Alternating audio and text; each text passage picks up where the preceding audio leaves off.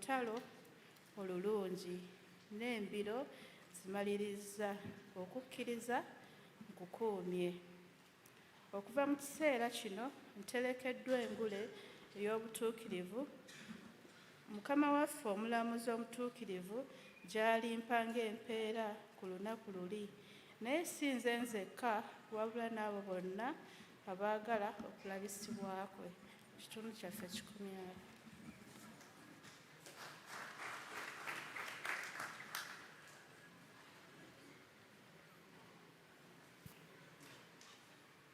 Genda kuzaako oluyimba olwo oluddako olugamba nti kakafu nnyo Yesu wange. Ne mu Luzungu, Blessed Assurance on page 30. Era kansabe tuyimirire tuyimba oluyimba olwo.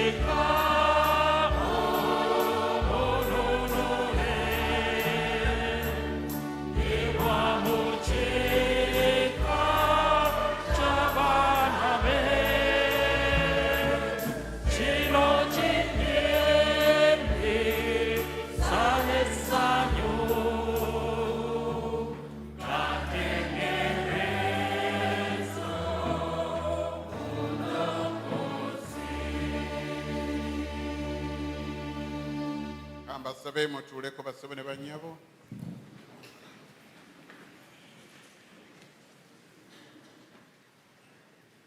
Nga bwe mulaba mu nteekateeka yaffe ey'ekitabo kino muli ebyokusaba. Njagala okuyita mu kiseera kino omukulu Brian Ntwatwa gyali yonna asembere kumpi agenda kubanga atutwala mukolo gw'okuganzika ebimuli ku ssanduuko. Brian Ntwatwa agenda kubanga akolagana n'aba A+.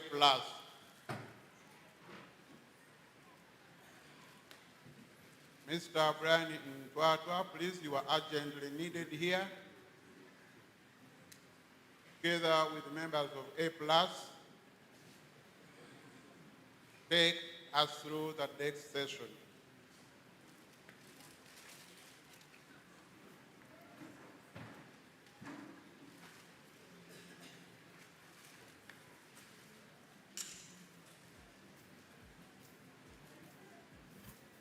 Kansabe owekitiibwa Ssebuufu naye ajje.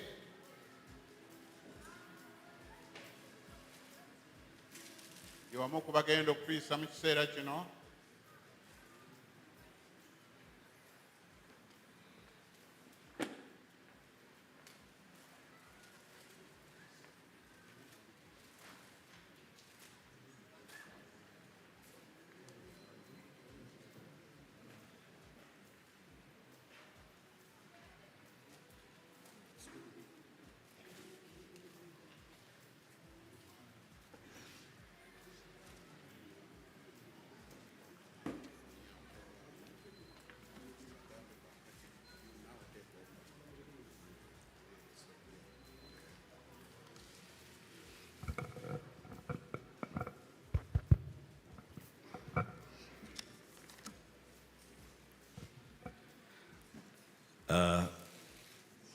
Mukadde waffe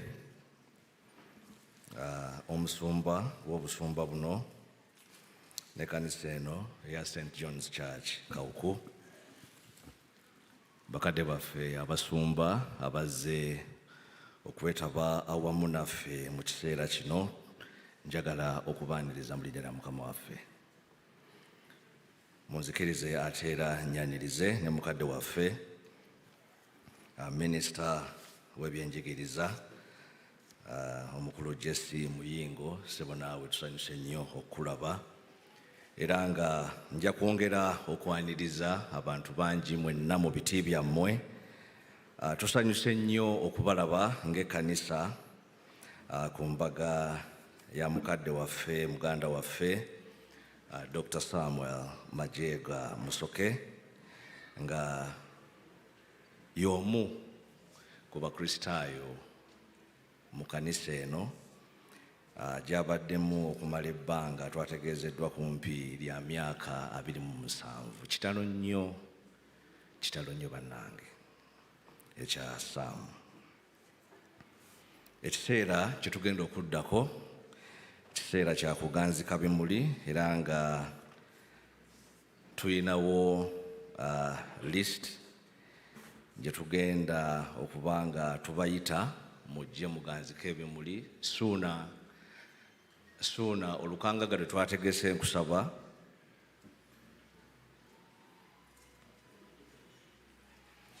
Suuna leeta olukangaga lwe twakkiriziganyizaako. Bannange, tuyina ebimuli bingi, tuyinza obutasobola byonna kubiteekako mu kiseera kino, naye ng'ate tujja kuba tubirambika era nga tubategeeza wa gye bivudde, naye nga olw'obudde ekkanisa bwetuwadde tujja kusobola okuba nga tulinako ebimu bye tujja okuganzika ku mubiri gwa munnaffe Samuel.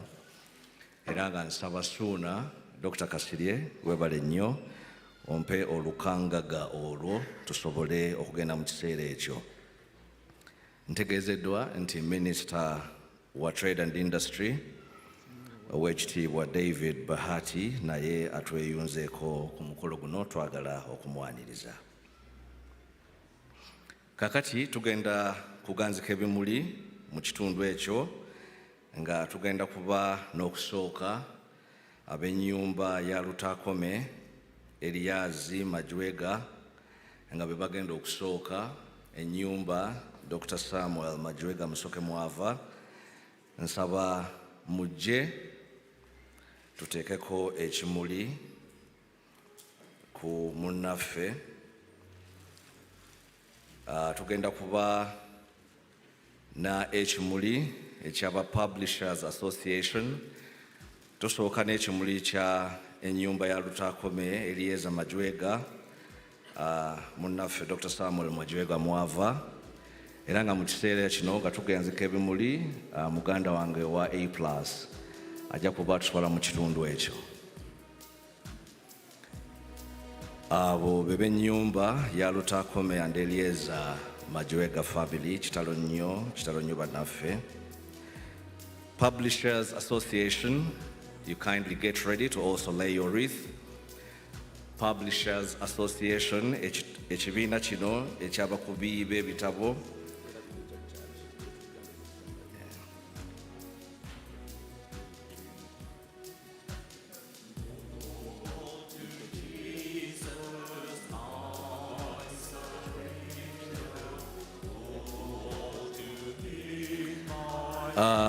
Abo beba the Publishers Association, mukulu wange Samuel Majwega nga naye abadde member, tubeebaza. Abagenda okuddako ye Chamber of Commerce, Uganda Chamber of Commerce abagikiikiridde, nga eno Samuel abadde Vice President of the Uganda National Chamber of Commerce. Please come forward and also lay your wreath.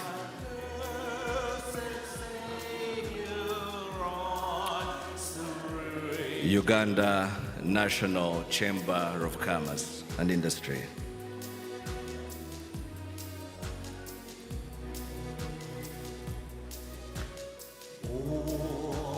Twagala okwaniriza the Rotary family, nga twagala okusooka n'aba Rotary Club ey'Ebbunga, where Samuel was the immediate past president. The Rotary fraternity okusooka ne Rotary Club y'Ebbunga, ng'ono omukulu yabadde president eyakawummula emirimu gya club eyo. Kitalo nnyo bannaffe aba Rotary Club y'Ebbunga okufiirwa our immediate past president.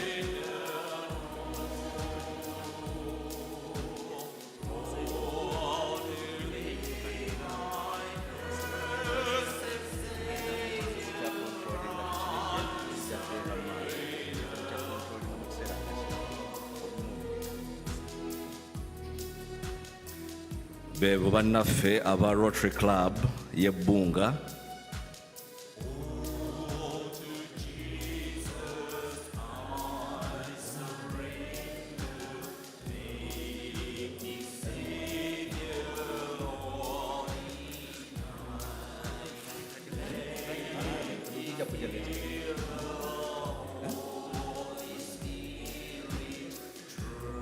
Country office, the district governor's office, if it's represented, Rotary District 9213, Mwami Magala, if you want to represent the district governor, please come and lay the wreath on behalf of the district governor, District 9213, District Governor Pista Remwa. 9214, I beg your pardon. Bagenda kukiikirira district eya Rotary 9214, etwala Rotary Club y'Ebbunga. Twagala okwebaza banna Rotary olw'ekimuli ekyo.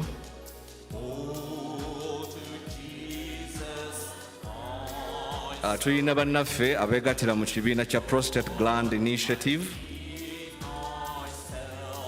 era nga noono omukulu abadde member Prostate Gland Initiative. Ekibiina ekyo nammwe mujje muganzike ekimuli kyammwe. Prostate Gland Initiative mujje, omukulu ono abadde member. MK Family, MK Publishers, nammwe mweteeketeeke mwe muddako. MK Publishers, eno prostate gland initiative ekibiina Samuel mwabadde nayo memba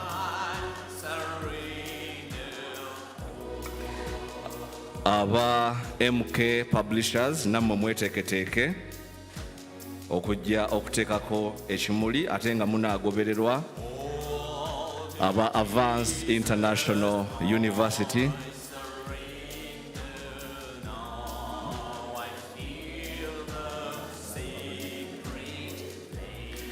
MK Publisher family mujje muteekeko ekimuli kyammwe ku mukama wammwe Dr. Samuel Majwega Musoke n'oluvannyuma aba Advanced International University nabo banajja ne bateekako ekimuli kyabwe.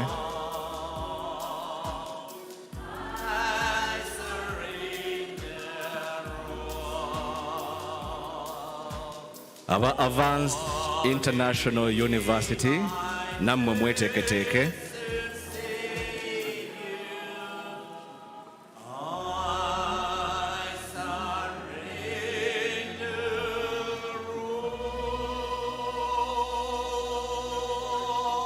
Team eya Advanced International University nammwe tubeebaziza nnyo. Kakati njagala tuzeeko ekibiina kya Mothers Union. Ekibiina kya Mothers Union mu kanisa eno St. John's Church Kawuku. Mujje tusiibule member wa Fathers ono mukwano gwaffe Samuel Majwega Musoke. Mothers Union be baddako.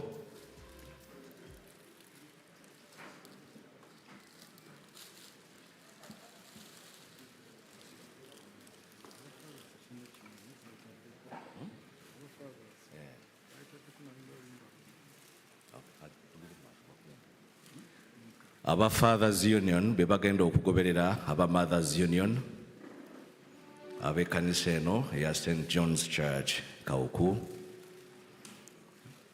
Bwe batyo aba Mothers bataddeko ekimuli.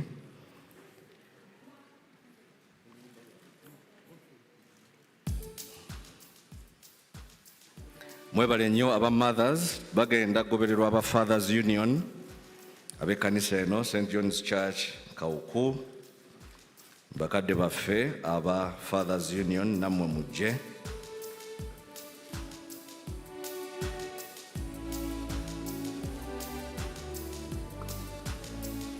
Fathers Union representatives of St. John's Church Kawuku laying their wreath. Mwebale nnyo aba Fathers Union aba representing the section eyo.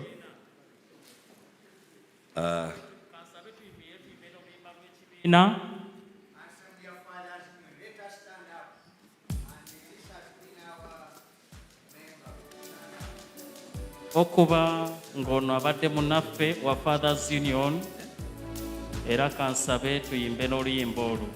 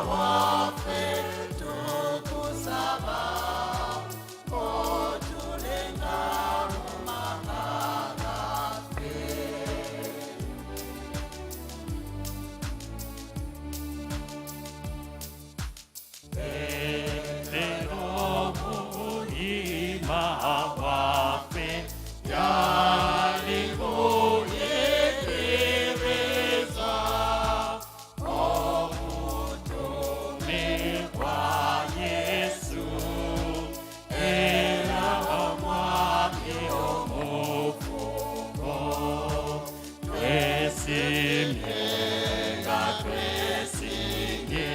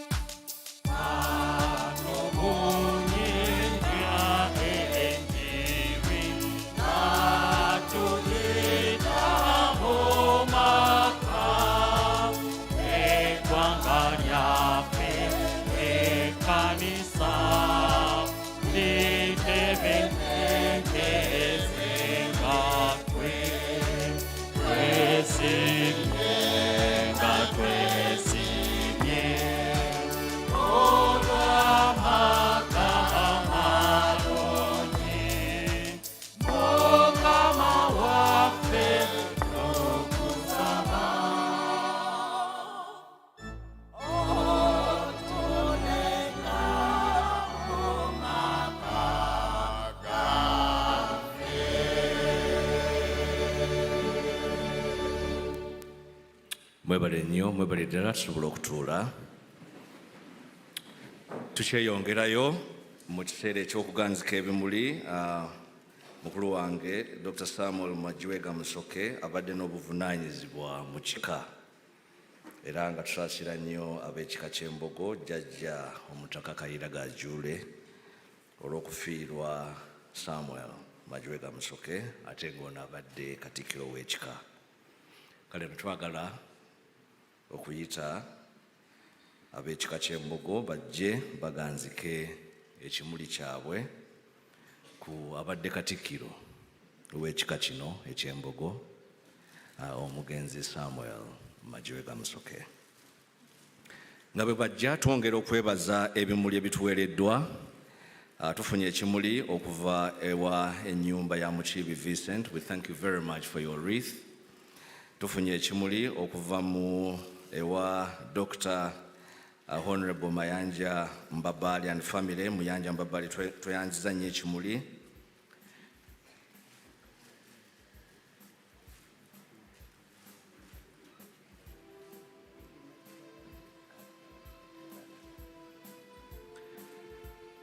Ekika ky'Embogo baganzise bendera ku mubiri gwa abadde katikkiro w'ekika ekyo era nga kaakati bagenda kuganzika ekimuli ate nga nja kubasaba ffenna tuyimirire kubanga ekika ky'Embogo kiyina oluyimba lwakyo anthem gye tugenda okuyimba nga tujjukira obuweereza obulungi obwa mukadde waffe Samuel Majwega Musoke eri ekika kye eky'Embogo.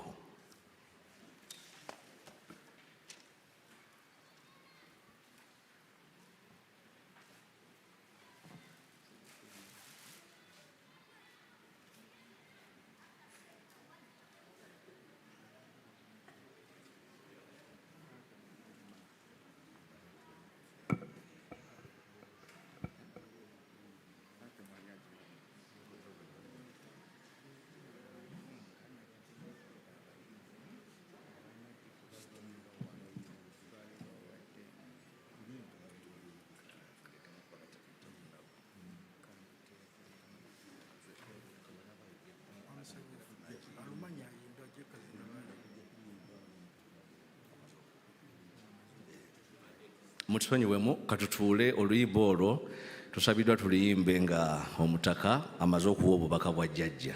Mutusaasire. Kakati tweyongera mu maaso n'ekiseera ky'okuganzika ebimuli nga tuli kumpi okumaliriza. Ebimuli ebiddako bigenda kuba bya nnyumba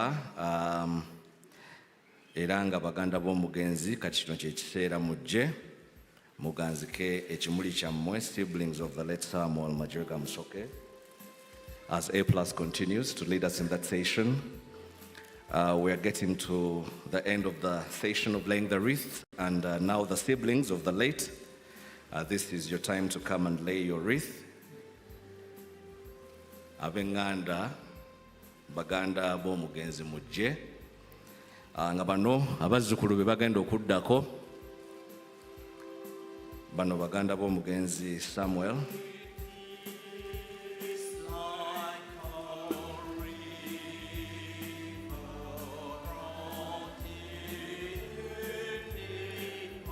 Kitalo nnyo bannaffe baganda b'omugenzi Samuel, Majwega, Musoke.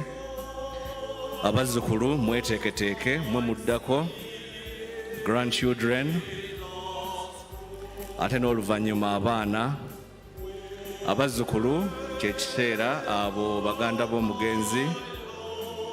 Kati tudda ku bazzukulu. Abazzukulu tebakiikiriddwa.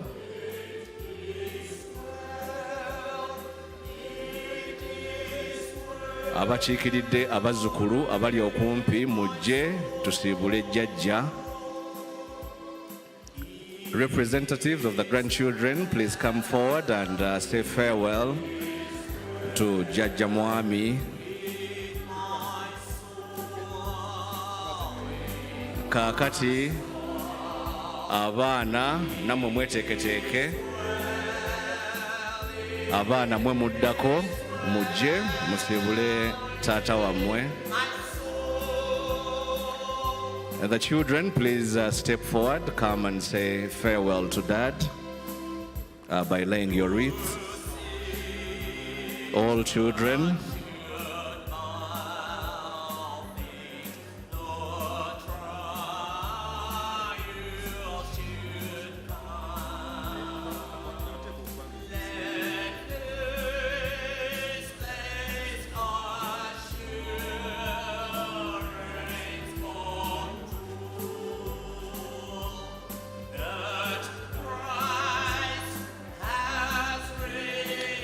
Abaana beebo nga basiibula taata Samuel Majwega Musoke.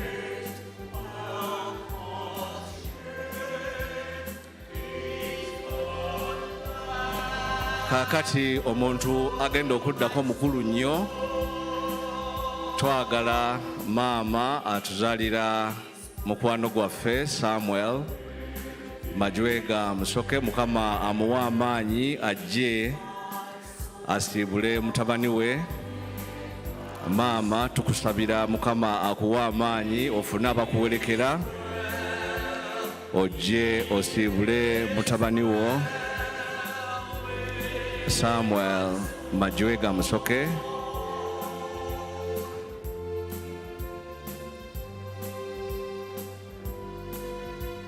Maama mumuyambe kajje mpola mpola, ekiseera si kyangu okubanga ate ye yasiibula omutabani, naye Mukama byonna abimanyi.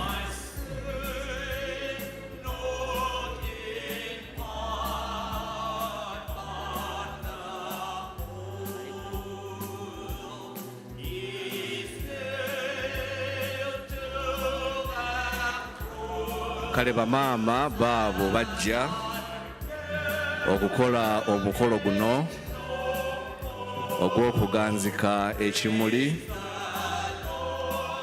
ku sanduuke ya mutabani waabwe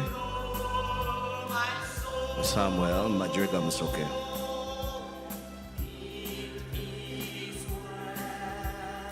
Maama Mukama akugumye. Kale bwatyo bamaama bwe basiibudde mutabani waabwe Samuel Majwega Musoke.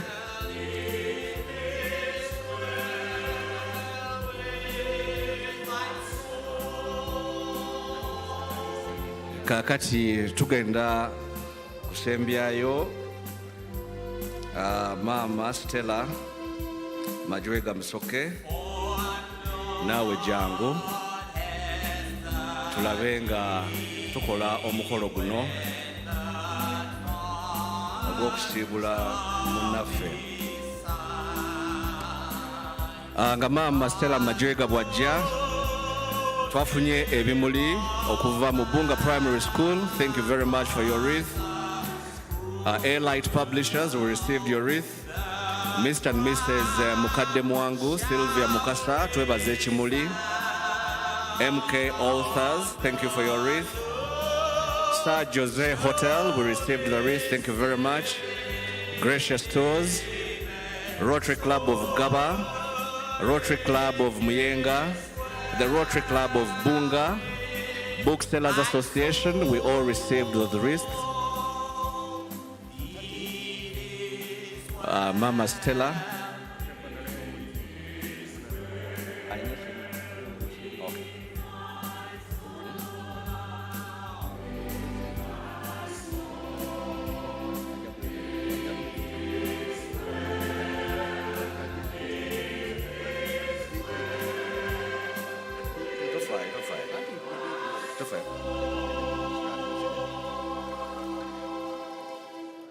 Twagala okusembyayo bakadde baffe Honorable Bahati ne Honorable Jesse Muyingo ku side eyo nabo bajje baganzike ebimuli. Tujja kusooka ne Honorable David Bahati. Wherever you're seated, please step forward and do lay your wreath, and you'll be followed by the Honorable Jesse Muyingo.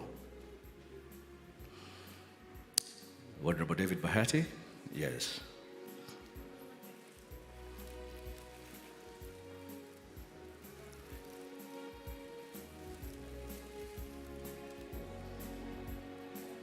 He will be followed by the Honorable Jesse Muyingo.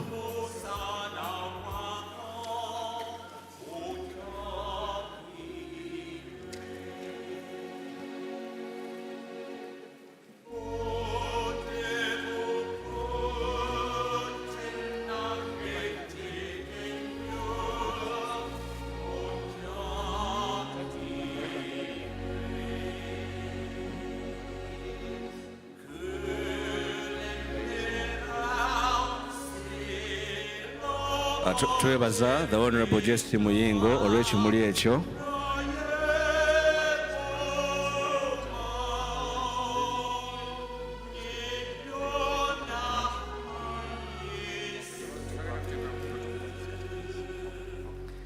Twagala okwongera okwebaza ebimuli ebituleeteddwa. We want to recognize the Diamond Trust Bank family. Ekimuli tukifunye. Dr. Lawrence Mulindwa, tufunye ekimuli. Honorable Sarah Kanyika and family. Bronston Canadian Academy, thank you very much for your wreath. Ekimuli ekigenda okusemberayo ddala kyekyabakadde baffe ab'ekkanisa.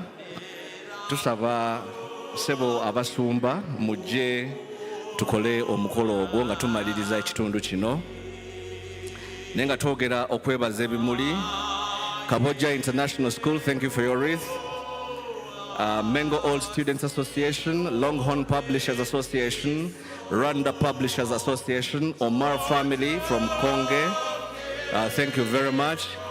Makerere College Old Students Association, the Rotary Club of Kampala Muyenga Breeze, Kampala Serena Hotel, thank you very much for your wreath. Lydia Mama Divine, thank you. Divine and Raymond, Rainbow International School, Advanced University Community, and the Rotary District 9214 Visionary Presidents Uganda. We did receive all those wreaths for which we're grateful.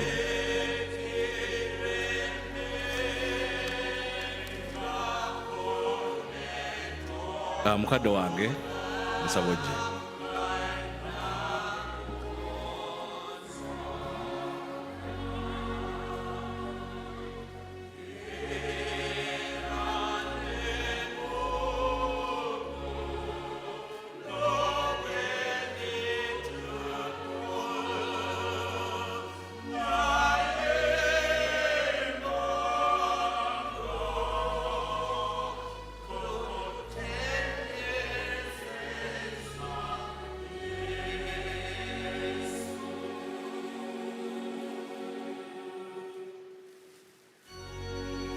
Mwebale nnyo abayimbi, mwebalire ddala okutubeesabeesa mu ngeri eyo.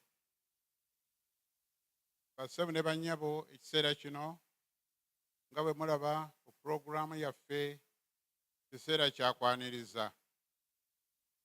Munzikirize nyanirize mwenna abatukyalidde nga muzze okutuwereekererako oluganda ono. Nze nyaniriza ku lw'obusumba, naye njagala okwaniriza ennyo mukadde waffe Venerable Herbert Kabanda agenda okwaniriza ku lw'omukolo guno. Ate wenjogerera twagala okwaniriza mukadde waffe Ssaabadiikoni atuuse, era obuvunaanyizibwa bwonna nabukwasizza Venerable Kabanda ajja kubukolera. Akati olw'okubanga kwaniriza, mbasaba abamu muleme kuzimba kasajja ku mutima. Bwe banaabanga tebakukoonyeeko okugamba nti twaniriza oluganda gundi, kaakati newankubadde nga twaniriza mu ngeri eno bweti, Bayibuli egamba nti ekitiibwa ky'omwezi kirala, n'ekyenjuba kirala, n'ekyemmunyeenye kirala, nti naye n'emmunyeenye teyenkanya ginaayo kitiibwa. Bayinza okwaniriza omuntu nga gw'olaba nga bwe babateeka ku minzaani gw'osinga, naye ate ne batakwaniriza ne baaniriza oli. Mbasabya mu mwoyo mulungi nga nammwe bwe mumanyi ebintu bwe bibeera. Kiyinza okuba nga si kigenderere kukuleka bbali, naye abantu abo bwe tusobodde okufunako obumanyi n'amannya gaabwe bajja kubaniriza mu butongole. Kaakati kansabe kadde waffe Venerable Herbert Kabanda ajja tukolera obuvunaanyizibwa ku lw'omukolo guno. Si bwe tukwaniriza nnyo.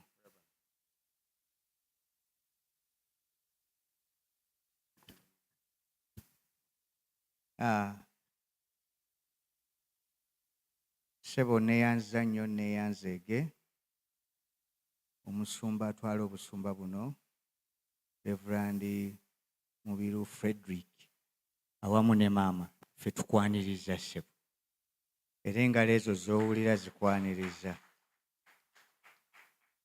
era n'omubuulizi waffe awamu n'omukyala ba Joseph Jumba tubaaniriza nnyo. Munzikirize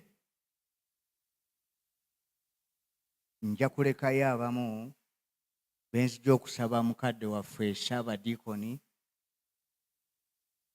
ate muganda waffe, ate era nga mmanyidde ddala nti nze naye mukulu Majwega omugenzi abadde atukulembera nga katikkiro w'ekika ky'Embogo. Ssebo Ssaabadiikoni abasigaddeyo nja kubakukwasa, naye nga ssebo tukwaniriza nnyo Mukama waffe. Weebale nnyo okufuba okujja. Ssaabadiikoni waffe obussaabadiikoni obweruzira Venerable Moses Banja, ssebo tukwaniriza.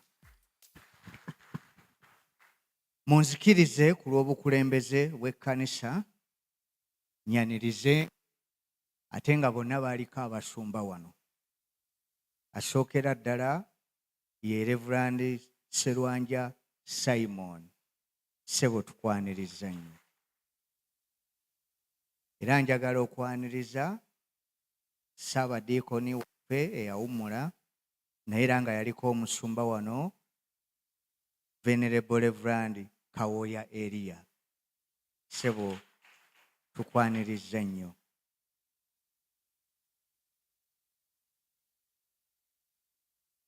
Era njagala gatta ddoboozi lyange ku ly'omusumba okubaaniriza mu linnya lye.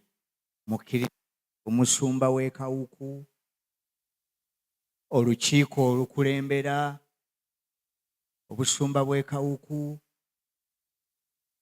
olukiiko olw'ekkanisa eya St. John's Kawuku,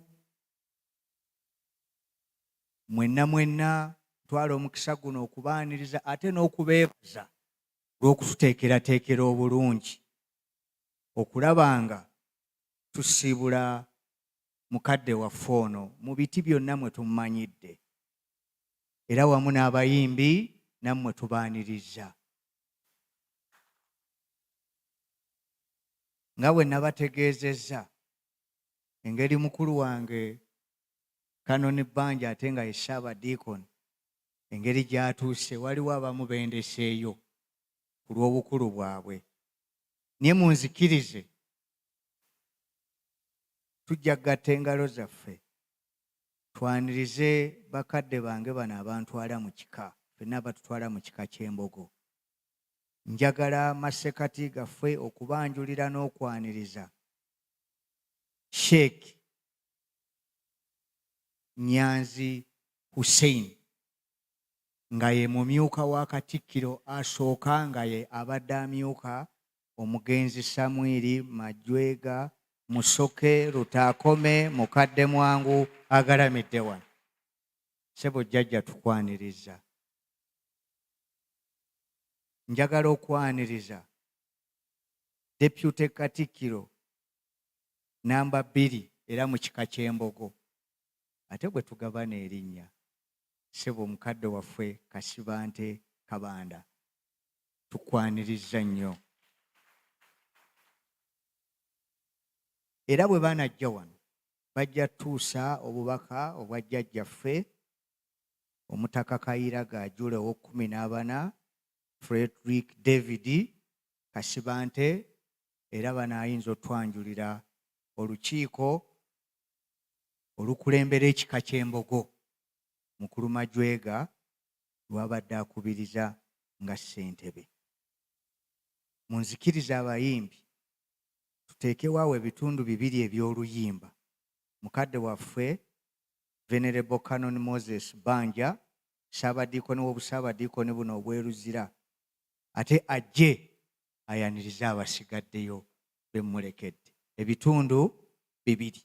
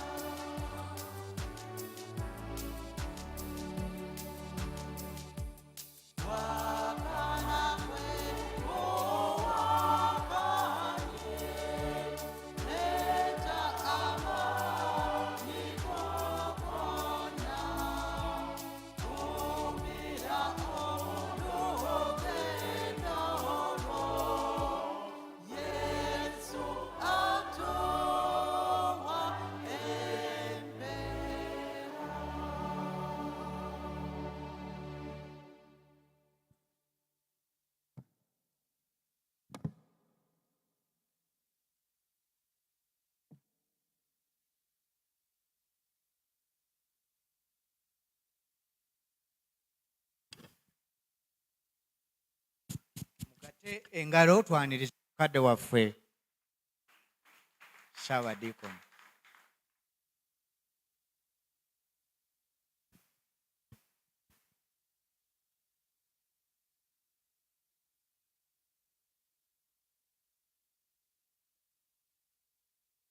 Mukama mulungi ekiseera kyonna.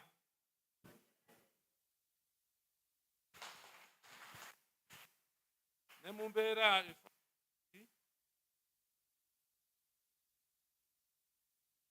mu mbeera efaana bw'eti, Mukama asigala nga mulungi. Twagala nnyo okubaaniriza mmwe mwenna abali wano era abazze mu kusaba kuno nga tujjukira mukadde waffe kaakano omugenzi ffe ng'ab'Embogo Katikkiro Dr. Samuel Majwega Musoke. Kitalo nnyo, kitalo ddala. Nze Venerable Kaloni Moses Banja era ndi muzzukulu wa Kayiira Mugulu. Njagala okusooka okutuusa okulamusa kwa mukadde waffe omulabirizi w'obulabirizi buno, Right Reverend Wilberforce Kityo Luwalira. Antumye nnyo okutuusa okusaasira kwe eri abakongozi mwenna awamu n'abaweeka, ate era n'abooluganda n'ab'emikwano mwenna okuviibwako mukadde waffe ono gw'abadde amanyi obulungi era yandibadde wano naye ansabye ntuuse obubaka bwe era mbeerewo mu linnya lye. N'olwekyo newankubadde nga taliiwo waali, ayaniriza mukadde waffe Ssaabalabirizi w'ekkanisa ya Uganda atukyalidde ng'obulabirizi bwe Namirembe era ng'ali mu busaabadikoni obw'Ekazo. Tasobodde ate era n'ansaba mbategeeze n'olw'enkya tajja kusobola, ate nange sijja kusobola kubanga agenda kuba atayaniriza Ssaabalabirizi era y'omu mu bulabirizi bwe buno obusaabadikoni obw'Eruzira obw'Eggayaza, munsonyiwe, obusaabadikoni obw'Eggayaza tugenda okumwaniriza mu ssomero lya Gaza Junior School Jungo Campus, eyo gye mpeererezanga ssentebe wa Management Committee, ate ne mu Gaza Junior Mother Campus naye ajja kutuukayo n'awala wonna. Nange kyankoze bubi, nabadde neesunze okubeerayo mu kuziika essenge ewaffe, naye bwe mwatutegeeza nti ku Mande ne ngamba awo nja kubeerawo, kati ku Sande bwe mutandabe bannange nange bijja kuba binkutte bwe bityo, naye nga nandibadde nteekeddwa buteekwa okubeerawo. Naye njagala mukkirize twebaze nnyo muganda wange ono era omukongozi Venerable Albert Paul Kabanda Nyanzi. Akoze omulimu omulungi ennyo kubanga abadde antegeeza ng'era tuwuliziganya okuviira ddala mukadde waffe bwe yava mu bulamu buno, era bwe nagenda mu maka ne bantegeeza nti omulimu obadde ogukola bulungi. Njagala nnyo okukwebaza n'abali wano mwenna mumwebaze. Atukoze bulungi ng'ab'Embogo okubeerawo, tukwebaza awamu n'omusumba obusumba buno muganda wange Reverend Frederick Mubiru, tubeebaza n'omubuulizi. Mwebale nnyo, mwebalire ddala. Mukkirize era twanirize mukadde waffe omulabirizi eyawummula obulabirizi bwa West Buganda, the Right Reverend Dr. Samuel Kefa Kamya gwe tuli naye wano. Taata, tusanyuse nnyo okukulaba buzze ne tubeera naffe wano, ate nga mmanyidde ddala mu nnyumba muno ssebo mw'oli, tukwaniriza nnyo. Ndowooza ne maama waali, ne maama naye tumwaniriza nnyo. Sitegedde waatudde kubanga nsanze mutandise. Maama tukwaniriza nnyo, ali ludde eri. Maama Kamya, weebale naawe okubeera wamu naffe. Era twaniriza kubanga abalala bonna mukadde waffe abaaniriza. Honorable Jesse Muyingo, State Minister of Education. Atudde luddawa wangi? Mukadde waffe tukwaniriza nnyo Minisita w'ebyenjigiriza.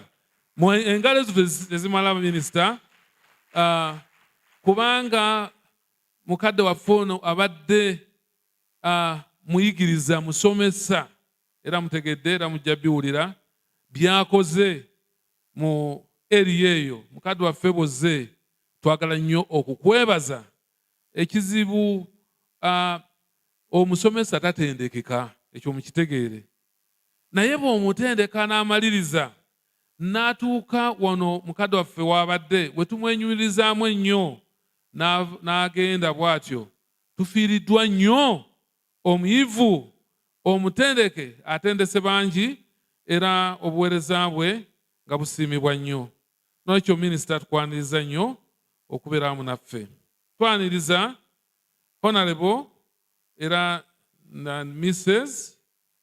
David Bahati State Minister wa Trade and Industry naye atuli naye wano sebo tusanyuse nnyo okukulaba awo ne maama mwebale nnyo okujja ate nga mulirwana wa mugenzi anti omuliraano gwokya bbiri weebale wandibadde olina ebikutte naye osobodde okubeerawo bannange tukwaniriza nnyo weebale nnyo weebale eddala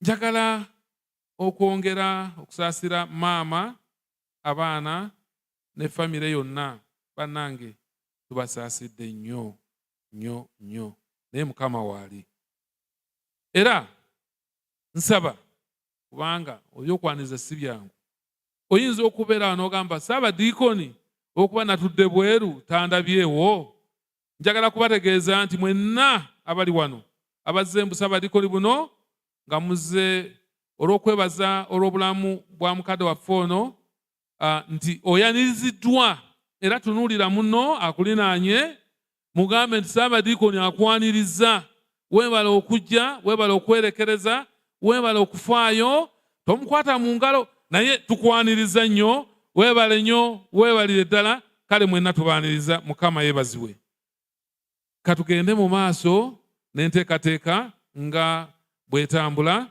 n'ebirala tujja kubyongerayo Profesa ne Maama Kayanja nsanyuse nnyo okubalaba badde sibalabye tubaaniriza nnyo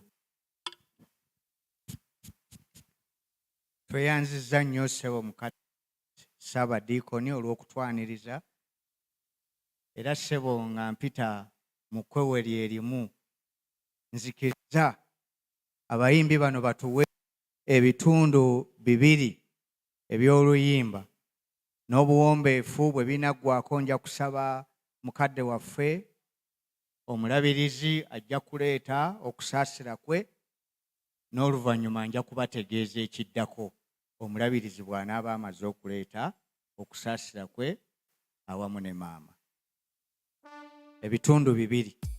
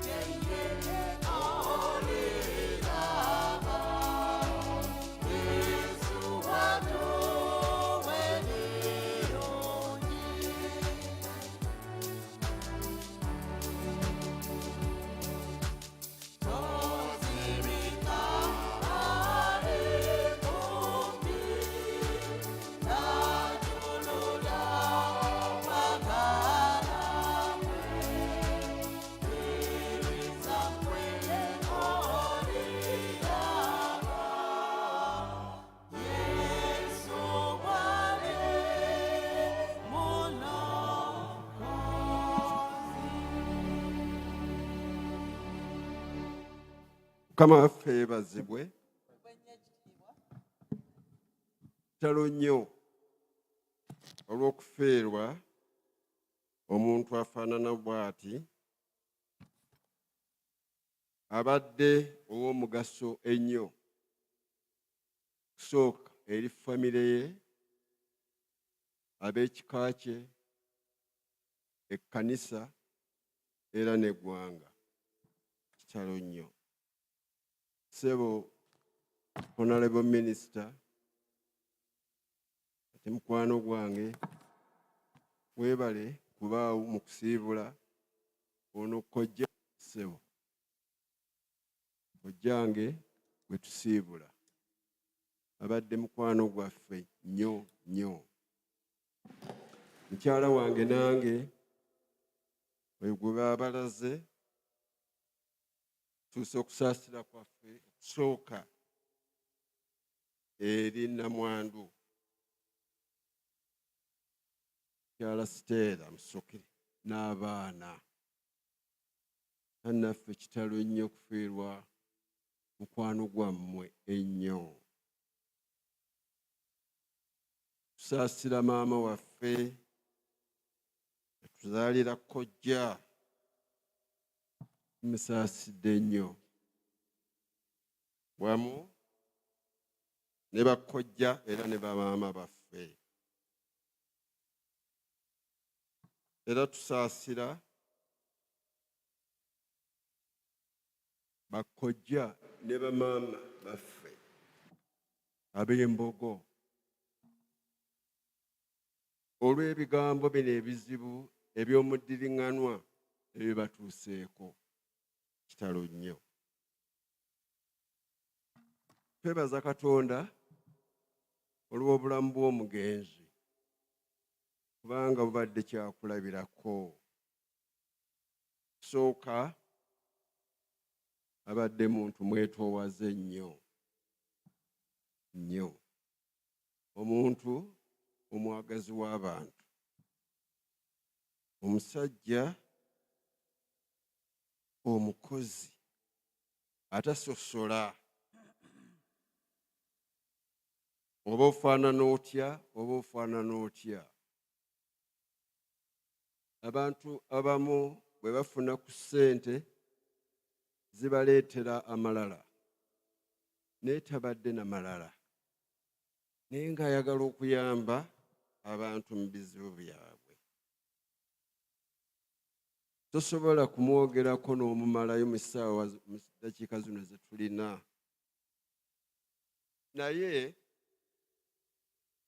y'omu ku bakozesezza ebirabo Mukama bye yamuwa okuyamba abantu abalala, naddala mu byenjigiriza ng'era bwe mmaze okuwulira ku boogezi abamu boogedde.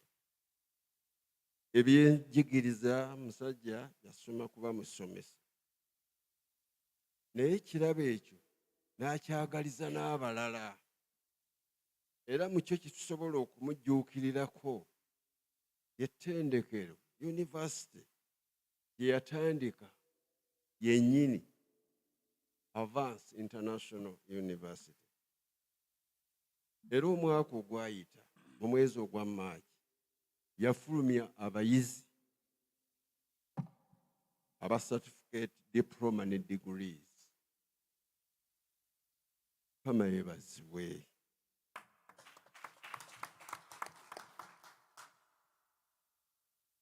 Mwebaza ate bw'omanya ebyafaayo background ye y'omu ku bantu aba addinga value ku buweereza bwa mukadde we, kubanga ffe kojja Lutaakome yali addaabiriza ebitabo ebikadde, Bayibuli n'enjatula kubanga ebyo byensinga okumanya, ng'abiddaabuza ne bibe biki birungi n'abituddiza. Naye ate ono yayitawo, teyakoma ku ekyo kyokka naye kyakimanyi, ate n'akuba n'ebitabo ebiyambye ennyo abaana okweyongera okumanya ebyo bye basoma naddala mu primary. Yava kiri n'akisitula n'akyongerayo. Ebintu ebiba abazibu ku bantu abamu, bataata baffe bayinza okuba nga balina talents naye ate ffe abadda mu bifo byabwe ne tuziziika, naye ono agisitudde. Mukama yeebazibwe nnyo.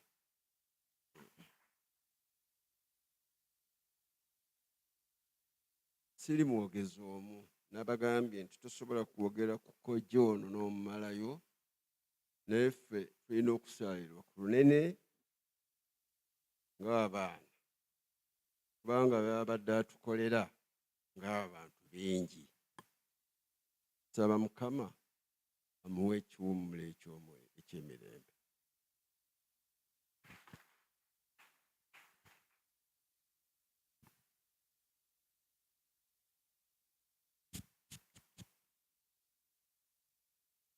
Omukadde wange olabirizi ne Saabadiiko lwakuba covid yajja kati engalo abantu bazikuba bazikekkereza naye zandibadde zisingako awo.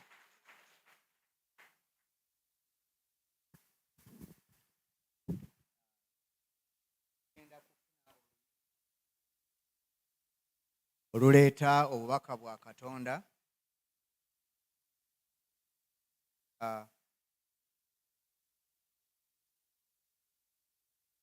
mukadde waffe Saabadiikoni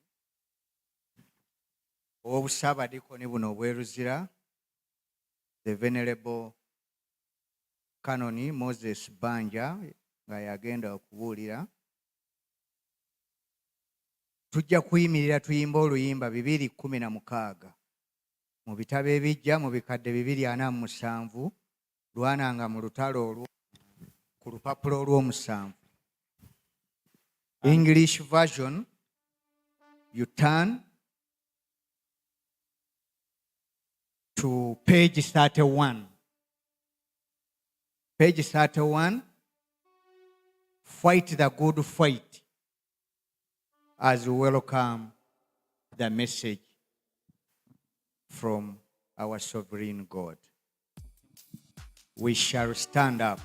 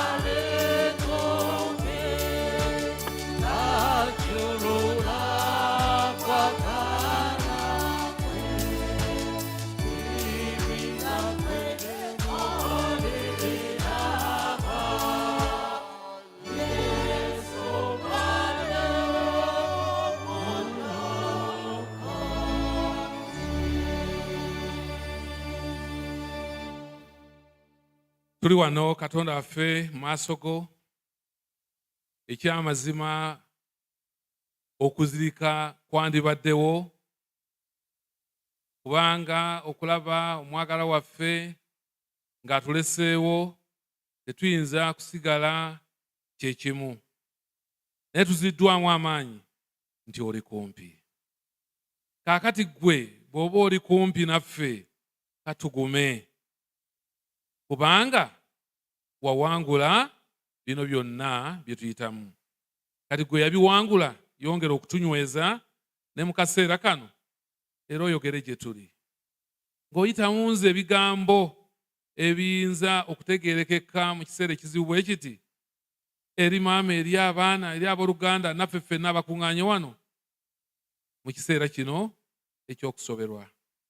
Tutunulire ggwe era tukulabe ogulumizibwe otenderezebwe mu ggwe Yesu Kristo Mukama waffe. Kambasabe mutuule.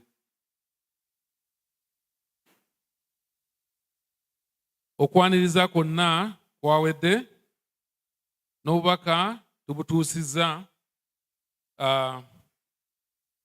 Okusooka ngenda kugenda butereevu ku kigambo kya Mukama kye nnina kaakano ng'ate sigenda kukijja wala okuggyako wano mu kitundu ekyateekerateekeddwa mu order of service ku bbaluwa Pawulo gye yawandiikira Timoseewo mu ssuula ey'okuna olunyiriri olwo olusooka okutuukira ddala ku lw'omunaana.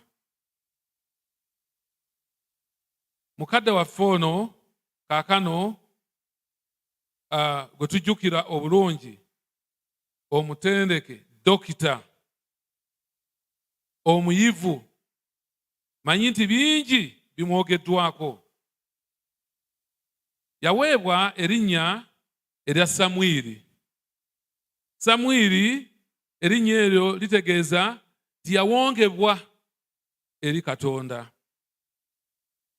N'olwekyo twagala nnyo okwebaza abazadde abaaliwo era Katonda beeyitamu okuleeta mukadde waffe mu nsi muno. Taata, maama, ate ne babeera nga bali mu kkanisa ne bamanya ekyokukola nti omwana ng'azaaliddwa atwalibwa mu yeekaalu n'ateekebwa mikono gya Katonda, Katonda amulabirire.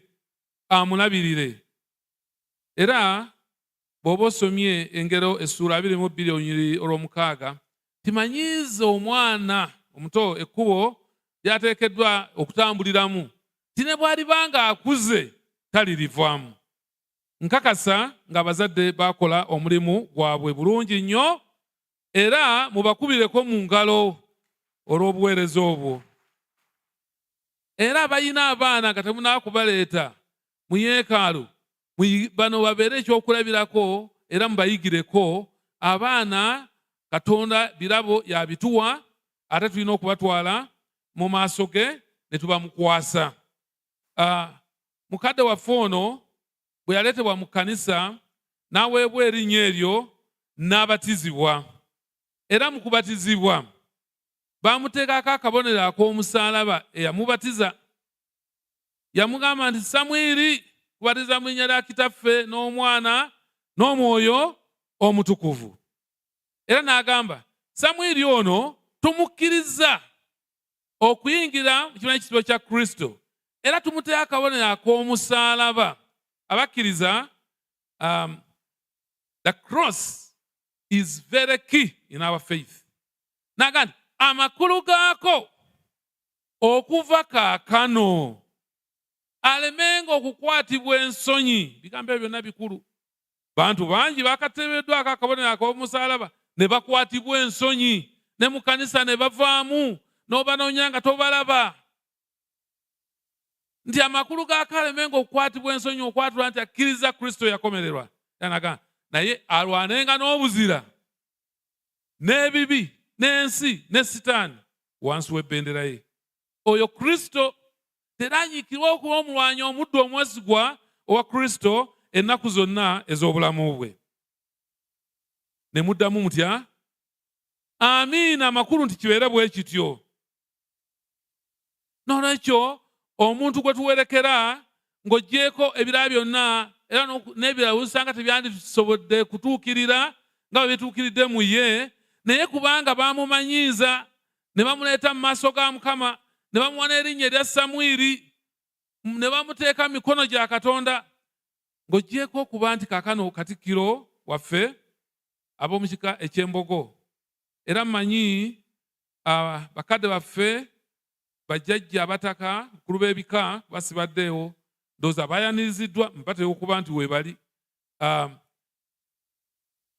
Kwegamba Katonda n'agenda ng'amujja gye yamujja, olugendo luwanvu, n'amutuusa w'amutuusizza, n'amala n'amufunira ne maama, kubanga era omukyala oba omwami kirabo kiva eri Katonda, amukuumye n'amulabirira bulungi okutuusa ku nkomerero.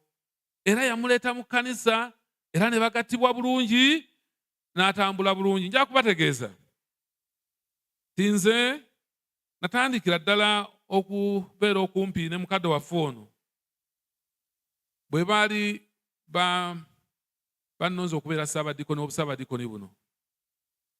Mukadde waffe ono yali omu ku bagenyi ate bakadde baffe abaali okumpi era abajja ne beetaba mu kusinza okwo e Luzira.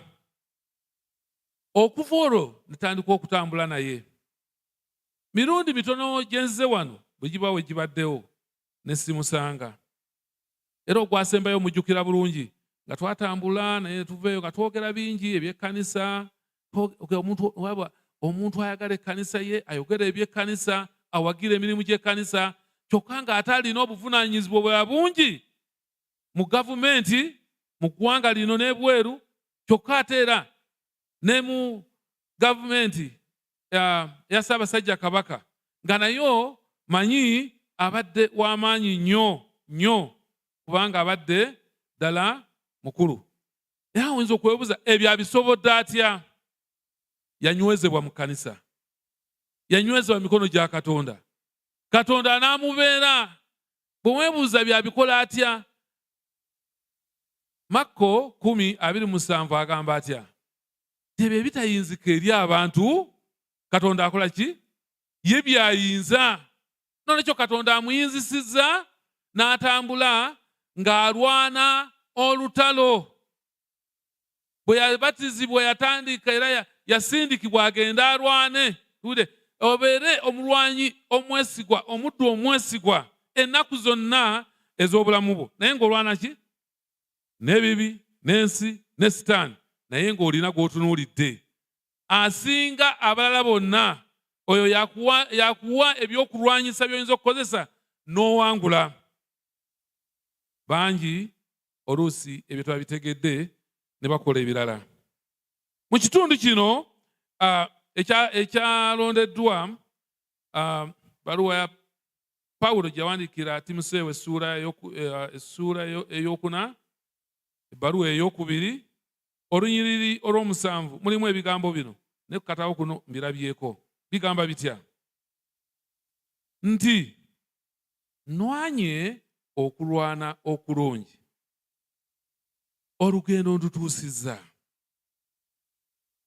Nwanye okulwana okulungi. Bw'osoma statement eyo kitegeeza eriyo abalwana okulwana okubi ne bawambibwa ne balema okuba abawanguzi. Omulabe Sitaani atambula awuluguma ng'empologoma ng'anoonya bangi ab'okusuula n'okuwamba. Ono alwanye okulwana okulungi. Olugendo alutuusizza bulungi. Y'ensonga lwaki abatizibwa mu kkanisa ali mu kkanisa era tujja muwerekera ng'ekkanisa. N'agamba nti olugendo ndutuusizza, okukkiriza nkukuumye. Mukama yeebazibwe. Ekyo kye kisinga obukulu. N'olwana n'okukkirizako n'okunywereramu, n'olyoka obeera omuwanguzi ow'amaanyi nga mukadde waffe kaakano gwe tujjukira atuleseewo. Gy'olugendo ndutuusizza, okukkiriza nkukuumye. Kaakano ekisigaddeyo engule enterekeddwa ey'obutuukirivu. Mukama waffe gy'alibawa ku lunaku luli asala emisango egy'ensonga. Engule ey'obutuukirivu, ey'obulamu obw'emirembe n'emirembe. Alwanye okulwana okulungi, okukkiriza akukuumye. Nga twogera ebigambo bino, bwe neebuliza naawe ne nkubuuza, olutalo lw'olimu olulwanye bulungi? Waliwo woowambiddwa? Waliwo woolemereddwa? Waliwo wooseeredde? Munnaffe tumuwerekera wano wakati mu kunyolwa okunene naye ye alwanye okulwana okulungi. Singa tekubadde bwe gutyo ebigambo bino tebyandibadde mu order of service. N'ekyo Mukama yeebazibwe ate mwebale okubiteekateeka obulungi. Tyokukkiriza nkukuumye. Naga ekisigalidde y'engule ey'obulamu ey'obutuukirivu, obulamu obw'emirembe n'emirembe gy'alibawa bonna abaliba nga bavudde mu nsi muno nga bawangudde. Ensi erimu bingi mwatubirabikanga ebirungi, naye ebisinga ate bizitowa. Ensi ezitowa. Mulimu okunyolwa, mulimu okulwala, mulimu kaakano tutambula mu nsi eno nga tugenda twewuunaganya. Manyi nti buli omu waliwo weewuunaganya. Badde nzija wano era neewuunaganyiza oba naatuuka e Kawuku. Anti amafuta gakola ki? Amafuta galinnya.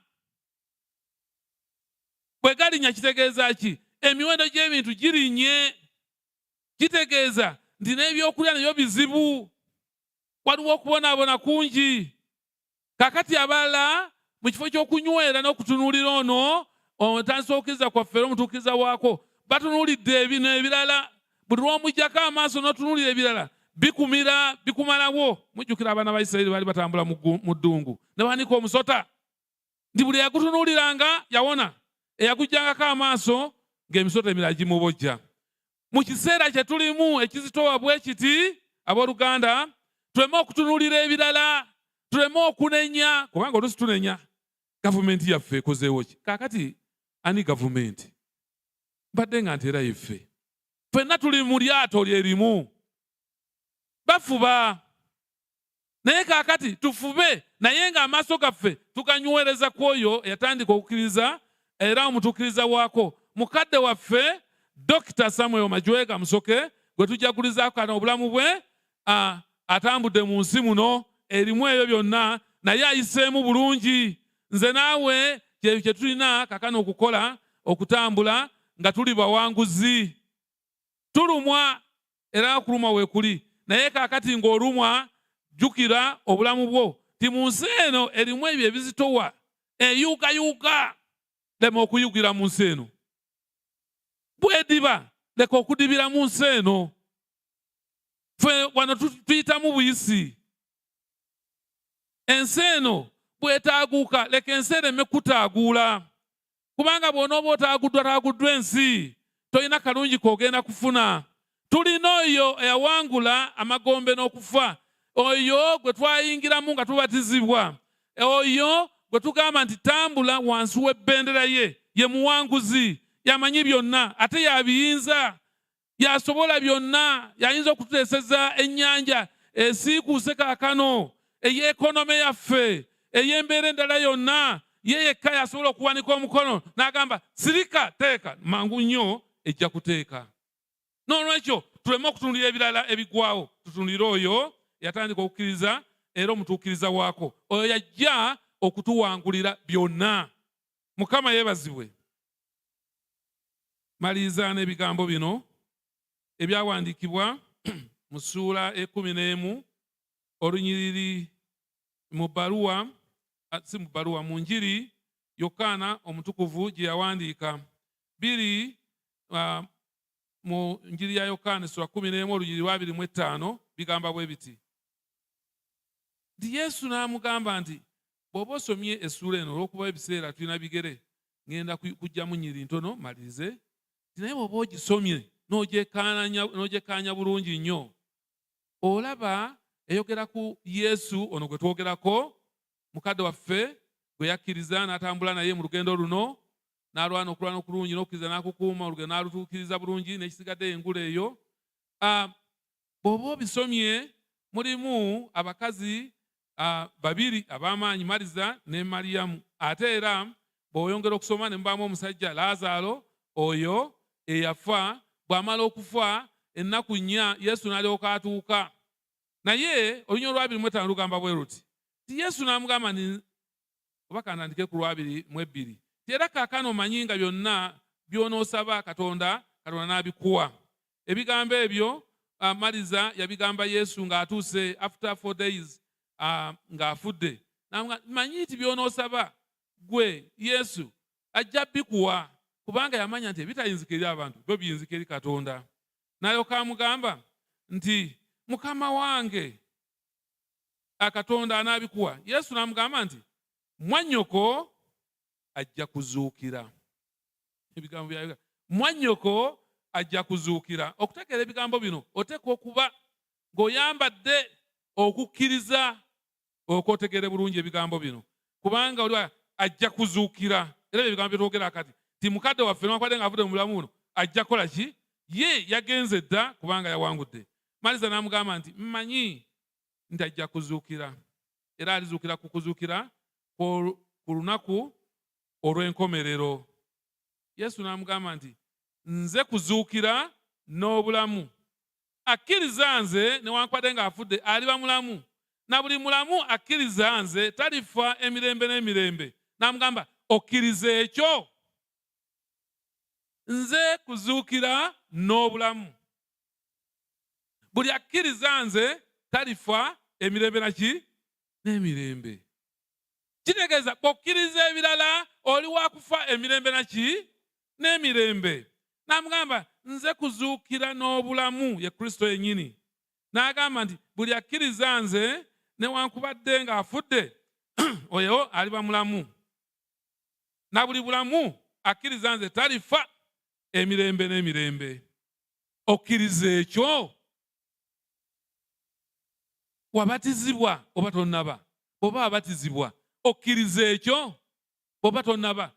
Mukama kye kiseera obatizibwe, ate bw'onoobatizibwa era otambule mu lugendo luno. Naga nze kuzuukira n'obulamu, buli akkiriza nze talifa emirembe n'emirembe. Singa mbuuza waliwo ayagala okufa, okufiira ddala ampanikeyo ku mukono omulabe? Simanyi oba waliwo ayinza okuguwanika. Waliwo ayagala okufa nze nja kufa, waliko omukono. Noolwekyo ffenna teryawanise, ffenna twagala bulamu obw'emirembe n'emirembe. Ekkubo ly'oyinza okuyitiramu ye Yesu agambye nze kuzuukira n'obulamu, buli akkiriza nze talifa. Kaakati kyakwagaza kumukkiriza, kutambula naye, kumwagala, kumujulira. Kkiriza ekyo. Vva wano nga tujaguza nzikiriza Kristo omwana wa Katonda omulamu okutambula naye mu lugendo luno. Ebigambo ebirala byemaliza nabyo era byebyo mu ssuula y'emu olunyiriri lwa 38 agamba nti awo Yesu bwe yasinda ate munda ye ng'amaze okutuuka ku ntaana, n'atuuka ng'atuse ku ntaana, yali mpuku ng'eteekeddwako ejjinja kungulu. Entaana ya Laazaalo gye twogerako sibisomye kubanga biwanvu. Yesu n'agamba nti muggyeeyo ejjinja. Maliza mwannyina w'oli eyafa n'amugamba nti mukama wange kaakano abunya kubanga yakamala ennaku 4. Yesu n'amugamba nti sikugambye nti bw'onookkiriza onoolaba ekitiibwa kya Katonda? Bayogerera ebitayinzika eri abantu gwe kyolabanga ekizibu yakisobola. Nti newankubadde ennaku 4 n'okusingawo gwe kkiriza nze asobola okukyusa embeera yonna ebadde nga ekudibiridde ng'ekuzitooweredde. Nze nzekka mukkiriza nti nze nsobola ne mu mbeera eno bannayuganda etuzitooweredde ng'emiwendo giri waggulu, amafuta gatabuse, mukkiriza nti asobola okugikyusa. Ono yazuukiza Laazaalo. N'agamba nti sigambye nti bw'onookkiriza onoolaba ekitiibwa kya Katonda? Noolwekyo tukkirize tulabe ekitiibwa kya Katonda ng'akola bino.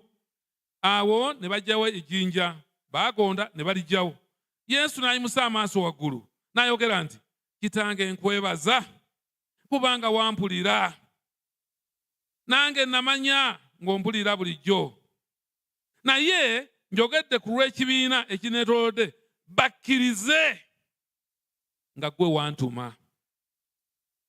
Bwe yamala okwogera bw'atyo n'ayogera waggulu n'eddoboozi eddene nti Laazaalo fuluma ojje. Eyali afudde n'afuluma ng'azingiddwa mu mbugo, amagulu n'emikono n'ekiremba nga kisibiddwa mu maaso ge. Yesu n'abagamba nti mumusumulule mumuleke agende. Taata waffe, mukadde waffe, Dr. Samuel Majwega Musoke, mukwano gwaffe, akoze ebyamaanyi mu myaka gino emimpi gye tulabye. Ebigambo kati bye twogera, Mukama ffe kyatugamba nti mumusumulule agende. Kubanga tutegedde era yategeera toli ekkubo n'amazima n'obulamu. Noja mumusumulule ajje, mumusumulule ajje gyendi, eri okwesiima, eri obulamu obw'emirembe n'emirembe. Bw'obanga obadde olina ekyosibye ku mutima, mumusumulule agende. Kubanga ye mulamu, mumuleke agende. Yalwana olutalo okulwana okulungi, okukkiriza n'akukuuma n'ekisigadde engule ey'obulamu obutaggwaawo. Noolwekyo tumusumulule agende. Kaakati bwe tumusumula n'agenda, akazito kajja gye tuli. Gwe bali kusumulula n'ogenda, era bw'oligenda oligenda wa? Bwe tusumululwa tugende w'oyo eyatuwa obulamu era nannyini bwo abutegeera. Mumusumulule, mumuleke agende. Taata mukadde waffe, omwagalwa waffe, tukusumulula ogende. Kubanga omulimu ogukoze bulungi mu nsi muno. Okuumye okukkiriza kwo.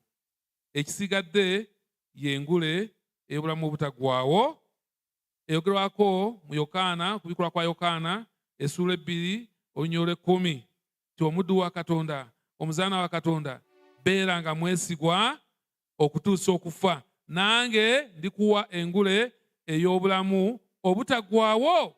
Kaakano bwe tusuubira nti mukadde waffe bumuteekerateekeddwa, naffe ffennyini ebifo byaffe gye biri n'obulamu bwaffe twongere kubunywereza mu ye. Ekitundu kimu tiwaliwo ensi esinga eno, eyo gye bagamba eteri kulumwa, eteri kukaaba, bagamba n'enguudo zaayo, enguudo zaazo za zaabu.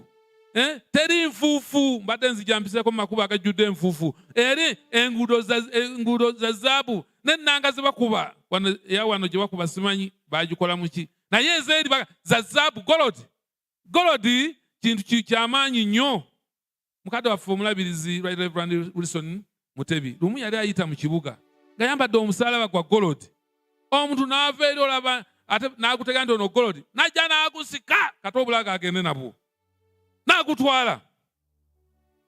Naye eri enguudo za zaabu. Buli kimu kirungi, eriyo kuyimba na kutendereza, eriyo ssanyu mirembe na mirembe, n'ennanga zikuba ennyimba ezo nazo za zaabu. Mukama yeebazibwe, Mukama yeebazibwe. Akkiriza ekyo nga tugenda kuyimba era nga ngenda kubasabira, nga oyagala ogenda mu nsi eyo, ng'oyagala okkiriza Yesu nti ye bwe bulamu era ye byonna mu byonna, ali kwambaza engule ey'obulamu obutaggwaawo. Ng'oyagala ekyo, kankusaba oyimirire, tugenda kubasabira. Muyimirire abagamba nze nzikiriza ekyo era nwana okulwana, era njagala nwane okulwana okulungi. Nange ndi omu kwabo, lwakuba ndi nyimiridde, nja kusigala nga nyimiridde. Naawe ali oyimirira, tulyoke tugende mu nsi, tulabe ensi eyo Mukama gyateekateekera. Kwaya waliwo ensi ennungi.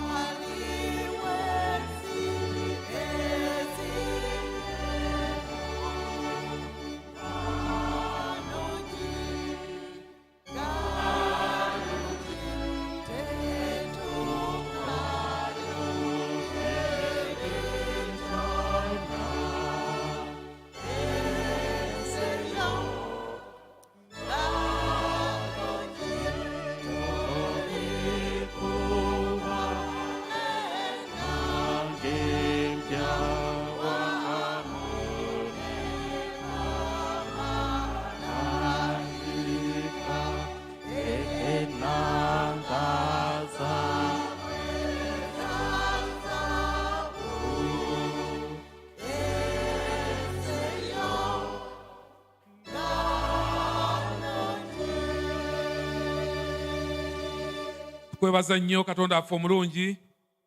Tuyimiridde ffenna nga tuweera mu maaso go. Tinaffe twagala okutuwako mu nsi eyo. Ensi ejjudde emirembe, ejjudde obulamu, eteri kukaaba, eri buli kirungi kyonna kye wandyagadde okubeera nakyo mu nsi muno.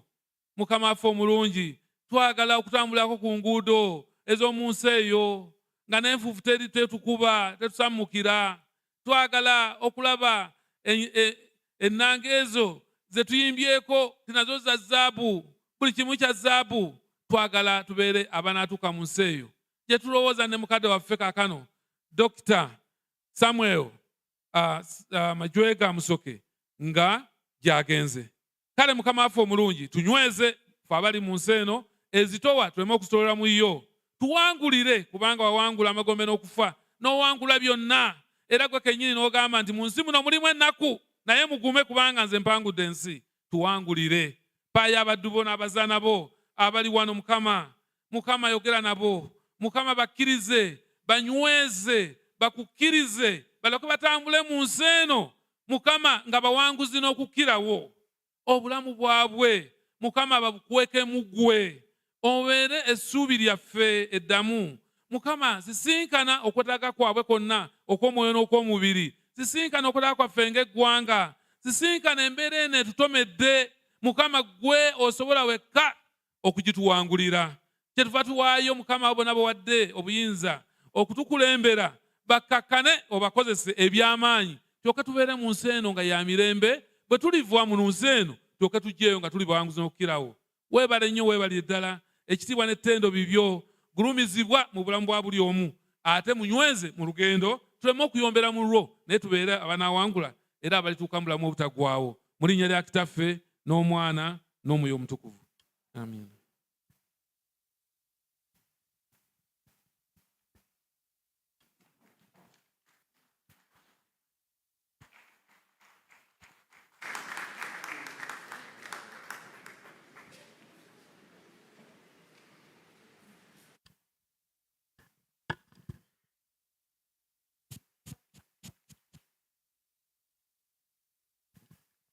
Engalo ze mukubye mubadde mukola rehearsal.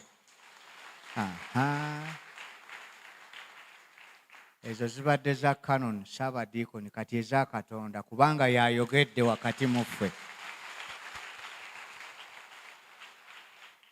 Tujja kuyimirira butengerera okunyweza ebigambo ebyo by'okukkiza kwaffe. Abalina akatabo ak'okusaba ku lupapula olw'omusanvu mu Lungereza, those have got the booklet, please turn to page 31 and we stand up and we form our face following the words of the Apostles' Creed at page 31. Enzikiriza y'abatume ku lupapula olw'omusanvu, katugendere wamu nga tugamba nti nzikiriza Katonda Kitaffe omu ayinza byonna, omutonzi w'eggulu n'ensi, ne Yesu Kristo omwana w'omu yekka Mukama waffe, eyazaalibwa omuwala atamanyi musajja Maliyamu, eyali olubuto olw'Omwoyo Omutukuvu, n'abonyaabonyezebwa ku mirembe gya Pontiyo Piraato, n'akomererwa ku musaalaba, n'afa, n'aziikibwa, n'akka amagombe mu bafu, olunaku olwokusatu n'azuukira mu bafu, n'agenda mu ggulu, atudde ku mukono ogwa ddyo gwa Katonda Kitaffe ayinza byonna, naye alivaayo okukomawo okusala omusango gw'abalamu n'abafu. Nzikiriza Omwoyo Omutukuvu n'ekkanisa entukuvu y'abantu bonna era ebuna wonna, n'okusa ekimu kw'abatukuvu, n'okusonyibwa ebibi, n'okuzuukira kw'abafu, n'obulamu obutaggwaawo. Amiina. Kambasabe mutuule katono nnyo. Tugenda mu kiseera eky'okwebaza Katonda olw'obulamu bwa mukwano gwaffe Katikkiro w'ekika ky'Embogo, buli omu nga bw'amumanyi bw'amulinako akakwate, omugenzi Samuel Majwega Musoke. Okusinziira ku katabo kaffe ennyimba zaategekeddwa, abayimbi bajja kuba batukulemberamu. Even there is another version equivalent of the hymns for thanksgiving, you will follow in the hymns. Naye abakebezi we bali, oli bw'anaaba nga tayambadde kyambalo nga mumanya oyo naye azze kukola ki? Ekyo mmwe mukyogedde. Naye abaawana ab'e Kawuku bali simaati bambadde, era ngenda kusaba omusumba waffe agenda kutulambika nga bwe tugenda okukola ensonga eyo. Mwebale nnyo, mwebalire ddala.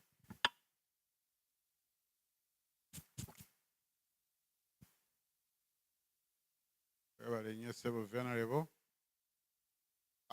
Tugenda kuwerayo mu bifo bya mirundi 3 oba 4, ndowooza 4 kubanga ebibbo bye tulina bitumala.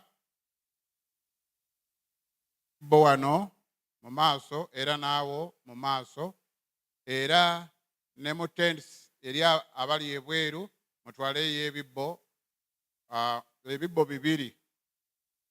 Tujja kusaba oyimuke mu kifo kyo, kirabo kyo kale mu kibbo.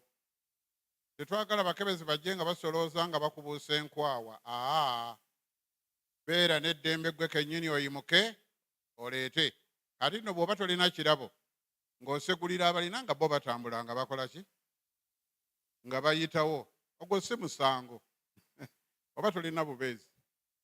Kati obutebe bwaffe babugize kale. Mukyala Nakijoba yakoze ng'akatebe ne maama Bwire erudde eno. Oliita ekirabo kyo.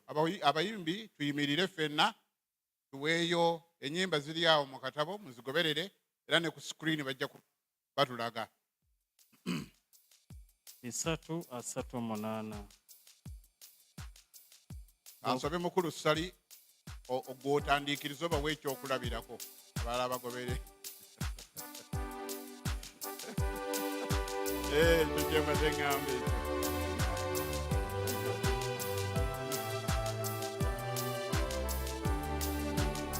Twagala tuyite mu bwangu abooluganda.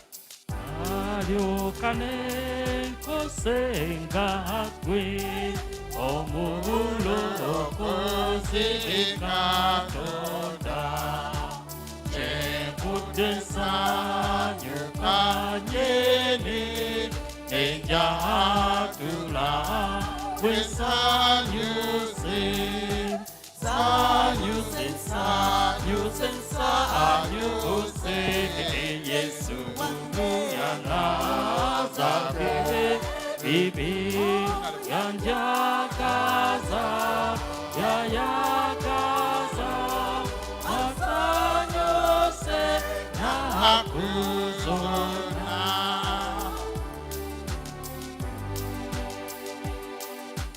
Namusingana tagoba zende uwe naye wange yapikane nitegea dobozi yengaya Yesu sanyuse, sanyuse, sanyuse Yesu wange akatake ebibi yanjagaza yayagaza asonyose nakuzona.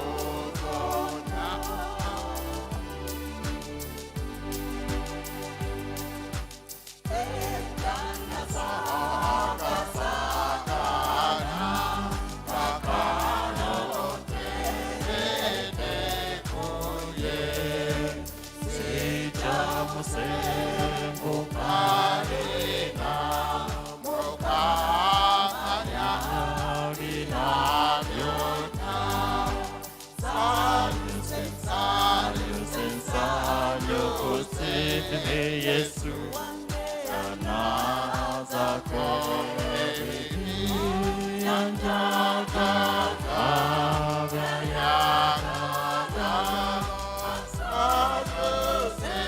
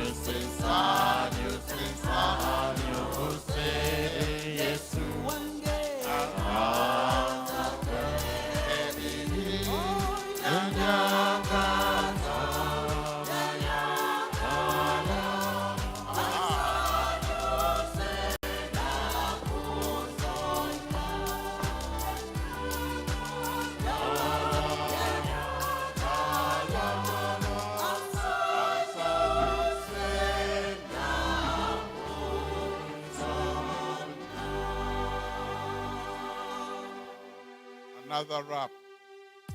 bisatu asatu mu ssatu Rap.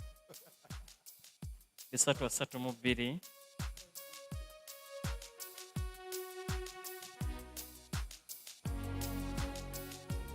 What a friend we have in Jesus.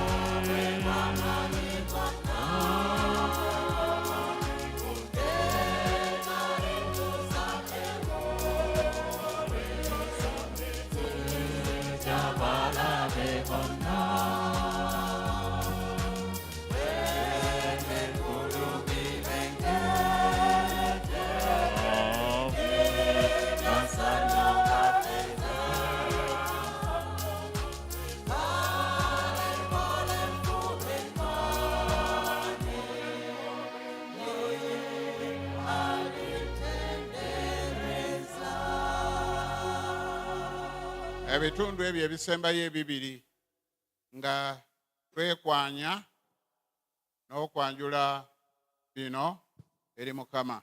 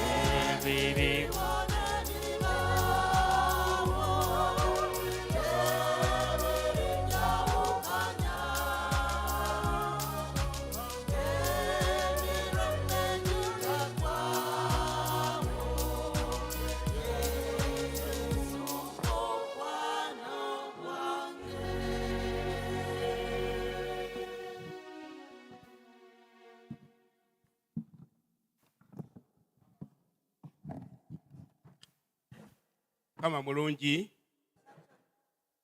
kiseera kyonna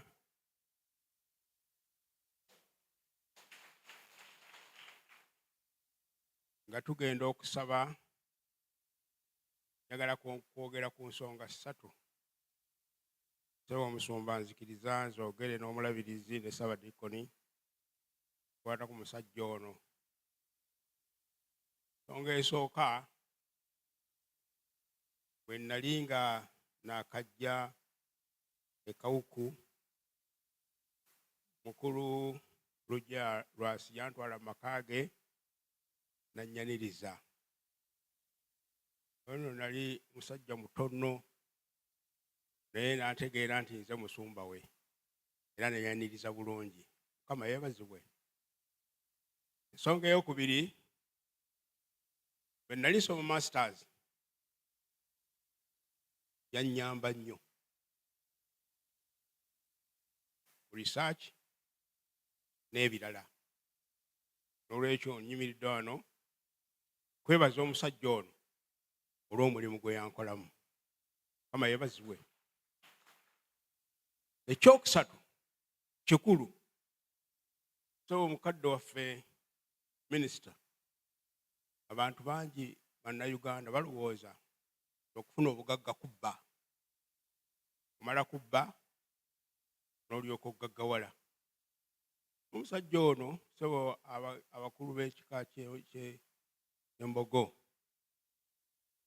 njagala okwebaza omusajja ono mu maaso gammwe kubanga namulaba okuva mu 2000. Omusajja w'amaanyi, muvubuka, naye abantu babiri, omukulu w'ekika kyammwe, omusajja omwetoowaze,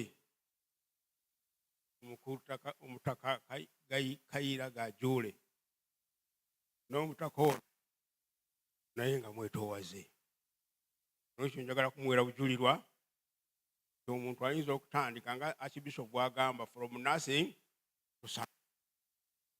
From nothing to abagagga abali wano mwenna, jjukira gye wava, oba wabba bubbi, Mukama akusaasire. Kubanga abantu bangi bafunye obugagga naye nga babba buki? Bubbi.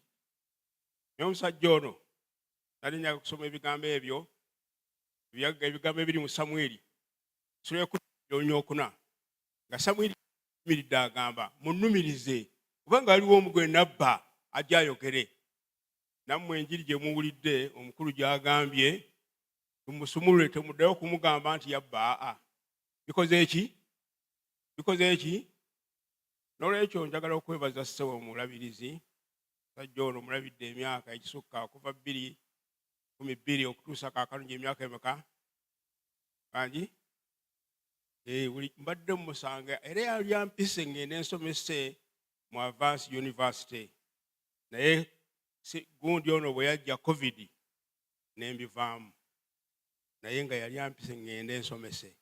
N'olwekyo njagala okwebaza omusajja ono, njagala okubasaba n'obuwombeefu tuyimirire tukubire Katonda mukalo kubanga omusajja ono awangudde.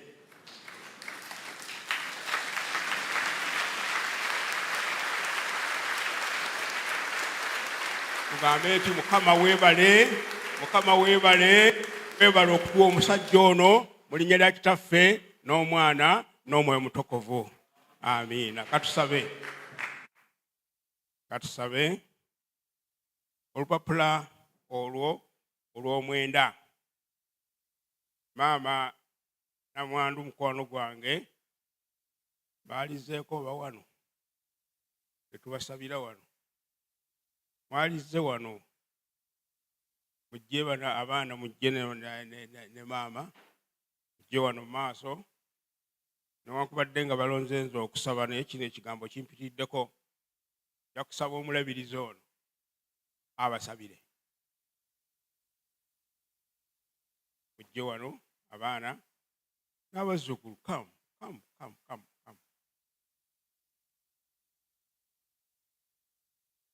Kadde wange omulabirizi, sabira abantu wano.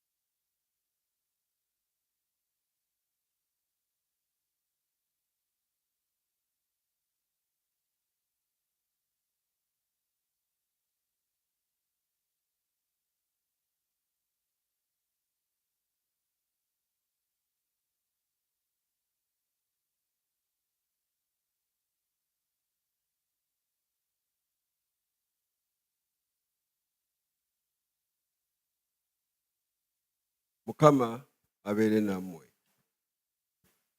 Katonda Kitaffe, Katonda Omwana, Katonda Omwoyo Omutukuvu, Katonda mu busa, tukusinza, tukugulumiza, tukutendereza kubanga osaanidde, oli mukulu, kubanga oli mulungi, kubanga oli w'amagezi, kubanga okusaasira kwo kubeerera emirembe gyonna. Tuli wano mu maaso go ne famire ey'omugenzi, mukadde waffe, mukwano gwaffe, muweereza munnaffe nga omututte. Twongera okuteeka famire eno mu mikono gyo, maama n'abaana, ne maama waffe abatuzaalira omugenzi Dokita, bannyina bagwe, mikwano gye ne bonna babadde akola nabo emirimu egy'enjawulo, si muno naddala tulaba ng'abakubiddwa, abalekeddwawo nga wagamba, abatalina musumba. Naye tumanyi nti Mukama gwe atutte Dokita Majwega n'omutujjako w'oli. Ate gwe olina obuyinza obulamu bwa buli muntu. Ng'era Nnabbi Musa Amos bwe yagamba nti tewali kabi kagwa mu kibuga nga tokakkiriza. Bino byonna Mukama wabitegeera. Ne we tuviibwako abantu abafaanana bwe bati, abaagalwa baffe, tuggwaamu amaanyi. Tusaanye Mukama okutunuulira, kubanga gwe kikubagizo kyaffe. Gwe wekka gye tulina okuddukira mu mbeera ezifaanana bwe ziti, ze tutasobola kunnyonnyola. Kusaba oyogere n'emitima gyaffe n'okusingira ddala famire eno. Bakutunuulire, bakulabe, kubanga gw'okolera mu buli mbeera. Tusaba Mukama ne mu mbeera zino ze tulimu ez'okutya, okweraliikirira, okulumwa, yinjirawo Mukama ozitereeze. Kubanga gwe Mukama oli wa kisa, omanyi byonna. Tusaba Mukama Katonda waffe, famire eno giyise mu kigambo kino ekinene. Naffe ffenna tukwekwateko Mukama, osobole okutusumusa mu kino kye tulimu, tusigale nga tetusiridde, wadde nga tetusaanyeewo, naye nga tusigala tugamba nti erinnya lya Mukama lyebazibwe. Mukama Katonda waffe, tumanyi nti omuddu wo Samwiri tuli naye wano mu mubiri, naye yamaze dda okutuukako. Olw'ebyo Mukama ebimuweereddwako obujulirwa, naddala ebikolwa. Ng'era wagamba nti omuntu tafuna butuukirivu lwa kukkiriza kwokka, nti naye n'ebikolwa bye Mukama, okukkiriza okutaliiko bikolwa kuba kufu. Tukwebaza kubanga omuddu w'ono abadde n'ebikolwa, era tusuubira nti mu bikolwa ebyo ebirungi Mukama mujja okumutunuulira omusaasire, omuwa obulamu obwo bw'abadde anoonya okumala ekiseera. Nga bw'omuwa obulamu naye naffe tusigale ng'otubeesabeesa, oviirire ddala ekiddukiro kyaffe mu byonna, otuwa amaanyi mu byonna, tusigale nga tugamba nti erinnya lya Mukama lyebazibwe. N'omukisa gwa Katonda ayinza byonna, Kitaffe n'Omwana n'Omwoyo Omutukuvu gube ku maama w'abaana n'abaana, gubeere ku bakadde abooluganda n'ab'emikwano, omukisa ogwo gulemenga okubabangawo kaakano era n'emirembe gyonna. Amiina. Twongera kusaba. Ezo engalo omukulu yagambye nti bw'obanga okuba engalo zikubiranga ddala. Baddayo katwongere okusaba anti ajja kuddamu atatuwa omukisa. Katusabire enteekateeka zonna ezigenda okubeerawo, Katonda aziwa omukisa. Mukama tukkiriza gwe waleeta ensonga eno era ogimanyi, era Mukama tugikwasa n'enteekateeka zonna Mukama ziyingiremu, kubanga mu ggwe mwe muli byonna. Mu ggwe mwe tugaa nti obwakabaka n'obuyinza n'ekitiibwa bibyo emirembe n'emirembe. Amiina. Era katuweeyo kutambula kwaffe, newankubadde nga tuli wano, naye ensi ya Mukama n'okujjula kwayo, kubanga era na wano waliwo abazze nga bazze kubba nga kye kibaleese. N'abalala gye tugenda okuziika olunaku lwa Sande waliwo abeeteeseteese okubba emmotoka. Mukama tubalangirira mu maaso go, tubateeka mu mikono gyo Mukama, kubanga waliwo yeeteeseteese okubba. Mukama tumukwasizza, omukomeko aleme okulinnya mu kifo ekyo Mukama, kubanga ennaku zino Mukama buli awali okuziika babbawo emmotoka. Mukama Kitange omutukuvu, abadde n'abazaana bajja kgenda okuziika naye bajja kgenda nga batya. Mukama tukwegayiridde omukono gwo ogw'amaanyi gwetoolole ekifo ekyo Mukama. Mukama Katonda ayinza byonna, tutuleetera ababbi baleme okujja na wano Mukama, oba we bali bakomeko, kubanga gwe nannyini nsonga. Mu linnya lya Kitaffe n'Omwana n'Omwoyo Omutukuvu. Katuweeyo emirimu gyonna omugenzi gy'abadde akola. Mukama gwe yatandika ensonga eno, gwe yamukozesa emirimu gyonna nga bwe tugiraba wano, tukkiriza nti Mukama ojja gibeeramu. Tukkiriza nti oli Katonda ayinza byonna. Mbakwasa Mukama bonna, oba eza Uganda, oba egy'e Rwanda, oba egy'e Kenya, oba egy'e Tanzania. Mukama obeere wakati mu bo. Tukwebaza kubanga abaana bo bano, abaana be yabayingiza mu bizinensi eyo, mu mirimu gye, bawe obuvumu bw'okumanya nti Mukama mu nsi eno waliwo Katonda bawandaga eddusu. Mukama ne bakola era ne batuukiriza ekyo kye basaanidde okutuukiriza. Mukama byonna kola bulungi, mu linnya lya Kitaffe n'Omwana n'Omwoyo Omutukuvu. Katuyingire mu kisa, ekisa kya Mukama waffe Yesu Kristo, n'okwagala kwa Katonda, n'okussa ekimu okw'Omwoyo Omutukuvu beere naffe ffenna n'abooluganda bonna emirembe egitaggwaawo. Amiina. Katuyimirire tufune omukisa ogusembayo.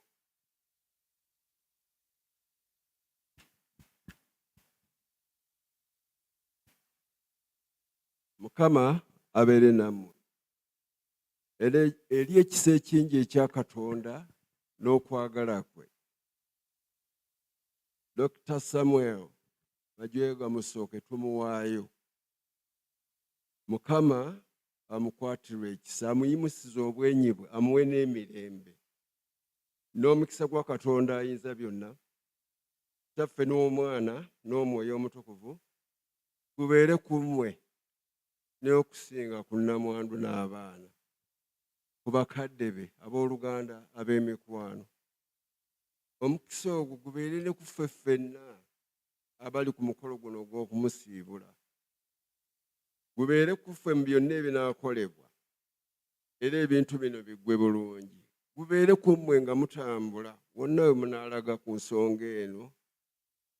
Gwe binaggwa gubatuuse mirembe mu maka gammwe, guleme okubabanga ku kaakano era n'emirembe gyonna. Amiina.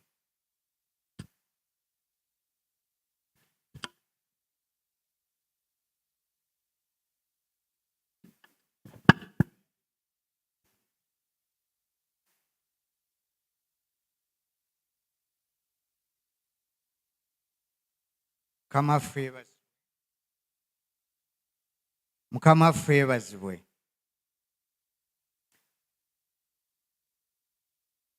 Katukubire abaweereza ba Katonda, omuli n'abayimbi, omubuulizi waffe, abatukulembedde mu kitundu kino. Batukoze bulungi nnyo.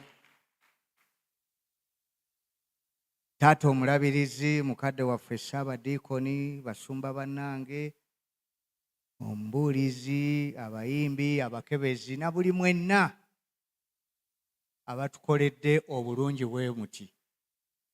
Olw'akakiiko akateesiteesi ne famire ya muganda waffe Katikkiro waffe Majwega Musoke, kababongeremu engalo ez'amaanyi, mutukoze bulungi.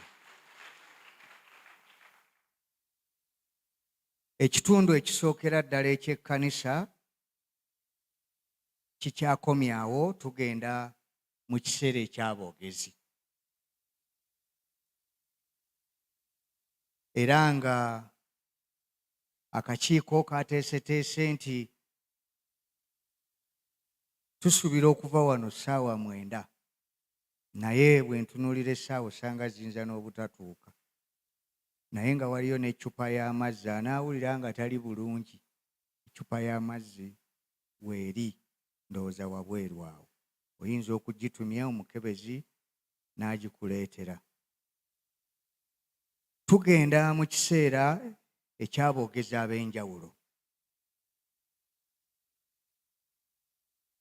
Era ekiseera kino oluusi abamu bagwa mu kikemo,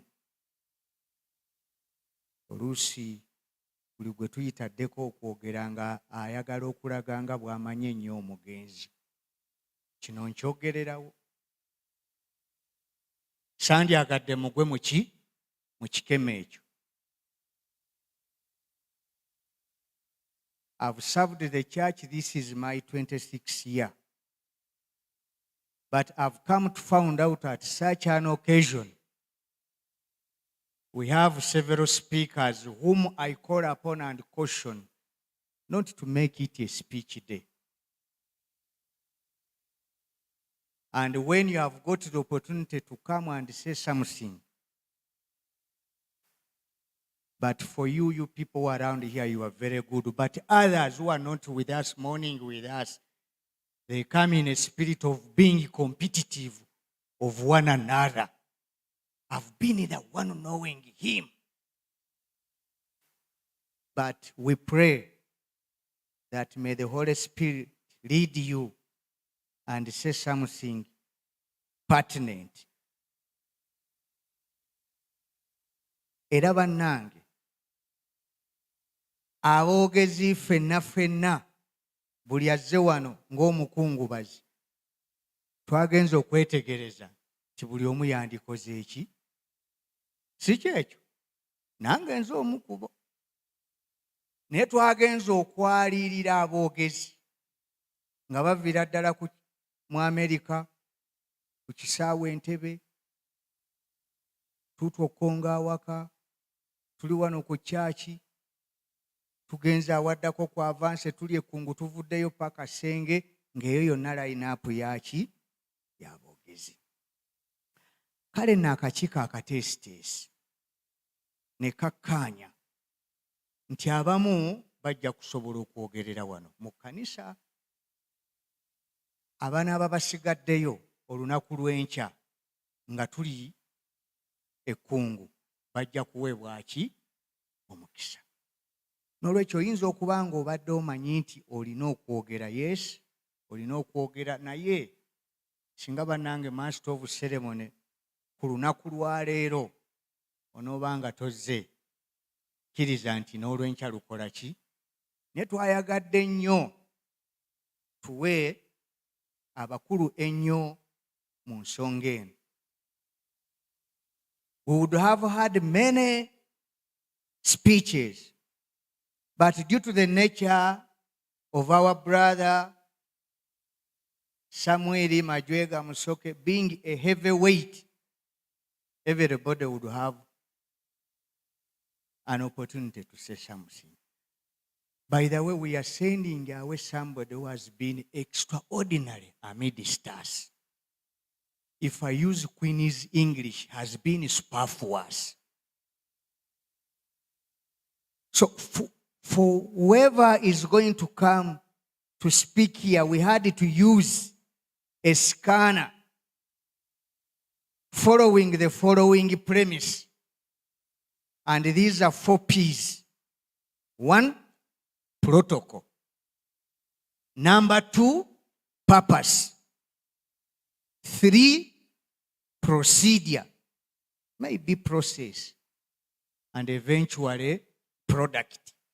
So along all those lines and perimeters, bear with us for today and even for tomorrow. If you miss today, then tomorrow. But we had agreed with the committee.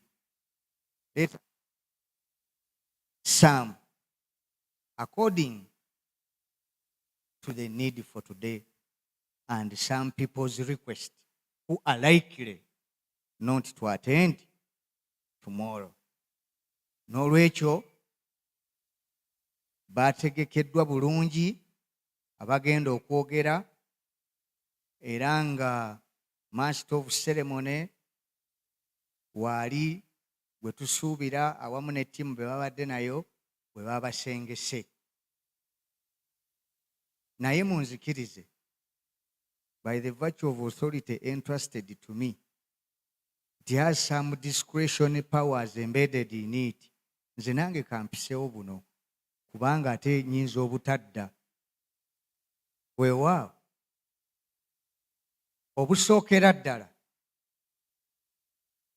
bw'obubaka obw'okusaasira obuvudde eri omwami Senninde n'omukyala Honorable Rosemary Nansubuga Senninde, nga batusaasira ffenna era nga batusabira Mukama. Tusabire omugenzi Katonda amusaasire ebyamusobako era amuwe ekiwummulo eky'emirembe. Era amasekati gaffe nga tumwebaza Katonda oyo olw'okutuwa Mwami Majwega abadde n'ebirabo eby'enjawulo, era asabira famire Katonda agigumye. Aweereza olubugo siringisi akakadde kamu zituyambe mu nsonga eno ey'okwerekera mukadde waffe, era ne bateekako omukono. Buno bwa mukadde waffe oba bakadde baffe Right Reverend Henry and Mama Reverend Canon Elizabeth Julia Katumba Tamale nga be balabirizi baffe aba West Buganda Diocese. Bulimi mu lulimi Luzungu. Ate nange bwe nfuna omukisa ogusoma Oluzungu ndusomera ddala ne malayo fiizi z'abakadde bange, era kambusome nga bwe buli. Mama Stella Majwega, the children and St. John's Kawuku Gaba Christian Fraternity. Recondolence message.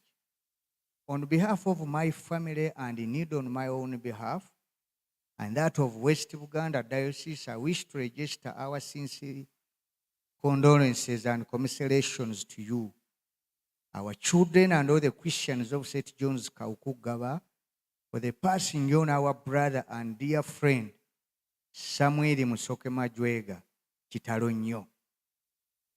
Philippians 3:20 and Revelations 2:10, 21 and 14.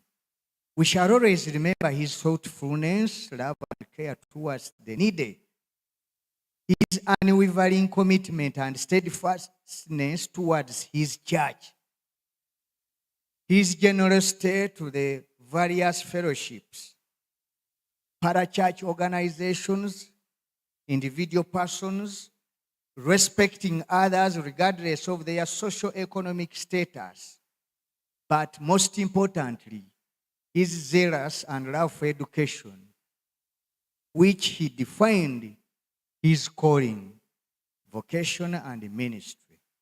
All these years, revolving around the work of publishing books to salvage his fellow Ugandans out of ignorance, disease, and poverty, in a bid to make us literate, healthy, and live with wealthy lives, in bracket, holistic lives. Fare thee well, our dear brother and friend, Samuel Musoke Majwega.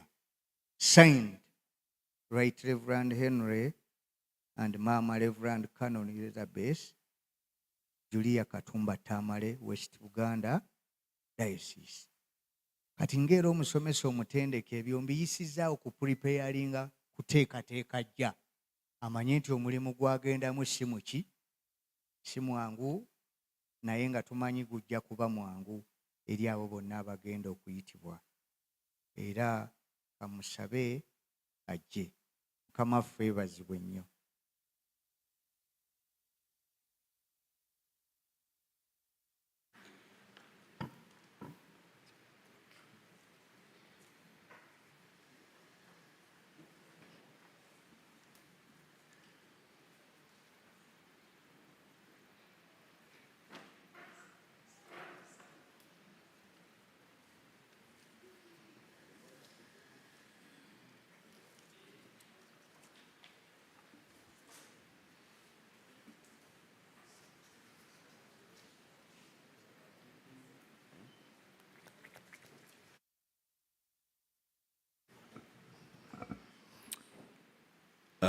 Mukadde wange omusuuba weebale nnyo kubanga ontemedde ekkubo ddungi. Ontaasizza ku kyembadde nsanze nga kinkaluubirira okunnyonnyola, naye mukadde wange onkoze bulungi kubanga okinnyonnyodde bulungi. Muganda wange Rotarian Ntwatwa, njagala osembere kumpi tukole omulimu guno mu bwangu obw'ekitalo. Naye nga bakungubazi bannaffe mwenna, fellow mourners, ladies and gentlemen, we want to welcome you to this last session.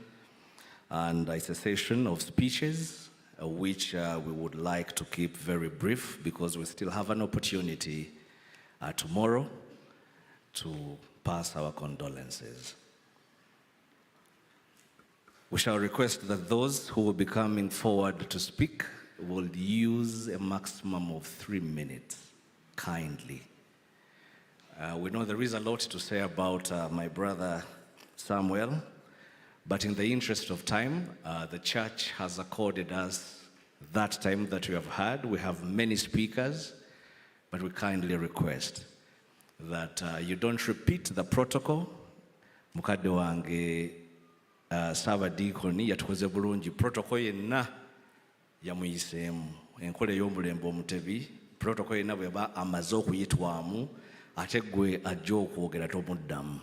Wabula bakadde baffe bonna tubawanga tubassaamu ekitiibwa, kale tujja kusaba nti bonna obozza okwogera tuukira ku bubaka tusobole okulokola obudde. Naye nga twongera nnyo nnyini okubaaniriza mwenna abakungubazi bannaffe ku mukolo gwa Samuel guno ogusembayo, naye ng'ate era siireme kwaniriza mu ngeri y'enjawulo District Governor wa Rotary, District 9214, the Honorable Mike Sebalu, tusanyusa okulaba ssebo. 1, 2, 3, beg your pardon.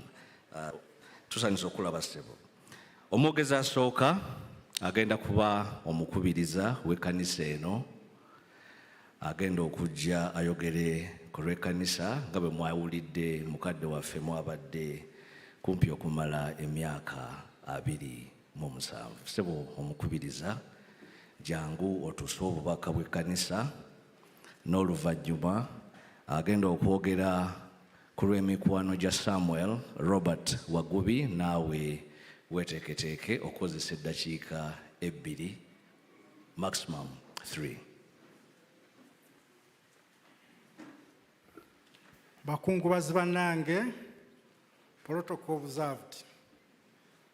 Tusanise okubalaba.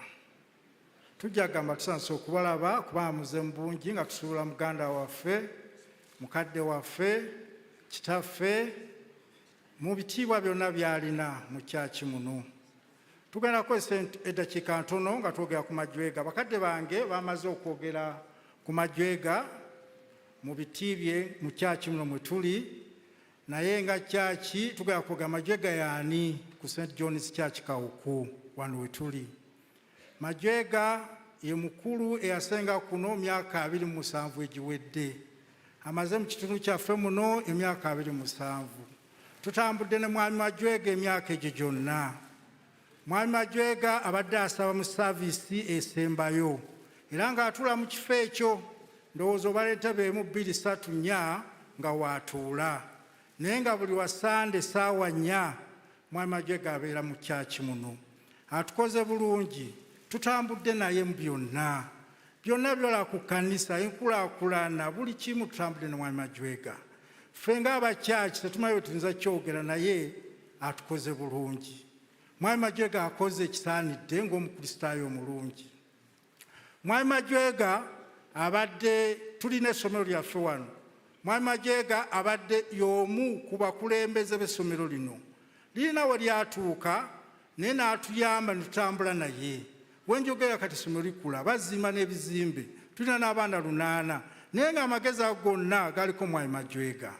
Mwami Majwega kati abakristaayo abali wano tuyinza okuba n'abakristaayo mu kyaki naye ng'omukristaayo omunoonya mu minatisi z'ekyaki taliimu. Ne bwe tugenda mu minatisi z'ekyaki essaawa zino mwami Majwega mwali alina ebirowoozo bye yatuwa, alina ebirowoozo yatuwa olw'enkulaakulana y'ekyaki eno. Bannange twebaza abafamire, tubakubagiza nnyo kitalo ekya taata, kitalo nnyo ekya mukwano gwammwe. Ne mwami Majwega abadde wa kyaki. Mwami Majwega atukoze bulungi. N'ekirala kuba tujja kwogera bingi, mwenna mumumanyi, abatambudde ne mumumanyi, mukwano gwaffe tutambudde naye. Mwami Majwega ku biseera ebitono by'alina kuba byabadde akola bingi. Abakulu bano be tuyimidde wano bakyaki, be ba elders bakyaki abamu era tutambula nabo. Naye tulina olunaku lwe tubeera mu kibuga nga tumaze okunyuka ssaawa 12 ne tulla ku Sheraton. Tubeerako n'abakulu bano bamwami Muliika, bamwami Sebuufu, ba Dr. Kaseera, bamwami Kalibbala. Naye nga tugenzeeyo kuteesa ku bya kyaki. Omwami ali mu Rotary, omwami ali mu by'essomero, omwami ali naye n'afaayo essaawa ezo naga tugende tule mu ttawuni nga tunyuse twogere ku nkulaakulana ya kyaki yaffe y'e Kawuku. Tumwebaza Saamu owumudde ogenze. Ne tukwebaza kubanga olese omukululo. Tubeegayiridde abakristaayo muleke emikululo mu kkanisa zammwe, mufeeyo mulabe nga muweereza mu kyaki. Tukusubiddwa era tukusaaliddwa nga kyaki ne tumanyi Mukama alina ensonga lwaki. Baatubikira mwami Majwega afudde, twali bakiteeka ku WhatsApp kubanga mu nnaku ntono yatusindikira obubaka ku mukutu gwa kyaki. N'atugamba bannongoosezza naye ndi mu recovery, munsabireko, mugamba omwawula ansabireko. Ffenna ku mukutu tuteekako nga tumusabira, abakristaayo bonna ne bamusabira. Naye oluvannyuma ne batukubira ne batuleeka ku ssimu nti afudde. Era abamu twabuuza kituufu oba mubika mulala. N'agamba Majwega afudde. Mukama kye yayagala, Mukama alina ensonga lwaki atwala abalungi. Neffe tujja kuwaayo famire ye, tuwaayo abantu be bonna, Mukama abagumye. Nga kyaki tweyongera okubeera wamu nammwe era Maama Steera tujja kujja tukulabe mu butongole nga kyaki, obubaka bonna tujja kubuleeta. Ne oluvannyuma lwa saaviisi ssente ze tusoloozezza mu birabo tugenda kuziwaayo okuyamba ku nteekateeka egenda mu maaso. Mukama abeere nammwe. Tubaagaliza ekiseera ekirungi ne byonna bye tunaagenda okumala paka bye tunaawekera mukadde waffe ono. Mukama abiteekemu omukisa. Mukama abeere nammwe.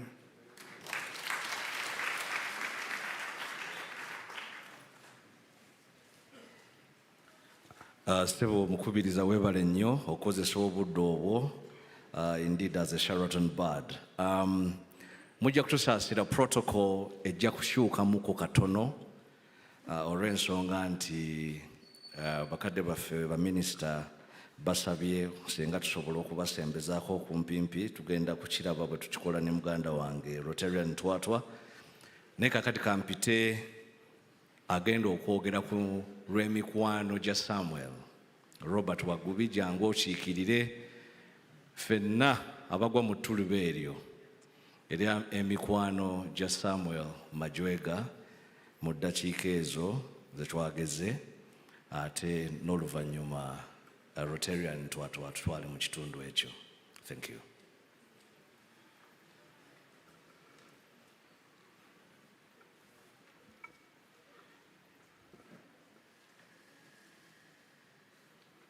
Basebo ne bannyabo, protocol observed, honorable ministers ne dignitaries abaliwo, ab'eŋŋanda n'ab'emikwano, mwenna mwebale nnyo kujja kubeera naffe wano ku guno omukolo ogusembayo ogwa mukulu wange, muganda wange, mukwano gwange, menta. Nga bwogedde wano tugenda kubeera brief, ebirala tujja byogera mu ebitundu ebinaaba bizzeeko kye tunaaba tugenze. Naye famire eno njagala okubeebaza mwenna okwagala taata wammwe. Njogera nga akiikiridde ab'emikwano era ndowooza omukisa gwe bampadde gwa kwebaza famire n'ab'emikwano mwenna nti tukoze omulimu ffenna, tutambudde ne Mwami Majwega, tukoze ebintu bingi era yeejja neye yakomye mu mubiri ne spiritual ekyali naffe, visionary tuli naye as vision bearers, tugenda mu maaso, tetugenda kutunula mabega. Mwami Majwega ono ndudde naye emyaka mingi nnyo era mpulira nti nno waliwo kyesiina.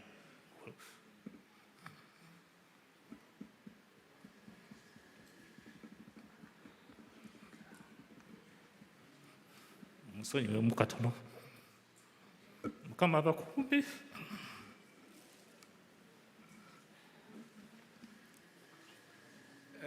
Mpozi kamalirize nga ngamba nti Omukama amuwe ekiwumulo eky'emirembe.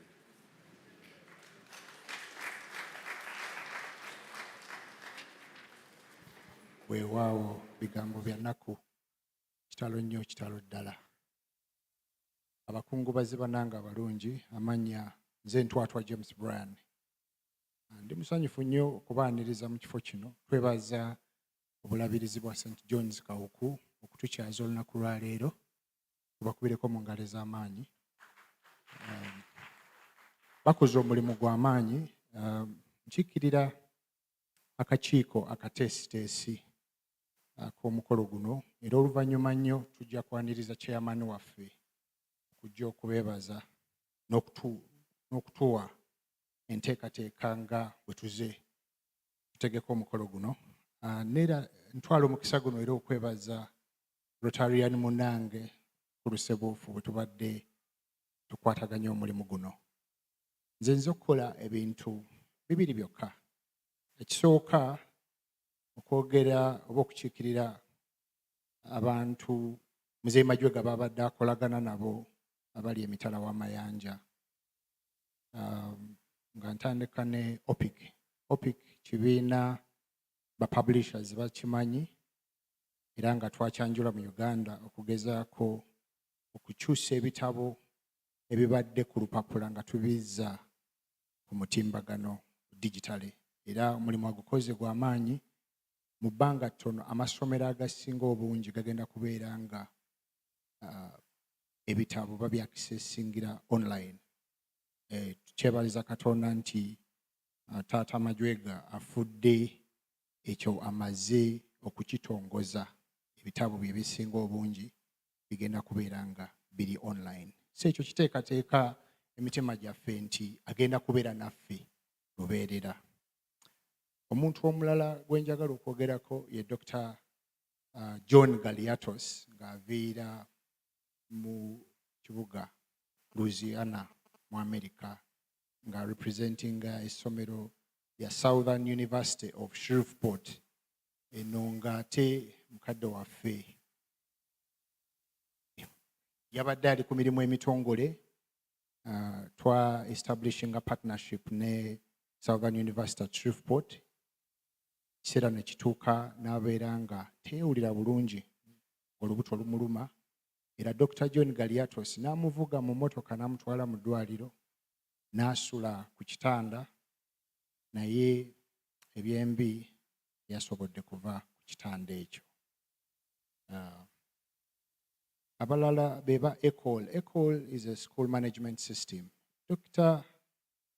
Samuel Musoke Majwega abadde muntu mukozi ng'abantu abalala bonna bwe badde boogera, twanyaganye n'abantu ab'enjawulo bangi nnyo okusobola okubeera nga batwala ebyenjigiriza mu maaso.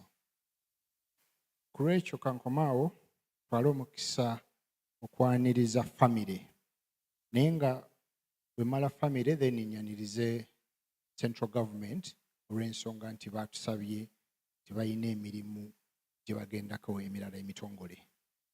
Nga mu famire ngenda kusooka ne taata representinga abaana abazaala, representinga abazadde abazaala abaana, era nga ntwala omukisa guno okwaniriza mukulu wange omukulu Musaasizi ne bataata bonna kujja okutubuuzaako n'okwogera ku bulamu bwa mugenzi.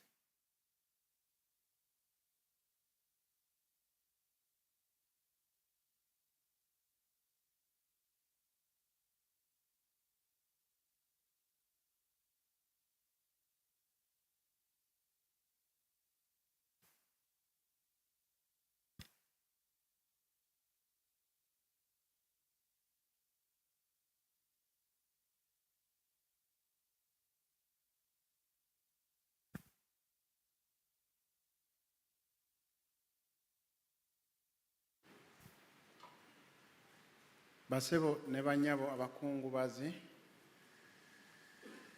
bakadde baffe abakulembeze mu byeddiini, bakadde baffe aba gavumenti, kitalo nnyo eky'omugenzi ono. Ono omugenzi ffe waffe abadde mpagiruwaga kubanga y'abadde atugatta ffenna.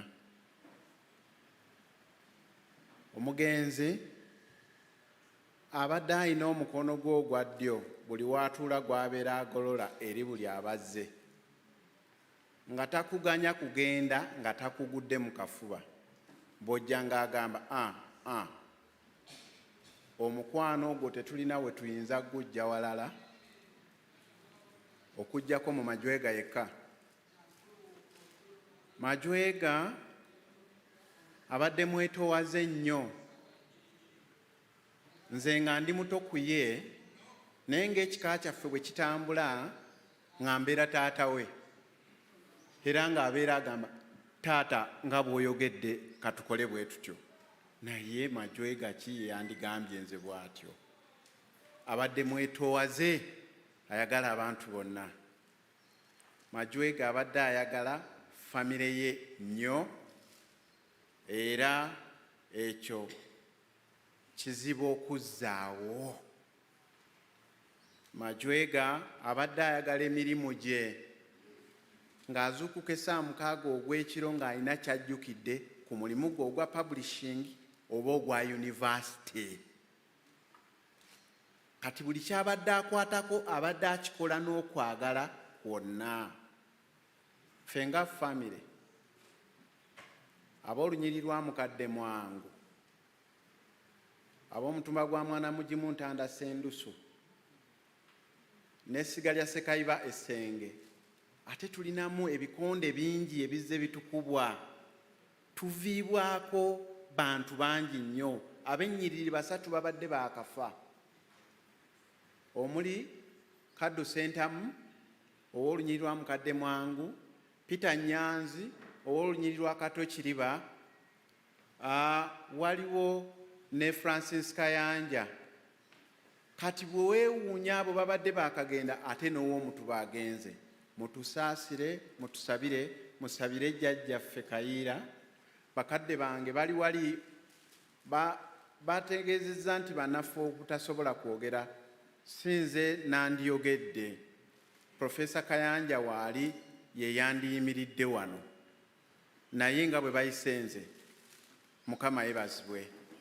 Mbaagaliza akadde akalungi wano, ate ne mu bye tunaagenda mu byonna Mukama atukuuma abituyiseemu n'emirembe.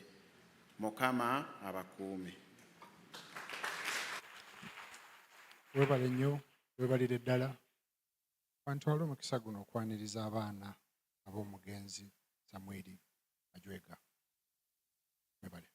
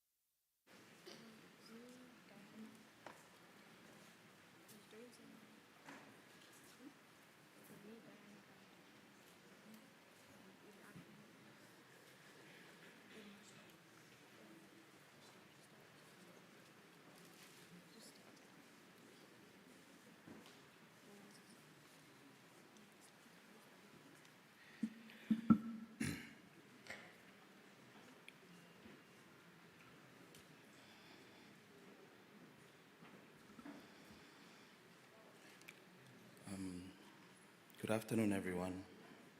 I am Mr. Majwega Musoke's firstborn son. And first of all, I want to thank you all for coming here to honor my dad. I know some of you have traveled the distance to pay your respects. And I know my dad would have loved to see you all here together.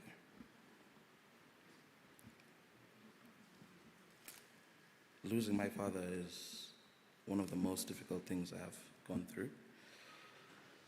As I am standing here today, I realize now how fortunate I was to have him as a father.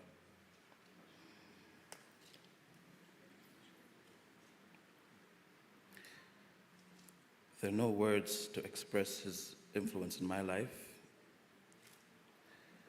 but it's through his great example that I've realized the man I aspire to be. My father was an incredible person, and not only the best role model, but he volunteered in his free time, and he was just not okay with just being a wonderful father, but also wanted to give back to the world and to help others. Dad was always there for everyone, family, neighbors, colleagues, and friends. I cannot begin to imagine not having Dad on the end of a phone call or calling me to his office to advise and guide in his ever graceful manner. Whether it be a big project or something small, he'd always advise. Me and Dad interacted a lot about many things, including future work plans, new business ventures, family unity. But I think, to me, my favorite was consoling each other after our Arsenal team lost. That will forever stay with me. Dad was always hardworking, and I remember when I was younger, I once asked my mom, "Why does Dad work so much?" She looked at me and said, "Your dad is a special man." I didn't realize it then, but that was one of the biggest lessons I learned from my dad, the value of hard work. He woke up every day, put on his shoes, and went to work to provide for our family. I could count on one hand, or maybe two, how many times Dad was sick. Even if he didn't feel too good, he would get up and go to work.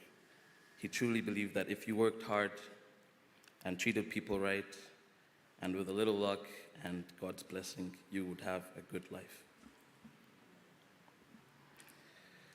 Dad had a dream to liberate Uganda's education, and that dream is genetic in the Majwega family and will live on. We as a family will continue to play an authentic role in educating our native local nationals of Uganda because we've been nurtured by our father and taught what is extremely appropriate for our mother, Uganda. Another great thing about Dad is Dad made church his best friend. And as for your best friend, you always wish the best for your best friend. And Dad always wished the best for the church. He was dedicated to the church and was always eager to build, develop, and promote our church. And because this relationship was so great, on many occasions, you always run to your best friend, and Dad ran indeed to the church. We can count the number of times that he ran to his best friend, the church. Dad had a relationship with any priest or chaplain brought here at St. John's, Kawuku. And that I pledge to you that we are not only going to make church our best friend, but make church our home away from home. We shall keep your seat occupied.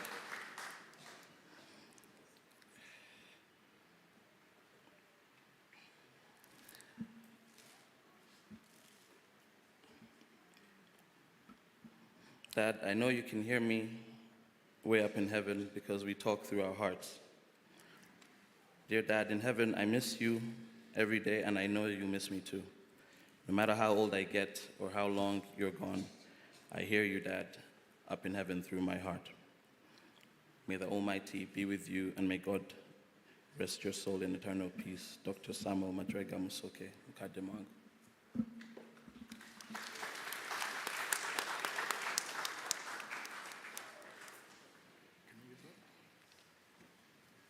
Yes.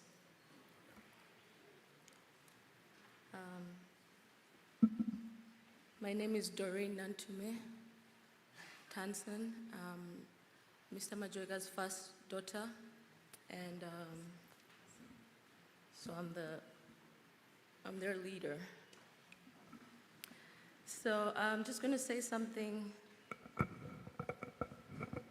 I'll just call this farewell tour. For as long as Dad has been traveling to the US, he always had a travel agent to book his flights or someone that he worked closely with. This time, however, he called me and we spent about 4 to 6 hours discussing his travel plans. He was very excited about Daniela graduating high school with honors at Marshall School in Minnesota. He then decided that he wanted to visit each of his children living in the US in their respective environments. Previously, the last time he came to the US, I think, was 2019, and he went to Boston, which is his home base in the US, and he was there, and he said, "Oh, you guys can come find me." And that's what we did. We took newborn babies, 18-year-old babies, pregnant mom, everyone went to see him. This time, however, I asked him if he was up for such an intense month of jet charting. All he said to me was, "It has to be done." After 6 hours of going back and forth with his flights, I teased him about charging him for being his travel agent. Little did I know that I was planning my father's farewell tour. His tour was supposed to go as follows. From Uganda, he would fly to Boston, his home base, then to Minnesota to attend the graduation of Daniela and to see Denzel. Then Houston, Texas for the Rotary Club convention, then to Salt Lake City, Utah, where I live, for my son's 4th birthday, then to Dallas, Texas, then back to Dallas, Texas to see Diana and his 2 grandkids, then back to Houston, where he would drive with Dr. Galiatos to Louisiana to visit the college he was partnered with.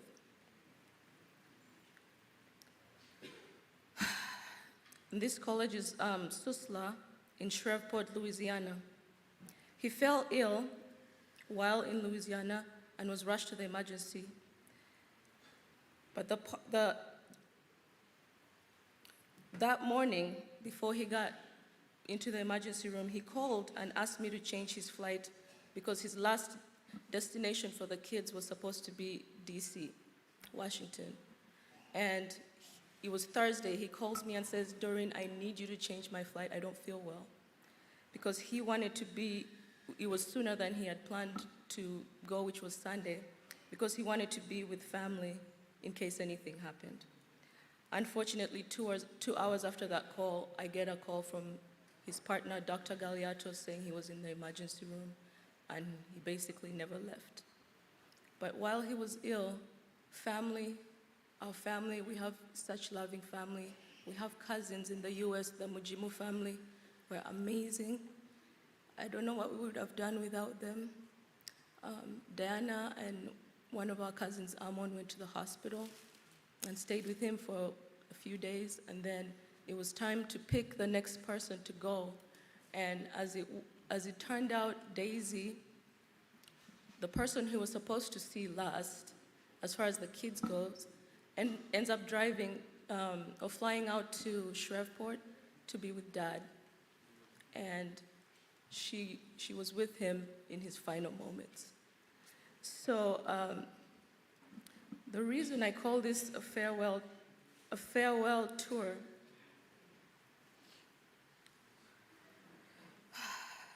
he passed away in Louisiana while on a business trip.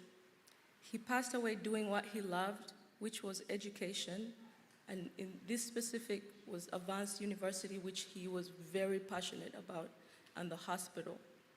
I arrived the next morning after Dad passed and just started helping with the process of getting him back home. This was made very possible by our family and friends in Texas and the Mujimu family, and all over, people calling and people asking what they could do to help, helping with the embassies and getting him as quick as we were able to get him here. So we do want to thank everyone for helping us, because it's a big accomplishment for us to have him here in the time that we've had in order to send him off the right way. Now that he's finally home, let's give him the send-off that he deserves. He touched the lives of so many people. He was a kind, compassionate, focused visionary. He was a big dreamer and always cared for his community. But most of all, he was a super dad to all his kids, to all his children, his nephews, his nieces, his siblings, his friends, his colleagues. He was our champion and our cheerleader. He had a way of making you feel like you were his favorite. Turns out everyone was his favorite. Every time I break down and cry about how much I miss him and how empty life is without him, I remember every single person that has been affected by his death, and I feel even more pain for them. I was blessed to spend the time that I did with him. We're all hurting, and everyone in different ways. Let's continue to have compassion for each other and support each other, because that is what Dad would have wanted. Mr. Majwega, my dad, has left such big shoes to fill. No one will ever be able to fill those shoes. But I believe that collectively, we will come together to bring his visions to life. His legacy will live on through all of us. Personally, I can say, as Doreen, as an individual before Dad transitioned to heaven, and after, the Doreen before Dad transitioned to heaven and the Doreen that speaks to you today are two different people. When I think about Dad now, I see him chewing on the edge of a pen, kind of just thinking. And I think about him maybe worrying about his younger kids. I know that he wanted to provide all of his children with equal opportunities to succeed. But what he wanted the most was for his children to love and support each other and stay united as a team. As his oldest daughter, I am committed to fighting for all my siblings, no matter what.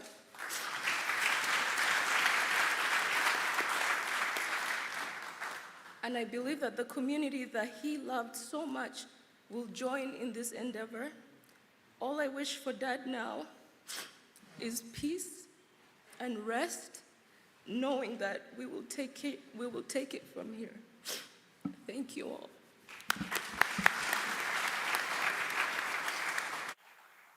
We have 2 more to go.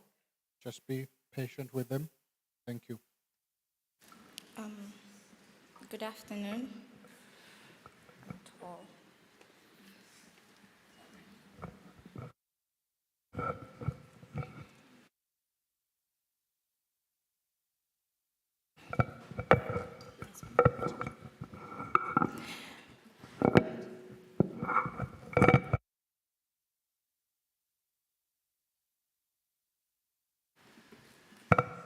Sorry.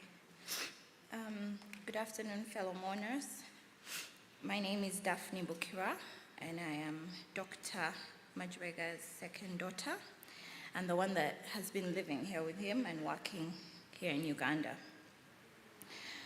I'm going to keep it short because both Doreen and Ima have said most of the things. But I just want to highlight a few things. One, today I just want to celebrate the person that our father was.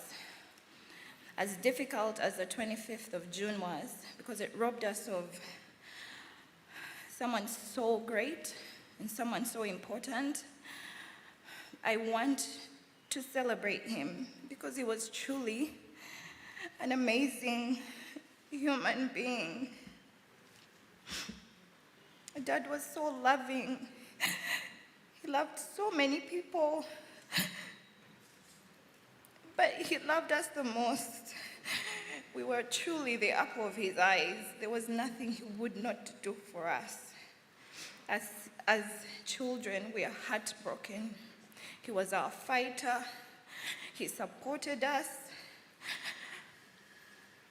I want to be an entrepreneur like my dad, and I've ventured into various businesses, some successful, some not very successful.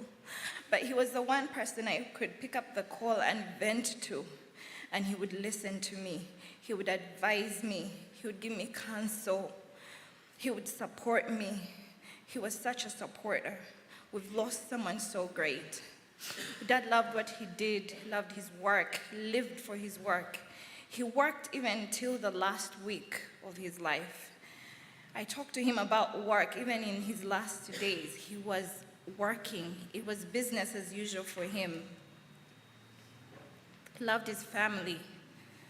He loved his siblings. He loved his people. Dad loved his country. He wanted to leave something, a legacy. He always talked about it. He would say, don't just do things to do things. Let people remember you for something. And that's why he started MK Publishers, and that's why he moved on to Avance International University, and that's why he was working towards Avance International Hospital. He wanted to leave a mark, and we're so proud of him. Dad loved his culture. His biggest honor was being named the Katikiro of Chikachembogo. He really was so proud of it. He taught us all the Luganda we know. He taught us hymns in Luganda. He taught us Engero. He taught us how to tambula, Gabaganda. He was so passionate about Buganda, he loved it. He wrote a book about the Chikachembogo. That's how passionate he was about it. I remember him editing, just going back and forth, editing the book, and he's like, this is good work. He was proud of it. We will miss him. But we celebrate him. Daddy, we are so proud of you, and we hope to continue your legacy. May you rest in peace.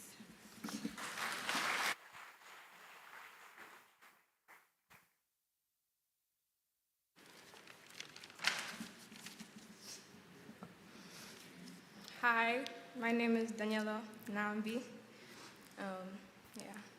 So when I think of my dad, Dr. Samuel Majwega Musoke, I think of our protector, our provider, our rock, and our comfort. I'm reminded of his endless love, his genuine care, and selfless generosity. I recall his deep, loud laugh and his joyful smile. The best father we could ever ask for, Samuel Majwega, was a blessing, and I am forever grateful to have ever known a person of such intellect and character. Samuel Majwega was a visionary and has and continues to inspire those to think innovatively. A man fueled by such pure passion, a man of such high intelligence and wisdom. Daddy is an example for all of us to follow. Samuel Majwega, my father, worked hard to ensure that he was also our best friend. I can say without a single doubt that he made each one of us feel so special, especially when we felt we didn't deserve it. By just the sheer amount of people here today, it's so evident of the mark that he has left on so many people. To you, Daddy, I promise to dedicate my life to being more like the one that you led. Many people can boss you around, but my dad would lead and work with you. Many people give up when things get tough, but my dad persevered and kept pushing forward, whatever the circumstance, he would say. I can honestly only sing of his praises. Whilst we were working on my university applications this year, sometimes it wouldn't always go my way. And Daddy once told me, this is the way that he views life. Many times things don't go his way, but he is confident in his abilities. So Daniela, don't destroy yourself over what is out of your hands. I feel reminded to keep on going even in such a difficult time. The shoes that Daddy has left are very, very big to fill, speaking to how influential and talented he was.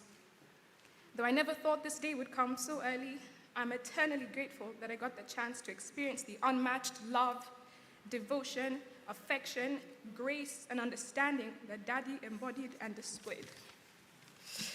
I owe every avenue of my success to the parents who inspire me. Every inch of my academic success I owe to Daddy, especially when I did not think that I could. Daddy believed in me the same way he believed in MK Publishers, in Advanced University and his hospital, and the same way he believed in the potential of each and every one of us here today. If there's one thing to be understood, Daddy, you are the closest thing to perfection. Truly, you are God's gift and blessing to each of us. You are forever and will be constantly, deeply, and dearly missed. It is so heartbreaking that our time together had been cut so short. But we love you so much, Daddy, and I hope that you can feel just how loved and adored that you are. Your darling daughter, Daniela. Thank you.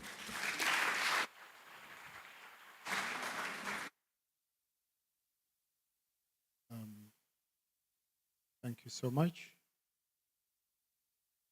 Okay.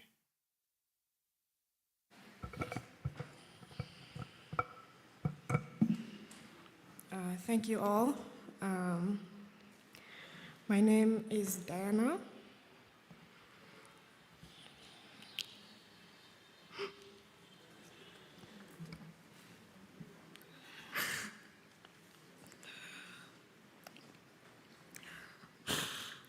To know Dad.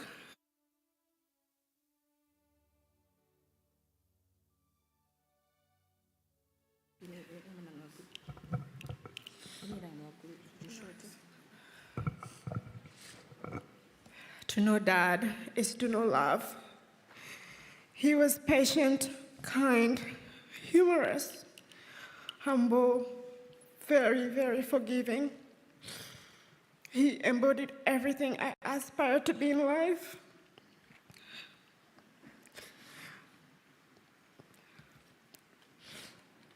Professionally, Dad wasn't afraid to follow his dream. The man was crazy. The bigger and crazier his dreams became, the more exhilarated he was. And he always told me, Dana, you must dream big. Let them call you crazy. It doesn't matter. Bakuite mulalu, it's okay, but let your dreams be hard. Dad believed in his works. He exemplified his works through the different projects he started, like Advance, and the hospital. He was very, very passionate about it. I was with him right before surgery, and I was like, okay, Dad, see you on the other side. And he came out 2 hours later, and he's like, yo, I don't know if it was the drugs, but I was going into the theater, but all I could think about was, when will my hospital reach these standards? And I'm like, Dad, this is not the time to think about that. But that was all he was thinking about, even when he was just about to get under the knife.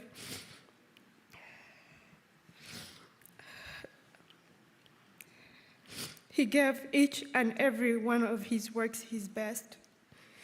The church where he praised the Lord, he loved them. This is where I got my Holy Communion. This is the same place I got married. So I like to thank the church for loving our dad, because he loved you too. And then one lesson I learned from Dad is not to be afraid of responsibilities. Because Dad would call me and be like, hey, Dan, I need you to take care of this. And I'm like, Dad, I have so much on my plate. I have this, I have that, I have that. And he would say, only people who have a lot of responsibilities are given more responsibilities. That's because you can handle it. I stand here today, Dad, to tell you I'm not afraid anymore.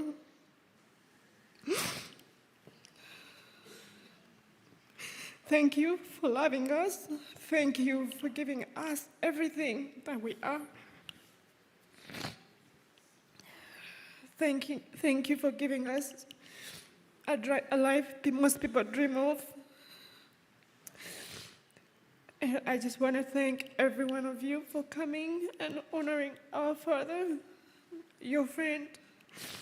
And I hope that as you leave here today, let that little seed of love that Dad put in each of our hearts flourish to better serve his purpose. Thank you.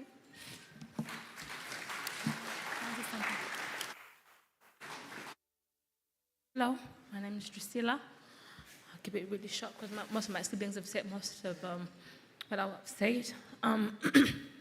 But I will call Papa, I'll call him our golden-hearted Papa. Most of you know he really had a golden heart.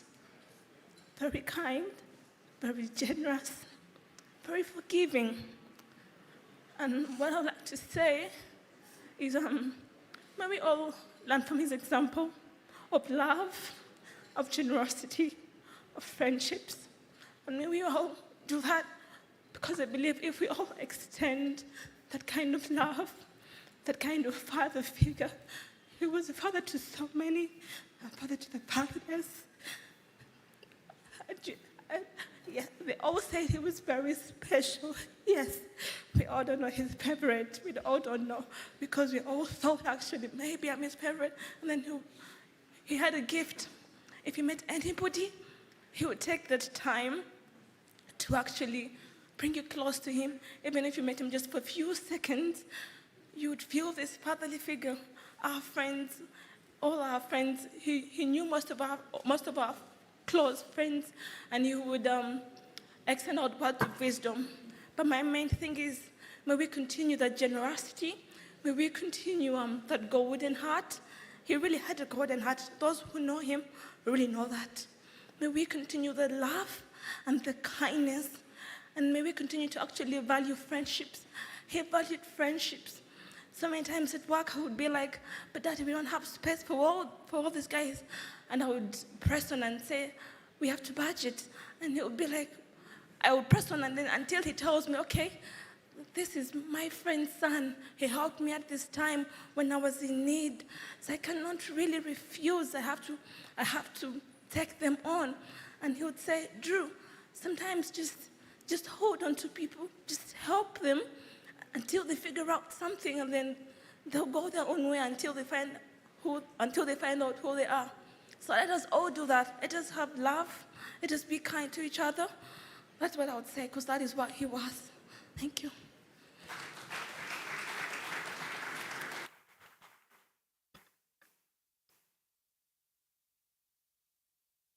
Thank you. I think the speeches are done. Thank you so much. Bana tubakubireko obugalo nga baddayo. Oza speech endala tujja zogera ekungu ku saidi y'abaana. Mbasaba mutugumiikirizeeko kubanga muntu buli lwayogera kyongera okukakanya omutima gwe n'emmeeme ye. Naddala kati ng'abaana bano bwe bali enkizo ku lunaku lwa leero. Njagala otwala omukisa guno okwaniriza maama mukyala Stella Majwega Musoke okujja kwogerako naffe. Then olwo nga akiikiriddwa akulira ekika ky'Embogo Jjajja Kayiira Weetegeka. Then oluvannyuma nja kubeera nga njaniriza abakulu kuva mu central government. Maama nange oyogereko y'abantu.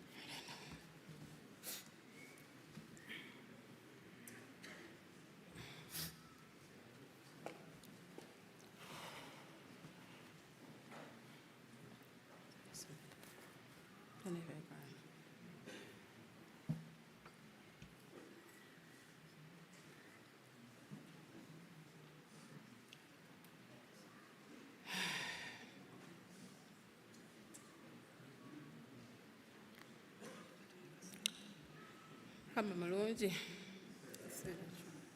kiseera kyonna Mukama mulungi. Mukama waffe yeebazibwe nnyo abooluganda. Simanyi oba nsobola okwogera naye angezeeko. Amannya agange Esther Nantale Musoke Majwega. Nsanyuse nnyo okuba nga mubadde wano bwe muti olwaleero, mwenna protocol musonyiwe naye mwenna. Neebaza okuba nti tuli wano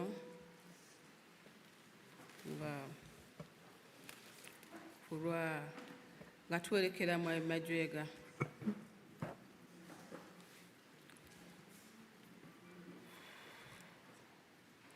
Neebaza, nsooka okwebaza abasumba bonna abali wano. Mwebale nnyo, mwebalire ddala. Kubanga abantu bonna baafuna amawulire nga Majwega agenze. Bbanga lyafa nga 25 June.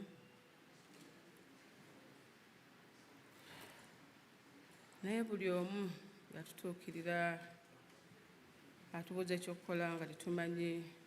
Twa Louisiana nga tuli ffekka nze ne Daisy, tetulina gwe tumanyiyo.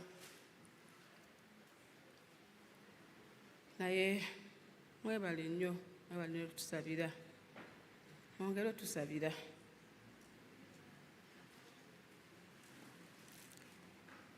Majwega simanyi bwe ntandika mwogerako.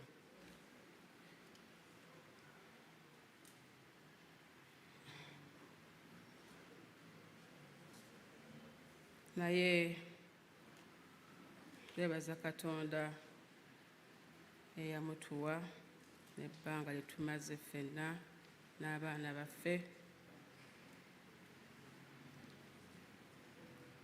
Ne byonna byakoledde eggwanga. Maze ne Majwega emyaka egisukka mu 3. Nenfiirwa bakadde bange, n'abeera taata, n'abeera maama. Nenfiirwa baganda bange nga siriiwo, n'agamba tofaayo nze wendi. Kati agenze. Agenze. Ne mwongere otusabira n'abaana kubanga twagala okukola ky'abadde akola. Abadde ayagala abantu. Abadde ayagala famire ye. Ayagala abaana be. Nange nanjagala nnyo. Kakumpi gwe nnina. Naye mutusabire. Neebaza abaana. Babadde tubadde bumu ffenna. Twongere okubeera obumu. Kubanga we are stronger together. Ne Daddy waali ajja kusanyuka nga ffenna tuli wamu.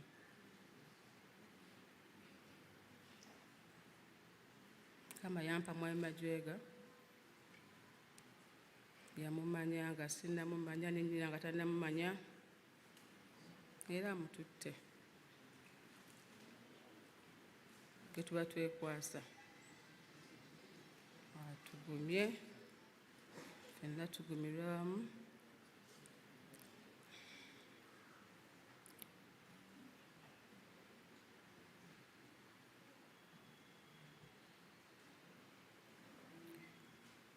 Mwami Majwega, kama akuwummuza mirembe.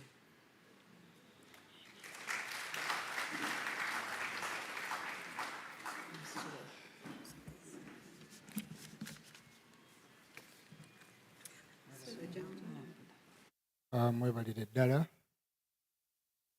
Lwakadde munansonyiwa ebimu tugenda kumentioninga bumentionings. Amabaluwa tufunye mangi ddala naye tujja gasomera ekkungu. Okujjako bampadde ekirango kye nnina okuyisaawo UBK 246S nga RAV4 ne UAM 937D nga VW. Mugendeeko ku mmotoka zammwe katono. Tufunye ekirango oba condolence message from Absa Bank. Ne tufuna condolence message from Prostate Gland Initiative. Ne tufuna condolence message from the Rwanda Publishers Association. In ebbaluwa evudde Kigali, Rwanda. Ne tufuna condolence message from Kaboja International School. Waliwo condolence message from Longhorn Publishers. Tufunye condolence message from OPIC nga basinzidde Estonia. Ne tufuna condolence message from St. Augustine University Raleigh nga bali mu North Carolina. Ne tufuna condolence message from Kampala Serena Hotel. Ne tufuna condolence message from NCDC. Ne tufuna condolence message from the Southern University at Shreveport in Louisiana. Ne tufuna condolence message from Incredible Youth International, gy'abadde patron. Njagala okutwala omukisa guno era okwaniriza Ambassador Tiperu Nusra nga ye Ambassador wa Uganda omupya representing Uganda e Turkey.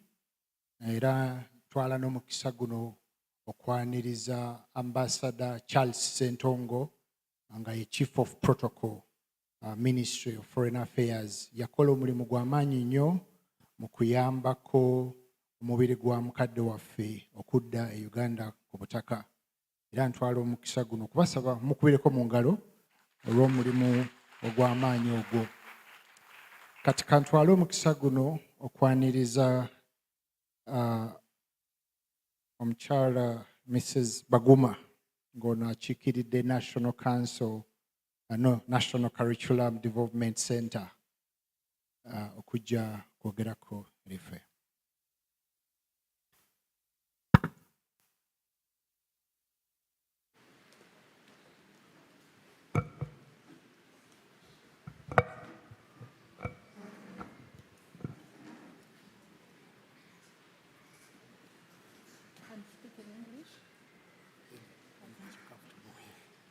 Okay.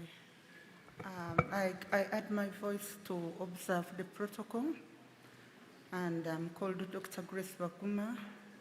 The late Majwega was my OB at Shambogo when we are training to become teachers. And I have since been working, of course, in education and with as the director of the National Curriculum Development Center. There is a lot that we do with the publishers of materials and books, and he was one of the icons that kept on working with us and correcting us where he thought we were going off and going wrong, to make sure that we continue producing materials and learning materials for the children of Uganda. I want to say that at the time of his death, he was very, very instrumental in working with us on 2 or 3 projects that he had started. One of them was the e-learning materials, which has been coordinating with his colleague here. And he could call me even at night and ask me to, even on Saturday, come and you give us at least an hour, and we see that these materials are in line. He was actually moving the book industry to another level of looking at technology as an enabler and having the e-books so that the schools could now access the books. And we were doing a lot of technical work to edit and work with him to see that the materials conform to the standards and expectations of the country. We were also doing a lot of evaluations of his materials and correcting them, and quite a lot of the humility and the approach that he had for the people is amazing, and I'm glad that the children have brought that out in their eulogy here today. I'm feeling saddened that we have lost Dr. Majwega at such a critical time, when I thought that he had a lot of ideas and the zeal to make us turn the learning, and especially the quality learning in Uganda. I just want to promise that we shall continue working with the MK group to take these 3 projects that he was already working with us forward. Thank you very much. Thank you so much. I want to also take this opportunity to apologize. Speech nyingi nnyo. So ngenda kukola kuze nsobola, then ezisigadde muganda wange ajja kusobola okubeera nga azitwala maaso. Kantwala omukisa guno okwaniriza Honorable David Bahati okuva mu Ministry of Trade, Industries and Cooperative. Webale nnyo ssebo.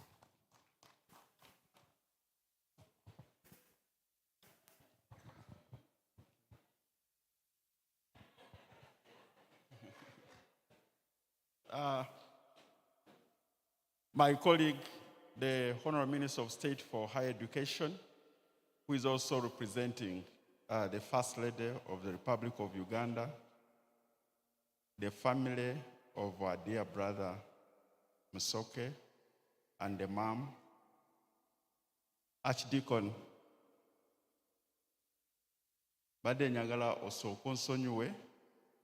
Do not say that I have refused to use your microphone, because I have a condition. My doctors told me I have a long sight.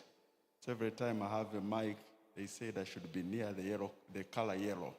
That's the reason why I'm... And my dear brother Musoke used to support me on that very point. So we are here with my wife Juliet, and also a community of people from Konge. I don't know whether Konge people, you are here, you could stand up once again, stand up from LC1, Konge, Upper Konge and Lower Konge, to honor our brother. We preferred it when he was with us, but now, a few weeks ago when he left for US, it's very saddening as a community of Konge and a neighbor that he came in the form that he has come in. This morning after 10, I was seated, I'm his neighbor, and waiting for the body to pass, and as it passed, I realized that actually this was going to be his last journey from Konge to Kunge, and we'll never see him again. It was very saddening. I really want to thank Abembogo, Mama, for raising and nurturing such an important person in our country. I want to thank Stella and the children for looking after him, for supporting him, and especially for those 43 days which were very difficult in the USA when he finally died. He was, and in the morning I was so saddened indeed. Just looked at the casket and waved. I was alone in the window, but I was comforted by Romans 14:8, that if we live, we live for the Lord. If we die for the Lord. Whether we live or die, we belong to the Lord. I know, especially the children, at this particular time, how hard it is. You might be now grilled with fear, but the Bible says in Psalms 23 that when you go through the valley of death, I'll be with you. I'll comfort you, I hold your hand. As a young person at the age of 3, I lost both parents, and I know the absence of parents, what it can mean in one's life. Actually, you never get quench the thirst of a parent. So please do not fear. We'll continue to pray for you still as you have requested, that God will strengthen your family, to bring peace in your family, and you'll carry on the legacy of our dear brother Musoke. So I come to honor him as a responsible citizen. He was a great person on our community. Those of you who went to his home, that Lord, from the main one up to his house, he tarmacked it himself for us. And the only thing he asked me, I remember by that time, he came and said, "Mwemba mani, ba politician temulina sente. Mpaye za mafuta, zolina zona." And I gave him just to make a contribution of 1 million. Then after tarmacking it, to know that he was a selfless person, and he put the interests of the community and the country before his interest, I had this idea that why can't you, because I checked in KCCA, the roads, when you go up, vice the road, and then when you turn, William Cross. But I had checked in KCCA, they were not in the records of KCCA. I said, now that Mr. Musoke, you have tarmacked this, why can't we change the name of the road to Mr. Musoke Cross? He refused. He said, I didn't do this for my sake, I did it for the community so that all of us can enjoy and use it. We honor him as a great educationist. If you are not taught, we are not taught by Mr. Musoke, at least you have read his books. And his work impacted many, many, many people. And personally, on a personal note, I come to honor him as a teacher because he taught my wife, Juliet, at Trinity College in Nabingo. He was a great businessman. And his passion, it's very good to do business where you have passion. And his passion was in education, and he turned his passion into business. And he really made a fundamental contribution. He also, as they have said, he liked culture. He liked culture. He liked culture, and he liked his church. Actually, I was always convincing him to join me at All Saints Church, but he said, no, I want this very one, because we do service in our own language, and I'm very happy. Today, all these songs were turned into Uganda, and I was excited about this. So he liked his church, and we are happy that we are here to honor him. So for all that he has done, I think we learned a number of lessons. But we are very encouraged still and your children for the courage that you have picked and the confirmation that the work he had started, the legacy that he has started, you will carry it on. He convinced me to be a shareholder in the university when we were starting the university, and I couldn't manage to join him. But I'm very happy that the university now has moved on, and Robert, who has been his partner, and others have really made a good contribution. So we are here to join all of you in this church, outside in the tent, and those following us on YouTube, to say, for all that you made, the contribution you made to our community, to our country, and to humanity, we do honor you, Mr. Musoke, and the glory goes to God. So I want to take this opportunity to invite my colleague who is representing the First Lady of the Republic of Uganda, to come and give the condolence of the First Lady. Thank you very much. And I'm sure he will not mind using this color.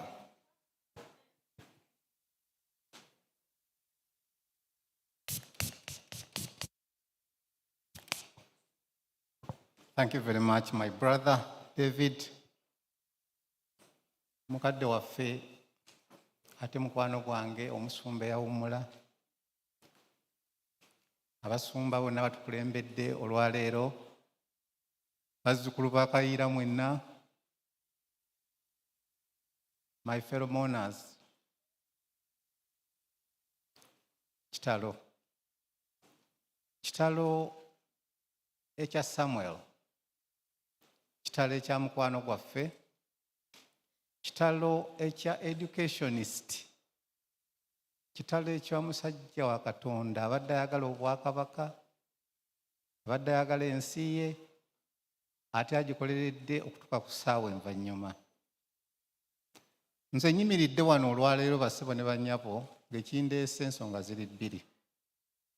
Esooka ndeese olw'obukulu bw'omukulu ono, ndeese obubaka nga buwandiike nettu okuva ewa First Lady ate Minisita w'ebyenjigiriza n'emizannyo asiimye, ne minisitule yonna esiimye emirimu emirungi Dr. Samuel yakoledde minisitule yaffe. Obubaka obwo maama ataddeko omukono gwe, yabuwandiise n'abusaayikako n'omukono gwe, era nja bubasomera nga bwabumpadde. Tukkiriziganya. Naye nga sinnaakubusoma, nange nga mukwano gwa Majwega ate abadde naye okumala ebbanga eggwanvu, munzikirize njogeyo obugambo bubiri. Munzikiriza, manyi obudde bwagenze dda. Bakadde bange, baganda bange mwenna bassebo ne bannyabo, nafuna omukisa nga nakatandika okusoma ne tukwatagana ne Samuel Mutebeezi, omusajja avudde mu Luweere eri wansi, azze mbwazze kusomesa. Now, to you, Stella, we are your friends. You are our friend because Majwega was our friend.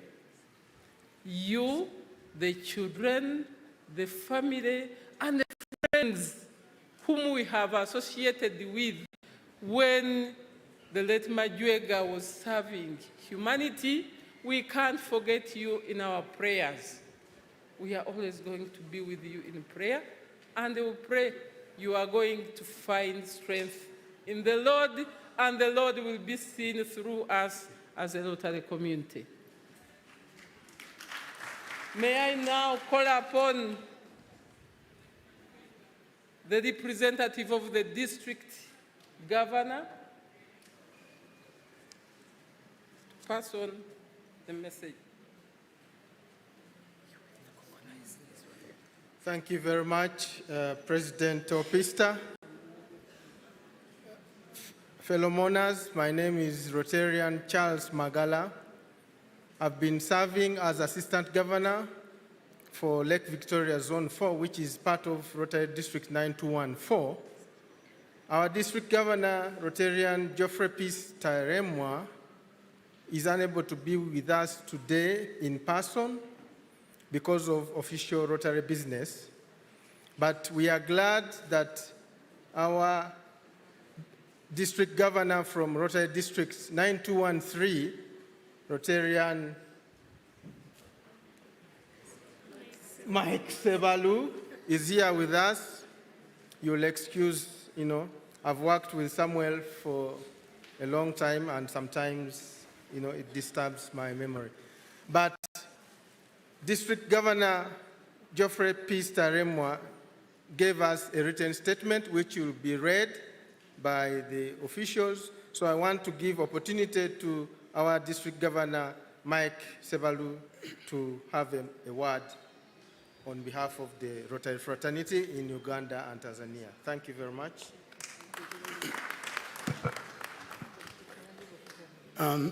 Webale nnyo, webalire ddala.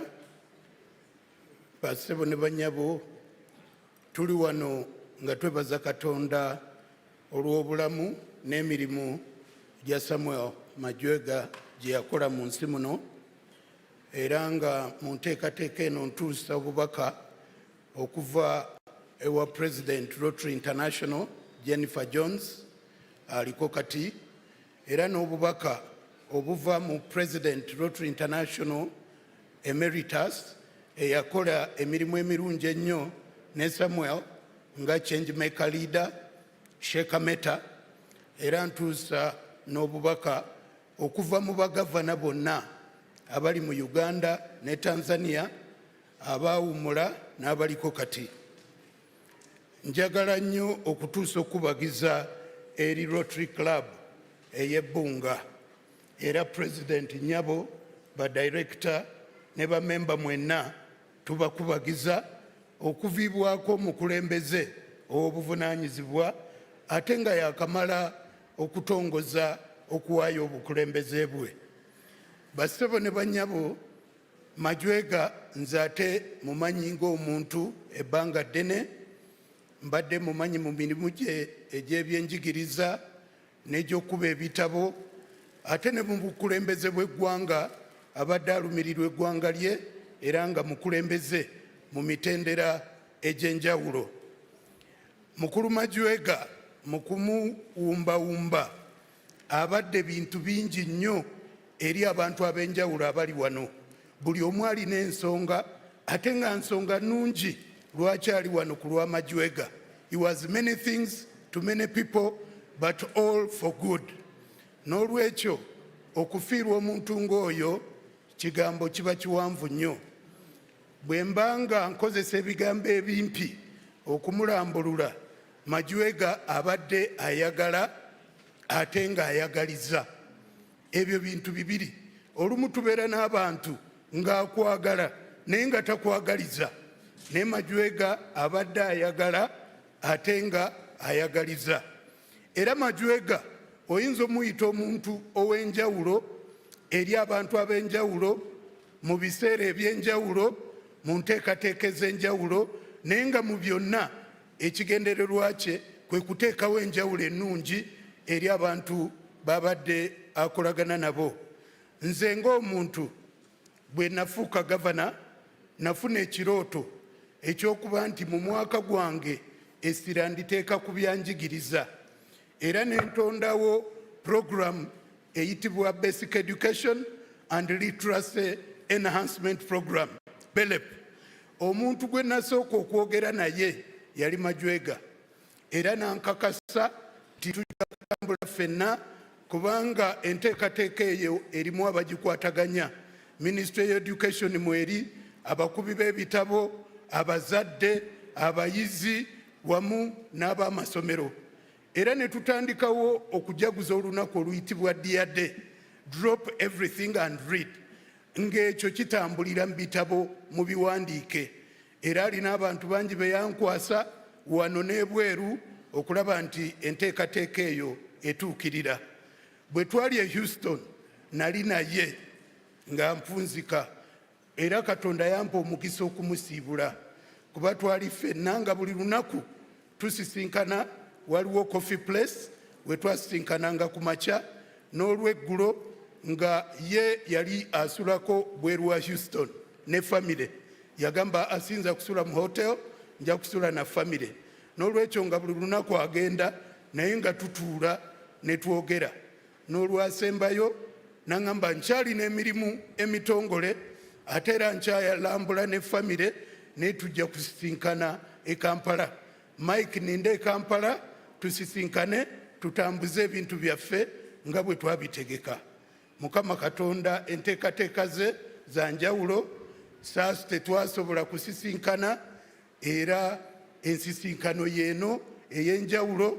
N'olwekyo ki kye tuyigira ku Majwega? Tumuyigireko obuntubulamu, kubanga obuntubulamu bukuwa abantu, abantu ne bakuwa ebintu. Ekyo kyekyobugagga ekisinga mu nsi yonna. N'olwekyo abaana mututunuulire wano nga Rotary, eno famire nene nnyo mu nsi yonna, era nga famire eno yeesigamye ku musingi ogulumirirwa era ogwagaliza era ogulumirirwa. Y'ensonga lwaki ffe tusasula okuweereza ate ng'abantu abalala baweereza basasulwe, naye bano boolaba wano bonna bawaayo ssente zaabwe okuweereza abantu abalala. N'olwekyo abaana ne famire, ekigambo ky'obuweereza mukitwale nga kikulu nnyo. Ate mbasaba, waliwo ebitongole bya Rotary eby'enjawulo, waliwo eby'abavubuka myaka kutuuka ku 3, muyingire mutwale enjiri ya taata maaso. Abasuseeko awo muyingire Rotary, abali eno wansi waliyo Interact nayo mugiyingire. Ate ne projects ez'enjawulo bwe zibeerawo, Rotary Club y'Ebbunga ng'ekola emirimu egy'enjawulo mugyettanire, kubanga eno famire Majwega gy'abalekedde, ate famire ey'olubeerera etekyukakyuka, ey'awamu ate ey'omulamwa era ey'enkulaakulana.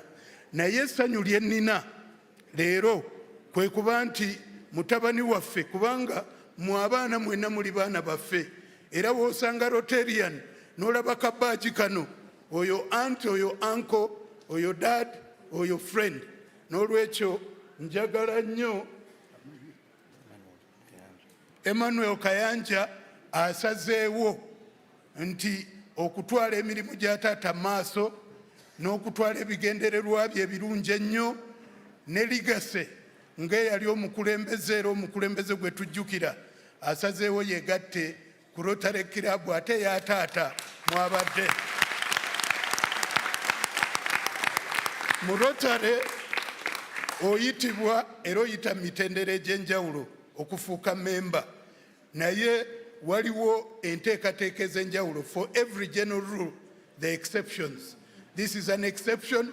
Using the powers conferred upon me as a district governor, I hereby induct Emmanuel Kayanja as a bona fide member of the Rotary Club of Bunga.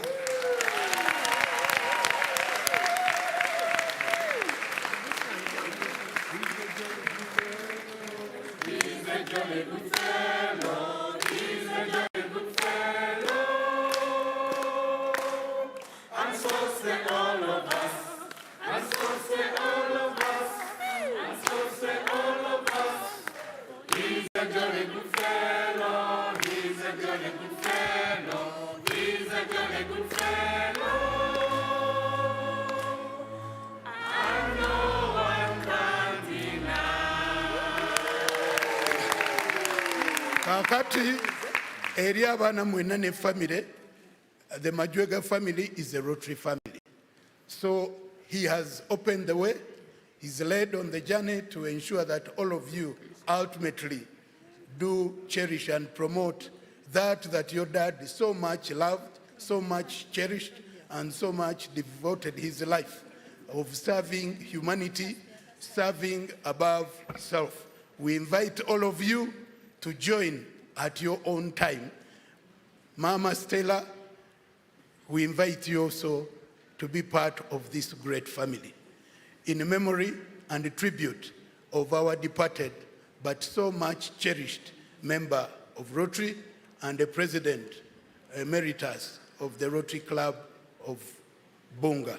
I definitely know and I appreciate that the Rotary Club of Bunga will definitely come up with a project in memory and a tribute of our departed.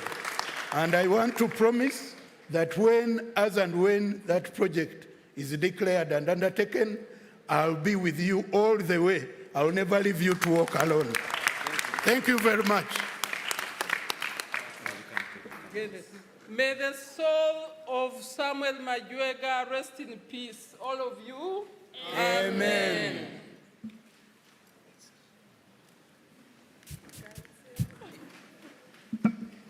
Aba Rotary tubongera obugalo. Mwebale nnyo, mwebale ddala the Rotary family. Mukadde wange Ssaabadinkoni n'abaweereza banaye mu nsaasire. naye ngezaako nga bwe kisoboka. Njagala kuyita mu kiseera kino omwogezi addirira asembayo nga ono ye Sheikh Nyanzi Hussein akiikiridde jjajja Kayiira Gajuule ku lw'ekika ky'Embogo, n'oluvannyuma ssentebe w'enteekateeka ajja kujja awumbewumbe atubuulire ekiddako. Ab'ekika ky'Embogo, Sheikh Nyanzi Hussein nga ye mmyuka wa Katikkiro, tukozese obudde obugere.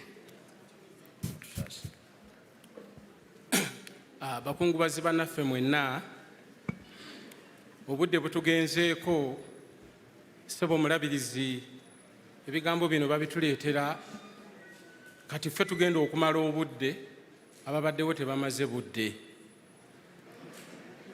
Mutusaasire tugenda kumala budde bwammwe, nze Ssentamu, nze Makatala, nze w'ebyennono mu kika ky'Embogo, obwedda aboogera ku Majwega baamulaba bukulu. Ffe bajjajja b'Amajwega, ffe bataata b'Amajwega, Majwega ava mu ffe. Agenda okwogera, agenda okutuusa obubaka bw'Omutaka Kayiira ye Sheikh Hussein Nyanzi Mukeera y'abadde amyuka Majwega. Njagala okutengazaamu mu butabo obwo bwe mulina, era kironde ojja kugendewo Omutaka Kayiira weetonde ng'oyambadde ekkanzu n'ekkooti, obutateeka mu katabo kano nti Majwega y'abadde Katikkiro w'ekika ky'Embogo nga si mumyuka. Ngamba ku mirimu wano egisooka. Bassebo ne bannyabo, waliwo ekyokubiri kye njagala okutangaaza. Ku lugoye luno ku bendera yaffe kuliko nti akabbiro k'Embogo ndeere, naye akabbiro kaffe ndeerwe. Eyo yabadde ensobi ey'omukulu eyakoze, naye yabadde amanyi Majwega, ekyekango tekimanya muzira. Njagala kumaliriza nga mŋŋamba ensonga zino bbiri. Ngenda kusaba Venerable Herbert Kabanda Nyanzi ojjeko wano, Paulo Makumbi oyimirireko wali, ne Aleni Masagazi Namuleme muyimirire wali, nga nkozesa obuyinza bwe nnina ng'omwakulu w'ebyennono mu kika ky'Embogo. Abantu abo abasatu tubasiize wa Majwega okulaba nga buli nsonga z'ewa Majwega zitambula bulungi. Omukyalo oyo asooka ye ssenga w'ekika. Ndabye oluzungu nga lukwafu, ekyokukola okimanyi. Owookubiri ye muwanika w'ekika ky'Embogo, weetaaga nnyo okukuuma ebyobugagga bya Majwega. Owookusatu Venerable, ng'ate mukwano muganda wa Majwega, ate mukwano gwe. Ffenna ng'ekika tetujja kujjanga wa Majwega, naye abakulu abo abasatu mubaagale, mubakozese. Venerable obadde mu nsonga ezo, kati osiigibwamu ak'enjawulo okuba nti kaakati mu abasatu mwe be tujja okubuuzanga ebikwate wa Majwega. Mukadde waffe agenda okuwa obubaka, naye bw'anaamaliriza obubaka tugenda kuwa Majwega ekitiibwa ekisembayo mu kika ky'Embogo. Ow'ebyuma teekayo oluyimba lwaffe bwe ndusaba nga gye luli, saagala olunoonye. Abakulu abali wano we bali. Mukadde waffe agenda okwogera, mukadde waffe agenda okusoma obubaka, ayinza okusoma obusomi obubaka, naye mukkirize tubanjulireko ab'amasiga abali mu kifo muno. Bajjajjaffe ab'amasiga we bali, abalala bajja kubeera kkungu. Mukadde waffe ow'essiga lyakyagambiddwa, Professor John Dumba Ssentamu, jjajjaffe mu kika ky'Embogo, mubadde mumanyi nga Vice Chancellor, naye mu Mbogo jjajja. Lwaki Embogo etebenkera? Nawulidde nga beebaza Oweekitiibwa Miyingo yeebazizza ab'Embogo, ne Oweekitiibwa Minisita ne yeebaza ab'Embogo okugunjula. Kakati Professor abo be bajjajja. Bw'aba asobola abawuubireko, jjajja bawuubirireko ddala. Yooyo omukulu Katikkiro eyawummula mukadde waffe ono bwe yava mu ntebe, bwe yatula mu ntebe, eyali mu ntebe y'obwakatikkiro, ng'ate ono ye mumyuka we, ye mukulu Inginiya Simon Semyoni Nyanzi Bivanju. Ssebo naawe wuubira ku bantu. ab'emituba ababaka ba kayiira mu masaza ab'ennyiriri bonna eyo gye bali. Oluyimba bwe lutuuka olw'ekika ky'Embogo mwenna muveeyo tuyimirire wano tuwe mukama waffe ekitiibwa ekisembayo kubanga ono yabadde katikkiro w'ekika ky'Embogo era abakulu abali wano bonna baminisita ku kabineti ye. Kakati tugenda ku mukulu katikkiro onywera kubanga akayiira atugambye abantu bano tubawe essuubi. We should give them hope. Era toyungula ezziga n'erimu wano kubanga tetulinawo kakaswida.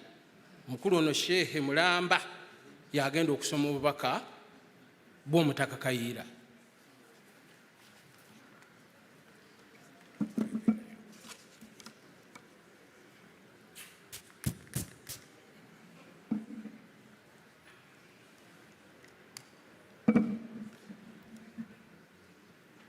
Bakungubaze bannange mwenna abali wano, buli omu mu kitiibwa kye ne mu kiti kye ne mu buvunaanyizibwa bw'alina, mukkirize mbalamuse n'ekiramuso ekisinga obulungi nti emirembe gibeere gye muli.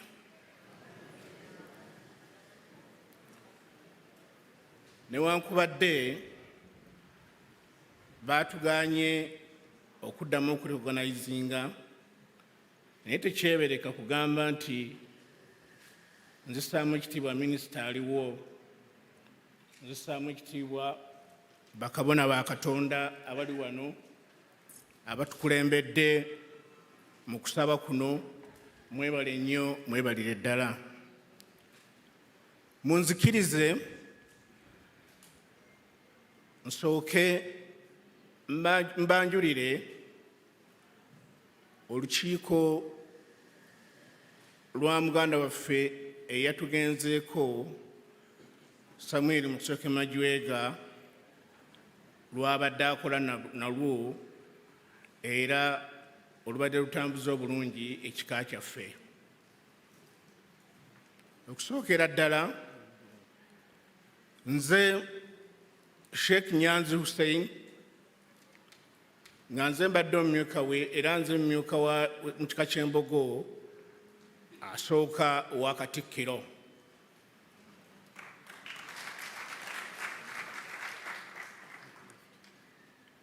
Omwami Kabunga Daniel ye mumyuka owokubiri owa Katikkiro mu kika ky'Embogo.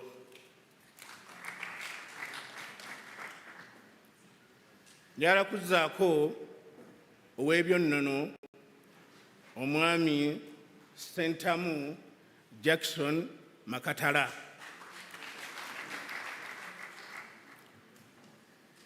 Omwanika w'ekika ky'Embogo ye mwami Makumbi Paulo Nyanzi Rotarian. Njagala kuzzaako ow'amawulire era mu kika ky'Embogo omwami Nyanzi George William C. Ssenga w'ekika mukyala Allen Masagazi Namuleme.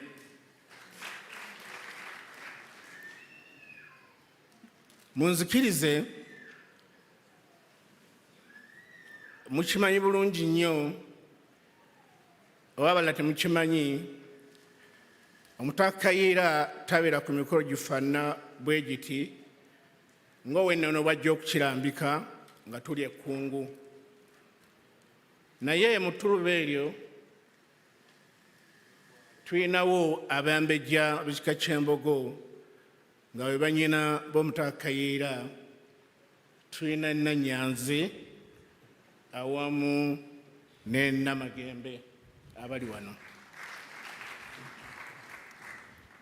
Mwebale nnyo okunzikiriza mu ttuluba eryo. Naye mu ngeri y'emu tulina bakadde baffe abakulu ennyo mu kika ky'Embogo besobola kuyisaamu maaso butabogera mu kiseera kino ng'omu ku bo ye Professor Ian atudde Kayanja atudde awo.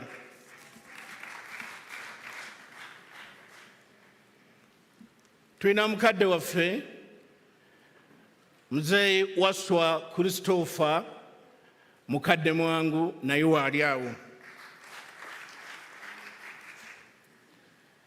Mukadde Solomon Ssentongo naye waali awo. So nga ate ne maama mukyala Profesa naye atudde awo waali. Profesa Mugimu abadde kaasonyo bakyaliwa naye tubadde naye nga naye waali. Basaba ne banyabo nyimiridde wano mu kiti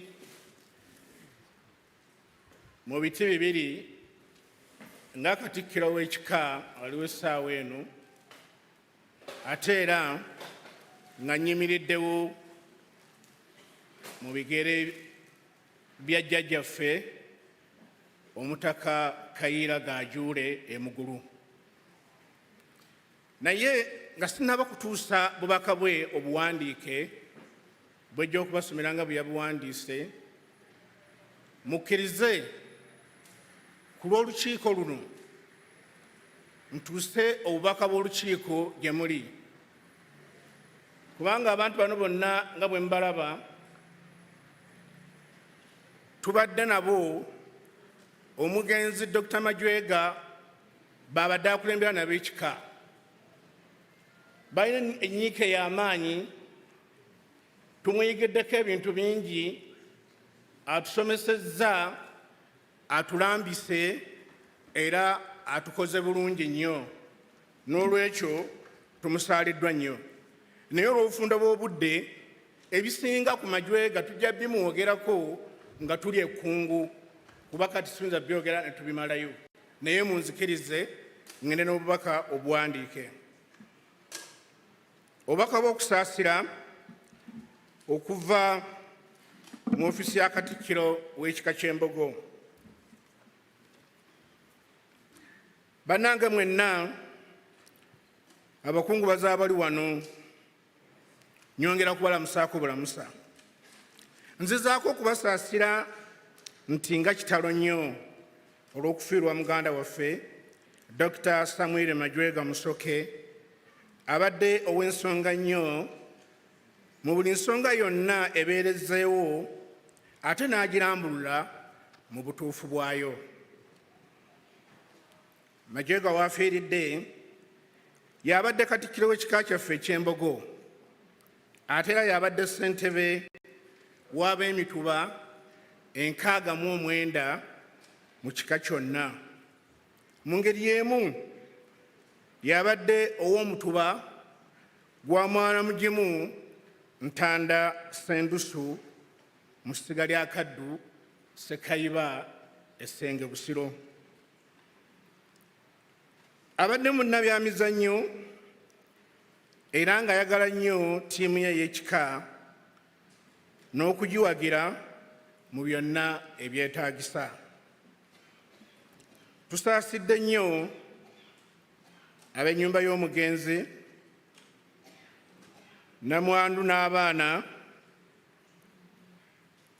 bamulekwa olw'okuviibwako omukadde waabwe mu kaseera akatono bwe kati, ng'ate babadde bambi bakyamulinamu essuubi ery'okwongera okubalaga ekitangaala ekigaziko eky'ensi eno okusingako wano w'abalekedde. Tusaasidde nnyo,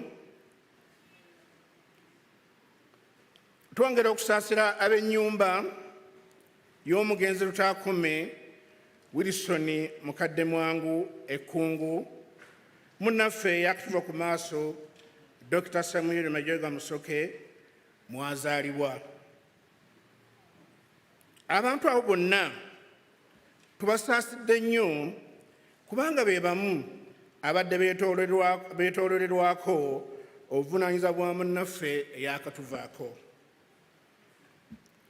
Tusaasidde nnyo omutaka jjajjaffe Kayiira Gajuule Emugulu Singo olw'okuviibwako muzzukulu we Samuel Majwega Musoke Dokita, mukwano gwe nnyo ate nga y'abadde katikkiro we. Abadde amukwatakanyizaako emirimu gy'ekika obulungi ennyo awatali kumujuliza. Jjajja twateeyenze nnyo, twateeyengedde ddala. Mu ngeri y'enjawulo tusaasidde nnyo jjajja ow'essiga Kaddu Sekayiba owa 37 Essenge olw'okufiira omwana we ow'omutuba gwa mwana mugimu Ntanda Sendusu Bunnoonya Busiro. Tusaasidde nnyo bajjajja ab'amasiga bonna n'ekika kyonna eky'Embogo, naddala abazzukulu bonna abava mu ssiga lya Kaddu Sekayiba Essenge nti kitalo nnyo.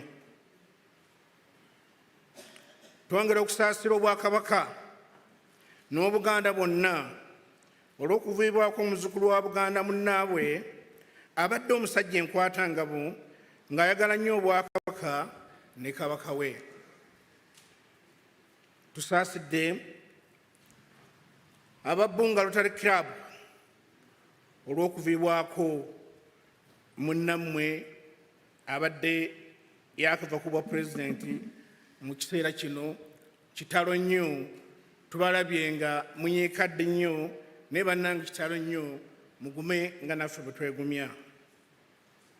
Tusaasidde nnyo management and staff ya MK Publishers olw'okuviibwako director waabwe era abadde nga mukadde waabwe era nga babadde omukubi w'ebitabo ebisomesebwamu abaana b'eggwanga lino mu masomero wano n'ebweru w'eggwanga lyaffe. Kale tumusaaliddwa nnyo mu kisaawe ky'ebyenjigiriza kubanga tusuubira nti abadde akyalina ebirungo bingi ebirungi okwongera mu mulimu gwe gw'abadde ayagala bw'atyo era ng'agwagaliza n'abalala okugukola. Era tusaasidde nnyo aba Advanced International University olw'okuviibwako mukama waabwe, bannange kitalo nnyo. Tusaasidde nnyo ekkanisa eya buli kitundu mwabadde asinziza, naddala ekkanisa ey'e Kawuku. Bannaye tubasaasidde nnyo era nga twongera n'okubeebaza nti mutukoze bulungi nnyo kubanga omugenzi Dr. Majwega Musoke okuva lwe yafa nga 25 omwezi ogw'omukaaga 2022 kumpi buli nnaku mubadde mujja ekkonge ne tusaba. Mwebale nnyo omutima ogwo, mwebale kwagala Majwega. Tusaba Katonda essala zonna ezibadde zisabibwa abeere ng'azaanukula. Twongera okusaasa ne zero C ez'omu bitundu eby'enjawulo gy'abadde akakalabiza emirimu gye. Bannange kitalo nnyo. Twagala nnyo n'okwebaza akakiiko akateesiteesi akabadde ku mulimu guno era akakyaguliko. Mutukoze bulungi nnyo, ebiseera bye muwaddeyo, ssente zammwe, okulowooza ebirowoozo, mutukoze bulungi nnyo. Mwebale nnyo, mwebalire ddala.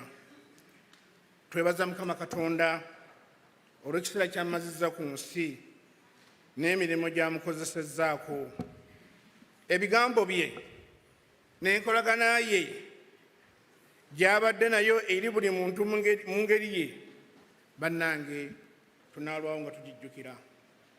Tusaba Mukama Katonda amusonyiwe byonna byonna ebyamusobako ng'omuntu era amuwummuze mirembe. Nze Sheikh Nyanzi Hussein omumyuka wa Katikkiro asooka.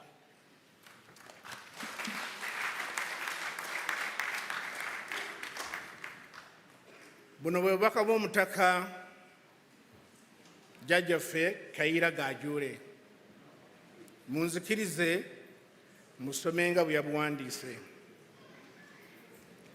Okuva mu ofiisi ye nga 16 Ogw'omusanvu 2022 eri ab'enju ya Samweri Musoke Majwega Dr. eri enju ya mukadde mwangu ow'omutuba gwa Sendusu ow'essiga Kaddu Sekayiba ne bazzukulu bange mwenna kitalo nnyo. Amawulire g'okufa kwa Katikkiro wange mukwano gwaffe Samweri Musoke Majwega nagafunanga ekirooto bannange kitalo nnyo. Kubanga eggulo limu twali twakawaanyisaganya naye obubaka ku WhatsApp obumpa essuubi nti yali yaddiyaddeko nange ne mwagaliza okusuuka amangu, kyokka Katonda nga yasazeewo dda amutwale gy'ali. Ebya Mukama bizibu kubanga byonna yasalawo. Kye tulina okukola kwe kwebaza Omutonzi olw'obulamu bwe yawa omugenzi Samweri Musoke Majwega n'okusingira ddala emino gy'amukozesezza wonna buli wabadde atuuka mu buweereza obw'enjawulo, mu nnyumba ye, mu kika kye, mu Buganda, mu bibiina eby'enjawulo, ekkanisa, Lotare, Uganda n'ensi yonna okutwalira awamu. Mu buvunaanyizibwa bwonna abadde musomesa, omuyiiya, omugabi, ayagaliza buli muntu nga tasosodde mu kikula kye wadde enzikiriza okuva ku ddaala erimu okudda ku ddaala eddala. Ajja kulwawo ng'akyajjukirwa olw'ebikolwa bye ebirungi by'abadde akola bye nsaba ffe abasigadde tubiyigireko. Nsaasira nnyo bannamwandu bamulekwa ow'essiga Kaddu Sekayiba wamu n'abazzukulu abakulu ab'emituba ab'enda baabadde akulembera, ab'omutuba gwa Mwanamujjumu Sendusu n'abantu bonna badde akolagana nabo. Nsaba Katonda atuyise mu buyinike buno bwe tulimu nga tuli bumu ng'omugenzi bw'abadde yettanira. Mu ngeri y'enjawulo munzikirize neebaze abo bonna abatubeereddewo nga batubudaabuda okuviira ddala amawulire g'okufa kwa mukwano gwaffe Samweri Musoke Majwega lwe gaafuluma. Abawaddeyo buyambi mwenna abeebazizza okulaba nga omubiri gw'omugenzi guzzibwa ku butaka. Abakulembedde mu kusabira omugenzi mwenna abeebazizza naffe abakyaliwo. Omumyuka wa Katikkiro asooka Alhaji Sheikh Nyanzi Hussein Mukeera gwe nabakwasa okukwanaganya naye ensonga okulaba nga munnaffe aziikwa mu kitiibwa. Mwebale nnyo, mwebalire ddala. Nsaba Ddunda asonyiwe omugenzi byonna ebyamusobako era n'omwoyo gwe aguwe ekiwummulo eky'emirembe. Kutusinza nnyo ayi Ssaabasajja Kabaka. Omutaka Gajure Frederick David Kasibante owookuna omukulu w'ekika ky'Embogo. Kaakati mwenna muyimirire tufune ekitundu ky'ekitiibwa kya Buganda bwe tukimaliriza ow'ebyuma otuteereyo oluyimba lwaffe muyimirire ku kwetooloola essanduku. Ffe abaana ba leero katulwane okukuza Buganda nga tujjukira nnyo bajjajja baffe abaafiirira ensi yaffe. Kye kyokka kye tuba tuyimba kwaya. Ffe abaana ba leero katulwane.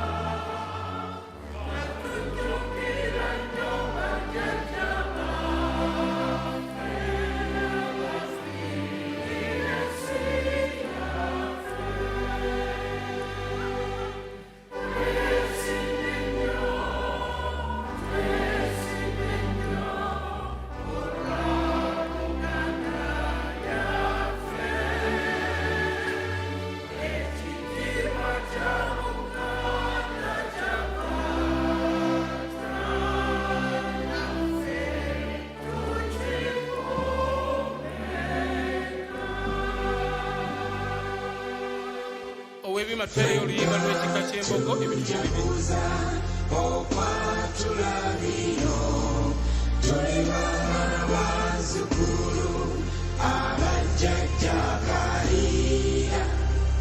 omuziro waffe mbogo akabironerwe era tusibuka ku lusozi mugulu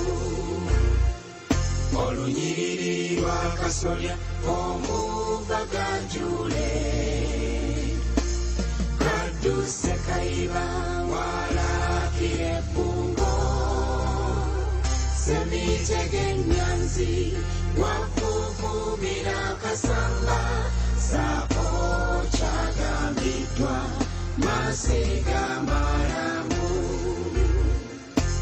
twenyumiriza ny'omukabaka waffe era twenyumiriza mu bwakabaka bwe olw'okusomesa n'okutujjanjaba saako kutwagala ennyo kabaka wangaye ffenna tujaguza okwatula bino tuli baana bazzukulu abajjajja kaliira omuziro gwaffe mbogo akabironerwe era tusibuka ku lusozi mugulu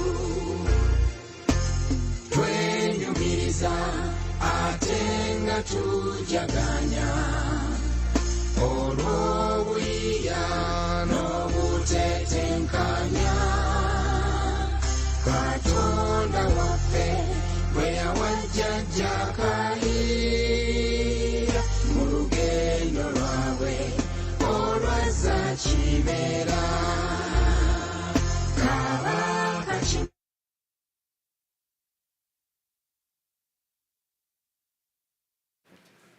basebo ne banyabuuka tukome wano tuddeyo mutuule ebisigadde tunaabimalira ekkungu tweyanziza nnyo mwebale nnyo mwebalire ddala mukama abeere nammwe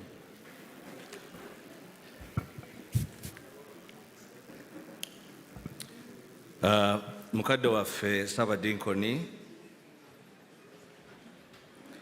awamu n'omulabirizi eyawummula mbeetondedde nti enjiri mukadde waffe omusumba wano gy'asinga okubuulira yakubala bibala omuntu afaanagana nga Samuel Majwega omuti gwe gwabala kale mutusaasire okufunza enteekateeka zino bangi balina bye bandyagadde okumwogerako mutusaasire bwe tubanga obudde bugaanye naye mbebaza okukkiriza abantu bano ab'emirundi ebiri abasembayo kyekigambo kya Uganda Publishers Association Chairman Mwami Martin Okeajangu ne ttiimu yo ekyo nakyo kireme kutuleetera ate butakkaanya.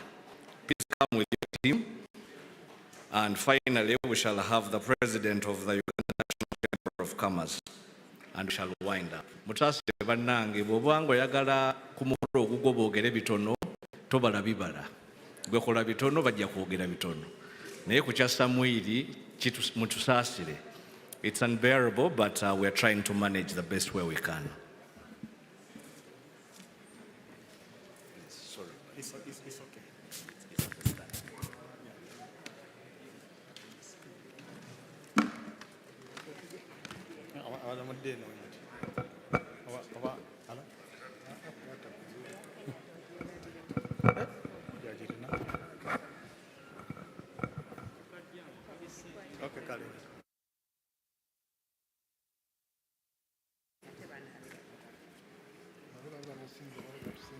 MC otukoze bulungi nnyo banaye mukubire mu ngalo oyo mwana kubanga kibadde kigenda kuba kizibu nnyo. Fellow mourners, the family of the bereaved family of our friend, my brother Sam Majwega Musoke, we are here in very good spirits because we have come to celebrate his life. Mr. Musoke, sir, his productive life, obulamu bwe bwonna bwonna ekimufudde kyali, is because of publishing, and that's the MK Publishers. And we have been moving with him.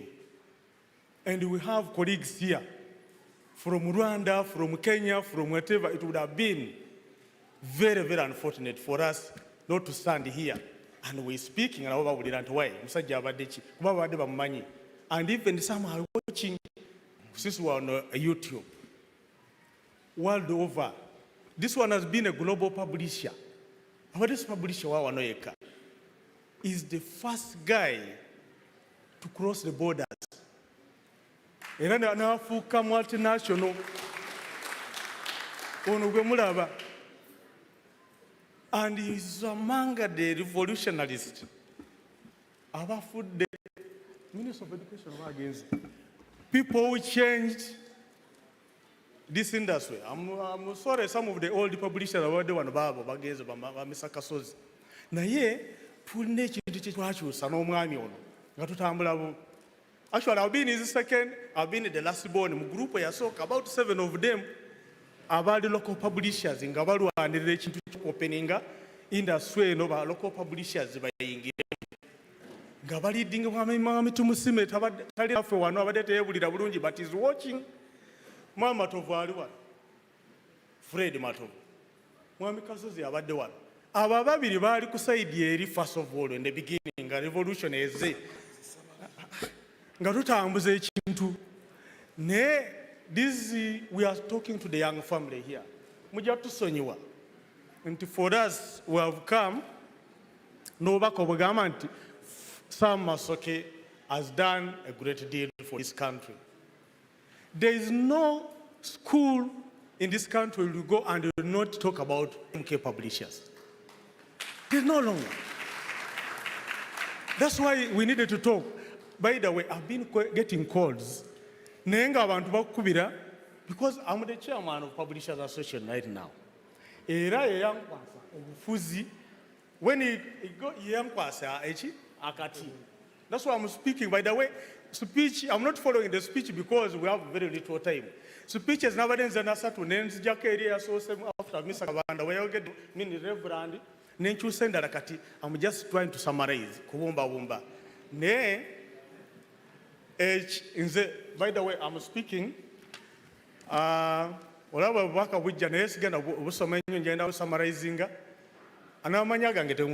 me start with that. Mwami matino kia lutakome. Tumula. Era badagenda jifula chintu kirala. I'm speaking when I mujja kunsonyiwa tugenda kumaliriza nga tukolawo ka demonstration akalaga nti we are going to stand with MK. Twina wana bitabo bino byonna bya MK. Tugenda kukolawo ka guard of honor akahonoringa and akavowing to show that for us we are going to remain nga tu supporting MK and we want MK to remain in the book market because we have seen empires collapse with the honor. Oluvawe nga byonna byalaki bikanga bisasika. We have seen people who are competing. Kasa company efunamu ebizinga gamba abo bagende. But that is not the spirit we have come here. Futwagala spirit again ogant why? Oba chironde Emma Baba ani dafini. If you have issues, please, because I'm still the chairman of Publishers Association and my colleagues here have been friends. We are a small family, by the way, but a very big industry. And most of these people you see here, bavamu MK. Most of the people you see here, they have ever been MK employees, they have ever been MK workers. He has met them. So it's a team which is willing. We talk to them and they are willing. We were in an interview yesterday and we are here and we are going to Kungu and we are going to continue being with you, please. To the family members, you know, that gentleman has been loving his children. Whatever. But when he's talking about them, we don't know oba totegeerako nti oba yaani ng'oluusi nti yanze ambuzaabuza naye ng'abaganda. But please stand firm. Daddy has gone. There is nobody who is going to lift you the way he has been lifting you. I want you to wake up and start working the way Daddy has been working. Don't leave those things to collapse. Mulide. And we shall be there with you. Yeah, because, okay, Banai, we have also a message from Kenya Publishers Association. Era tuluwana batademu n'emitwalo 58 from Kenya Publishers Association. And in Uganda, we contributed 12,400,000. We just sang ku account here. And we have messages from our colleagues from Rwanda and others are still coming. Whatever will come, we shall talk to the treasurer and put it there because they gave us the account. We are there.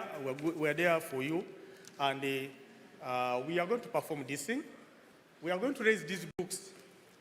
Era twagala n'ebigambo tugenda gamba ebigambo bitono nti long live MK emirundi 3 then bino ebitabo buli omu alina ajja kikwata akiwe anybody here gwaga nti wayi ono tumuwaddeko ono tumuwadde. And then for us we shall say finally nti may his soul rest in eternal peace.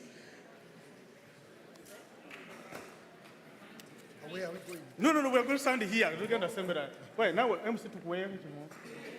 Now tukuwe chimo. We are going to say, long live MK Publishers 3 times. We start 1, 2, 3. Long live MK Publishers. Long live MK Publishers. Long live MK Publishers. And we are going to give whoever we want.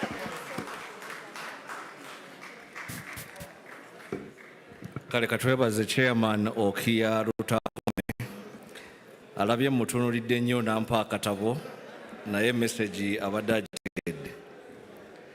Kaakati katufune omwogezi asembayo basebo ne bannyabo. We are going to have the last speech. Is the president of the Chamber of Commerce here? President Olive? Yes. Chamber of Commerce and Industry, please. You are the last people to speak. Then we wind it down. Uganda National Chamber of Commerce, where Samuel has been the vice president.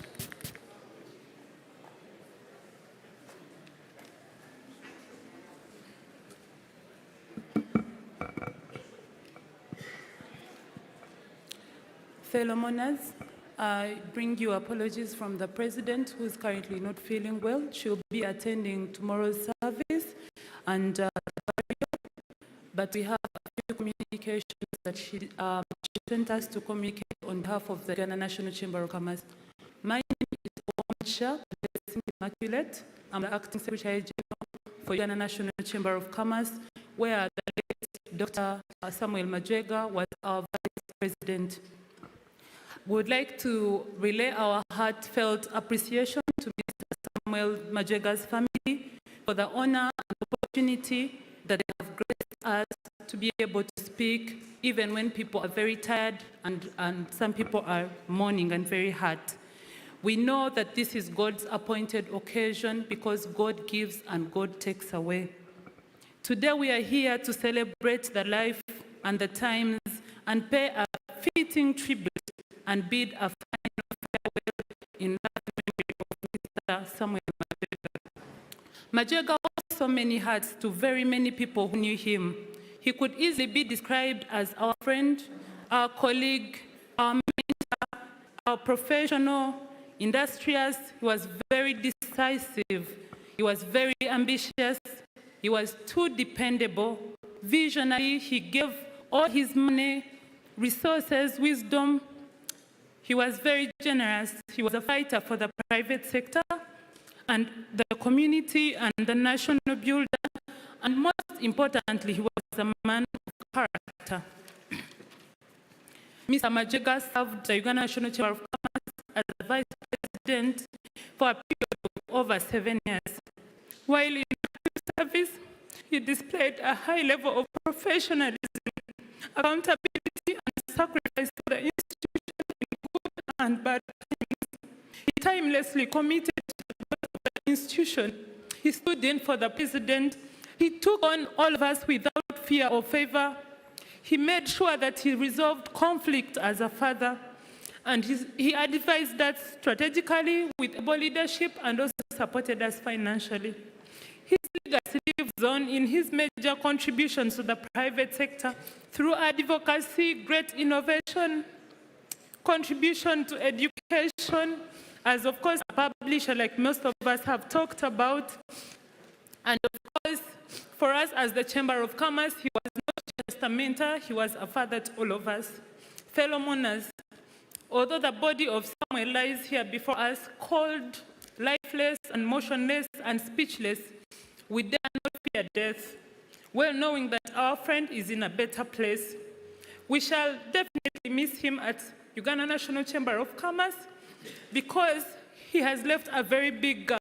His feet can never be filled at the chamber. May Majwega's family find solace in the Lord, and may his soul rest in eternal peace. We love you so much, and we hope that we'll stand by you in this trying time, and also to be able to overcome what has come up. Thank you so much.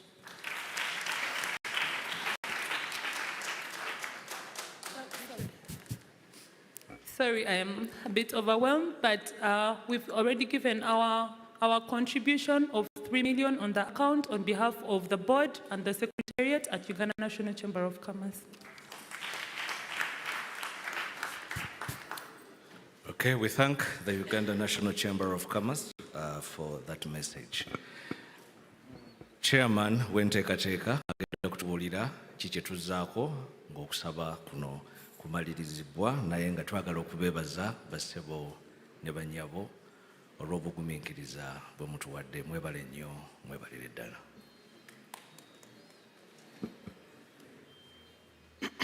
Mwebale nnyo ssebo MC, bassebo ne bannyabo, mbasaba tugumiikirizeko eddakiika ntono nnyo, tugenda kuyita mu bwangu. Naye nga akakiiko akateesiteesi kyandibadde kya bulyaza amaanyi obutabalaga bantu benkoze nabo. Era mbasaba mu bwangu bw'ekitalo bangweko bajje wano bayimirire wano. Organizing committee for the funeral of Mr. Samuel Majwega Musoke, please come quickly and stand here with me. Nja kusaba abaweereza ba kanisa batusaasire kubanga nze omu ku bali mu lukiiko wano ku lunaku olwokuna nga tugamba nti okusaba kujja kugwa ku ssaawa 8 naye ka tugenze mu 10. Nakyo nsaba si kutenguwa ne nsaba batusaasire. Bassebo ne bannyabo, okusookera ddala njagala okwebaza abakulu ab'ekkanisa eno St. John's Church Kawuku kubanga batukoze obulungi obutagambika. Byonna ebadde mu kkanisa muno be babikoze.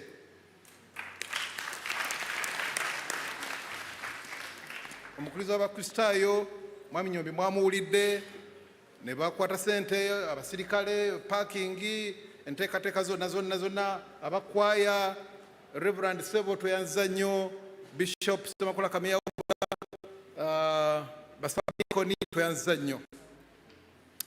Nja kwebaza mwenna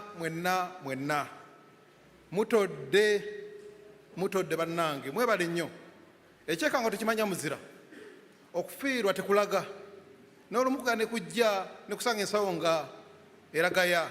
Naye mutodde, mwebale nnyo, mwebalira. Buli omu kinnoomu, sijja kumenya, naye buli omu kinnoomu. Tulina n'amakampuni ge tujja okusoma oluvannyuma agatuweereza obubaka, agatuweereza ensimbi. Tweyanzizza, tweyanzeege. Njagala okwebaza abantu bano ab'akakiiko. Bakoze omulimu omunene ennyo. Tubadde n'enkiiko 7 olwasombi badde lwaggulu, naye nga bawaayo obudde mu kwagala, bawaayo ensimbi, bawaayo buli kimu. Njagala okubebaza ennyo era njagala kubasaba bassebo ne bannyabo mubakubireko mu ngalo ez'amaanyi.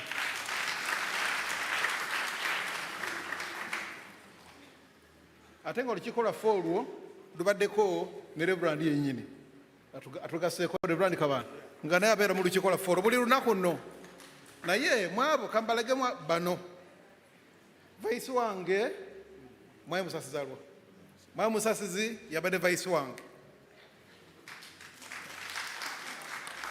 Suna Musayi Muto ye muwandiisi council. Mamukibi musirikale ali kakiiko. Dr. Sonko ebyendya byonna ebyennywa Dr. Sonko. Master of Ceremony akulira Master of Ceremony bonna Brian Twatwa. He's done a wonderful job. You know, in Papua kuzigoba kuva America kuzilete Minister of Health, zigobe Minister of Finance, mulinde Ambassador Sentongo, zigobe genda ku airport. He's done a wonderful job. Owechika mukama waffe naye tubadde naye. Owomutuba tutakome naye tubadde naye. Bamu omutuba ono. Bamu omutuba tutakome. Omukulu Samsali Mwamulumba yabadde supposed okwogera ku muke ne tasobodde. Kati munzikirize bana besikonye munzikirize. Protocol protocol uno Devani Kabana nambategezezza Mwami Kironde nambategezezza n'abalala bangi. Munzikize mu kaseera kano nsabe abemuke n'abakozesa omukolo guno kubanga nga Mwami Okiya bwagambye ekyajja Mwami Musoke okumanyibwa kyali MK Publishers. MK muleeta olugoye tulwalirireko nga tumaliriza omukolo. MK Publishers olugoye lwaffe lulwa tulwalirireko nga tumaliriza omukolo guno. Kansembyeyo n'okwebaza famire mbadde wano nga mbatunulira nga mwogera n'ensanyuka nnyo kubanga mutulaze nti mutambulira wamu era mweyamye mwenyi kennyini wano nti mugenda kutambulira wamu era mweyamye mwe kennyini wano nti ettaala taata wammwe gy'abadde ebyo byabadde akola mugenda bitwala mu maaso. Ekyo kinsanyusizza nnyo.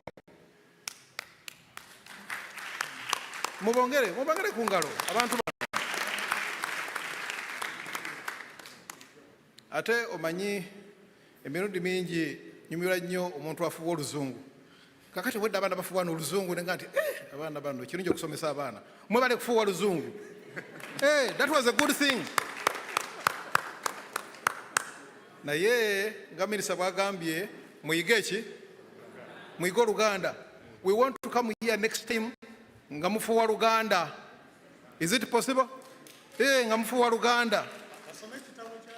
Ekitabo kya dadi mukisome muyige Oluganda mujje mufuwa Luganda. Twagala okwebaza Bawa Doreen tuli wano Jean Erinnya siryangu lya luzungu nnyo naye tumwebaza. Mama Stella Majwega tukwebaza n'abala mwenna bannange tubebaza. Mwebale nnyo mwebale dda Mukama Katonda abatukuumire. Tugenda kutambula bwe tuti. Bwe tuva wano tugenda direct Kungu. Sorry. Tugenda Advanced International University. Bwe tuva Advanced International University tugende Kungu. Gye tugenda okusula. Enkya kusaawa 4 tufuna okusaba. Kujja kuba kusaawa 7 tufune ekyesana. Kya saawa 1 yokka. Ku saawa 8 tusimbule tugende Senge gye tugenda okusiika. Endagiriro tuyina endagiriro bagita Google Map, Google Pin. Yes. Tugenda mwena gibaweereza zammwe osobola okumanya nti Kungu otambula ali ne Senge otambula otya. Abatasobodde Google kale tujja kulanga naye bw'otambula. I'm not very good at that. Ani amanyi ruto ebulungi mwamukibi jangu. Bakungubazi bannaffe ekkubo eryandibadde eryangu okutuuka Esenge eryandibadde oyita Kawanda naye twamanyisiddwa nti ekkubo eryo lyagwamu mu mugga. So netuteekateeka tujja kuyita bw'otuuka Matugga n'okwata erigenda Kiryagonja n'ogenda Kasalirwe n'oyitamu n'ogenda n'ogguka Wakiso kaakati ate n'olyoka oddangadde e Kampala n'okyamira e Kayunga wali ekitundu wali ekkubo erigenda Esenge eringanga kilomita 1.5 okutuuka Essenge. Naye waddewo nekkuba eddala lyebadde boogerako naye twadde tugambye lijja kuyitwamu Charles.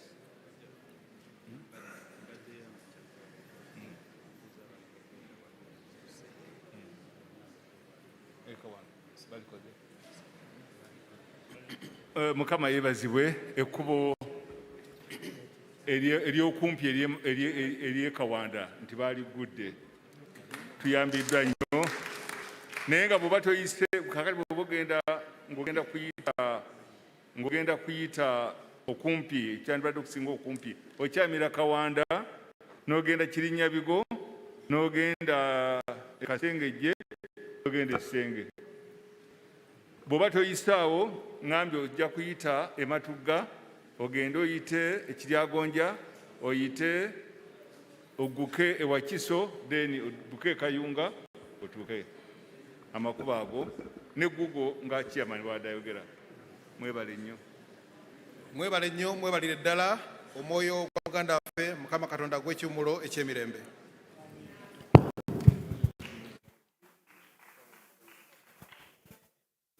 Twagala nnyo okubeebaza olw'obugumiza. Mwebale nnyo, mwebalire ddala. Tuzi ku nsonga y'okusinza okunkya ekkungu. Tutandika 3 abo no tuweereddwa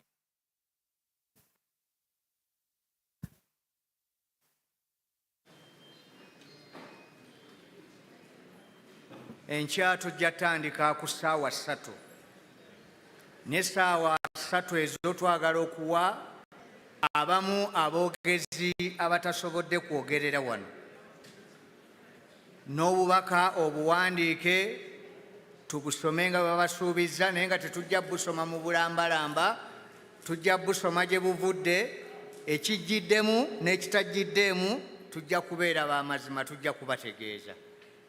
Ku ssaawa 4 zennyini tutandika okusinza. Ekyaleero ndoza mukirabye, kati n'ekyenkya mutusabire abali mu nteekateeka.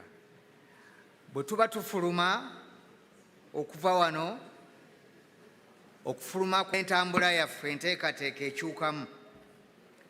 Luli mwalabye abaweereza ffe twakulembeddemu omubiri gwa munnaffe ne gutugoberera. Naye kati okusinza kubadde kwa kusiibula. N'olwekyo nsaba aba A+ musembere wano, nsaba abagenda okukwata ebimuli mwenna musembere wano. Omubiri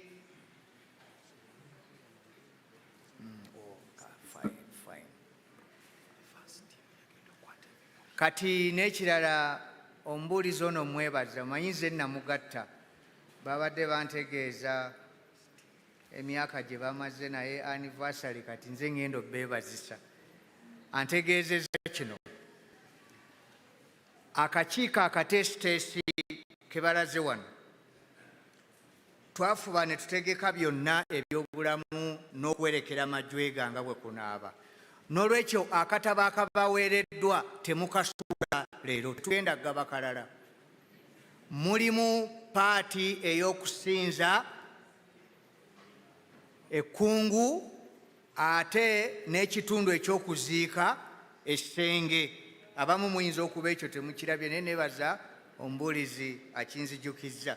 Era kantegeeze kino, akatabo kano bwe tunaakasanga ng'empapula bazisibyemu amandaazi, nina essaala gye ngenda okusaba, naye ekikutuukangako toweebuuzanga kiki. Kubanga akatabo kano katutwalidde essabbiiti 3, naye njagala nnyo okwebaza MK Publishers Team kubanga tubadde twawukana 3 za kiro n'ezisembyeyo ndoza zibadde 6. It has been a serious work. N'olwekyo bannange musigale nako, n'enkya tubeere nako. Njagala n'okwebaza ennyo munzikirize newankubadde abadde ssentebe naye on the other hand ate ffe tulina okumwebaza mukulu kamya Frederick kampuni ye eya Horizons Printers yekoze omulimu guno bannange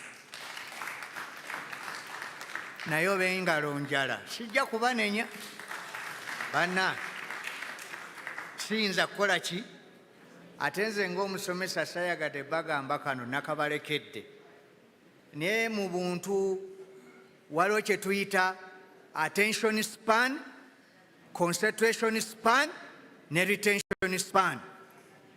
Ebyo nabyo bituyambako bwe tuba twogera eri abantu. Kale nno baliwo abaavanse, baŋŋambye abaavanse be bagenda okukwata ebimuli bino. Sibalabako. Avanse weetuli bwe baba tebaliiwo bane kino tukikola theologically tugenda kusibula n'olwekyo ab'ebimuli baliwa abaana mukwate ebimuli bayidawe babankwasizza kati njogeranga kitammwe babakwasizza wano misana abaana muveeyo bannange bagamba alina mukamwana akolaki kanaffe Majwega family twekamwana ate tunagamba ki baŋŋambye n'abalala bw'oba omanyi nti obadde mukwano gwaffe tunaakulabira wano ng'otukwatiddeko ekimuli.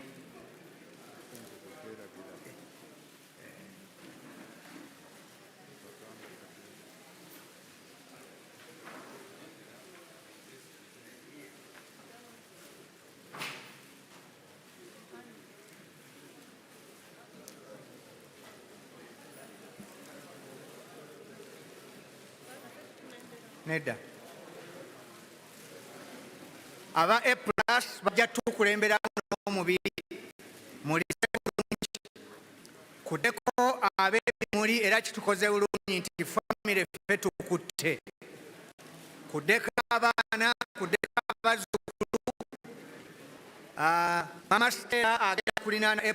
Mama Stella jangu tugenda kuba close nga tuwerekera muganda waffe ab'ebimuli baddeko abaweereza tulyoke tuddeko abalala temuva mu kkanisa olw'okuwa ekitiibwa muganda waffe Majwega.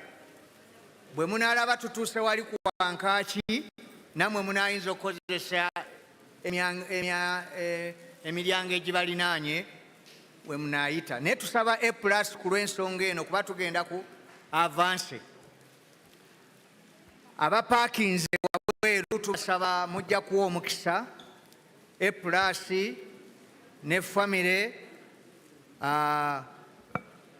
temusimbula nze nga siriiko kubanga ebyavanse nze ngenda bikulira ne bwe munaakola mutya. Era kansabe baminisita waffe ajje wano ne maama. Saagala kubatiisatiisa naye tewali kye mugenda kukola ku avanse nga siriiyo. Era we mugenda okulabira obukulu ate bwe nnina. Omukyala Grace Baguma naye ajje atwegatteko wano naffe abaweereza. Naye munzikirize bannange mbeebaze olw'ensimbi ze muwaddeyo ku lw'okwebaza olw'obulamu obwa mukadde waffe. Ate mwawadde nnyingi era mukyaziwaayo kubanga tetunaba. Ensimbi eziweereddwayo ebadde $1,600,000 naye olw'emisoso ebirala n'ebirala ebigenderako munzikirize akakadde kano kamu nkwase muganda wange Kironde jangu kukwasa $1,000,000 eno eyongere ku nsonga z'okuwerekera mukadde waffe. Mwebale nnyo, mwebalire ddala. Tugenda kufuluma mu ngeri eyo.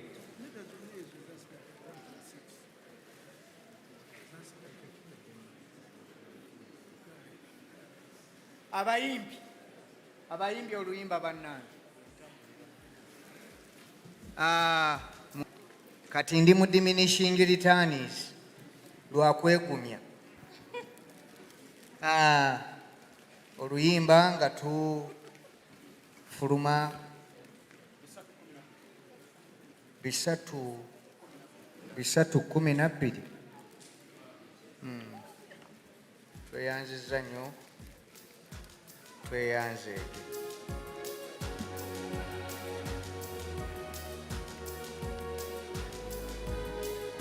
Bodeke tukulemberemu Mama Stella Ubiclos, baminister wamu ne Mama ne Chamber.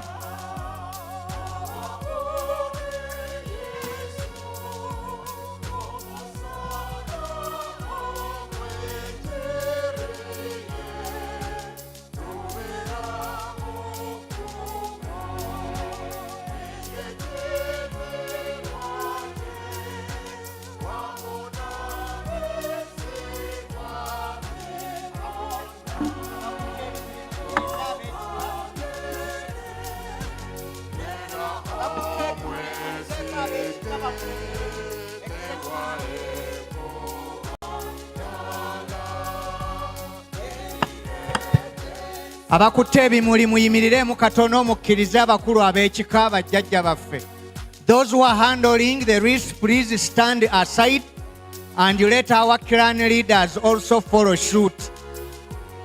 Manyi abaana n'abazzukulu be banjogeza oluzungu kati. Then for us with the flowers, we shall follow. Being your guardian, you will come last.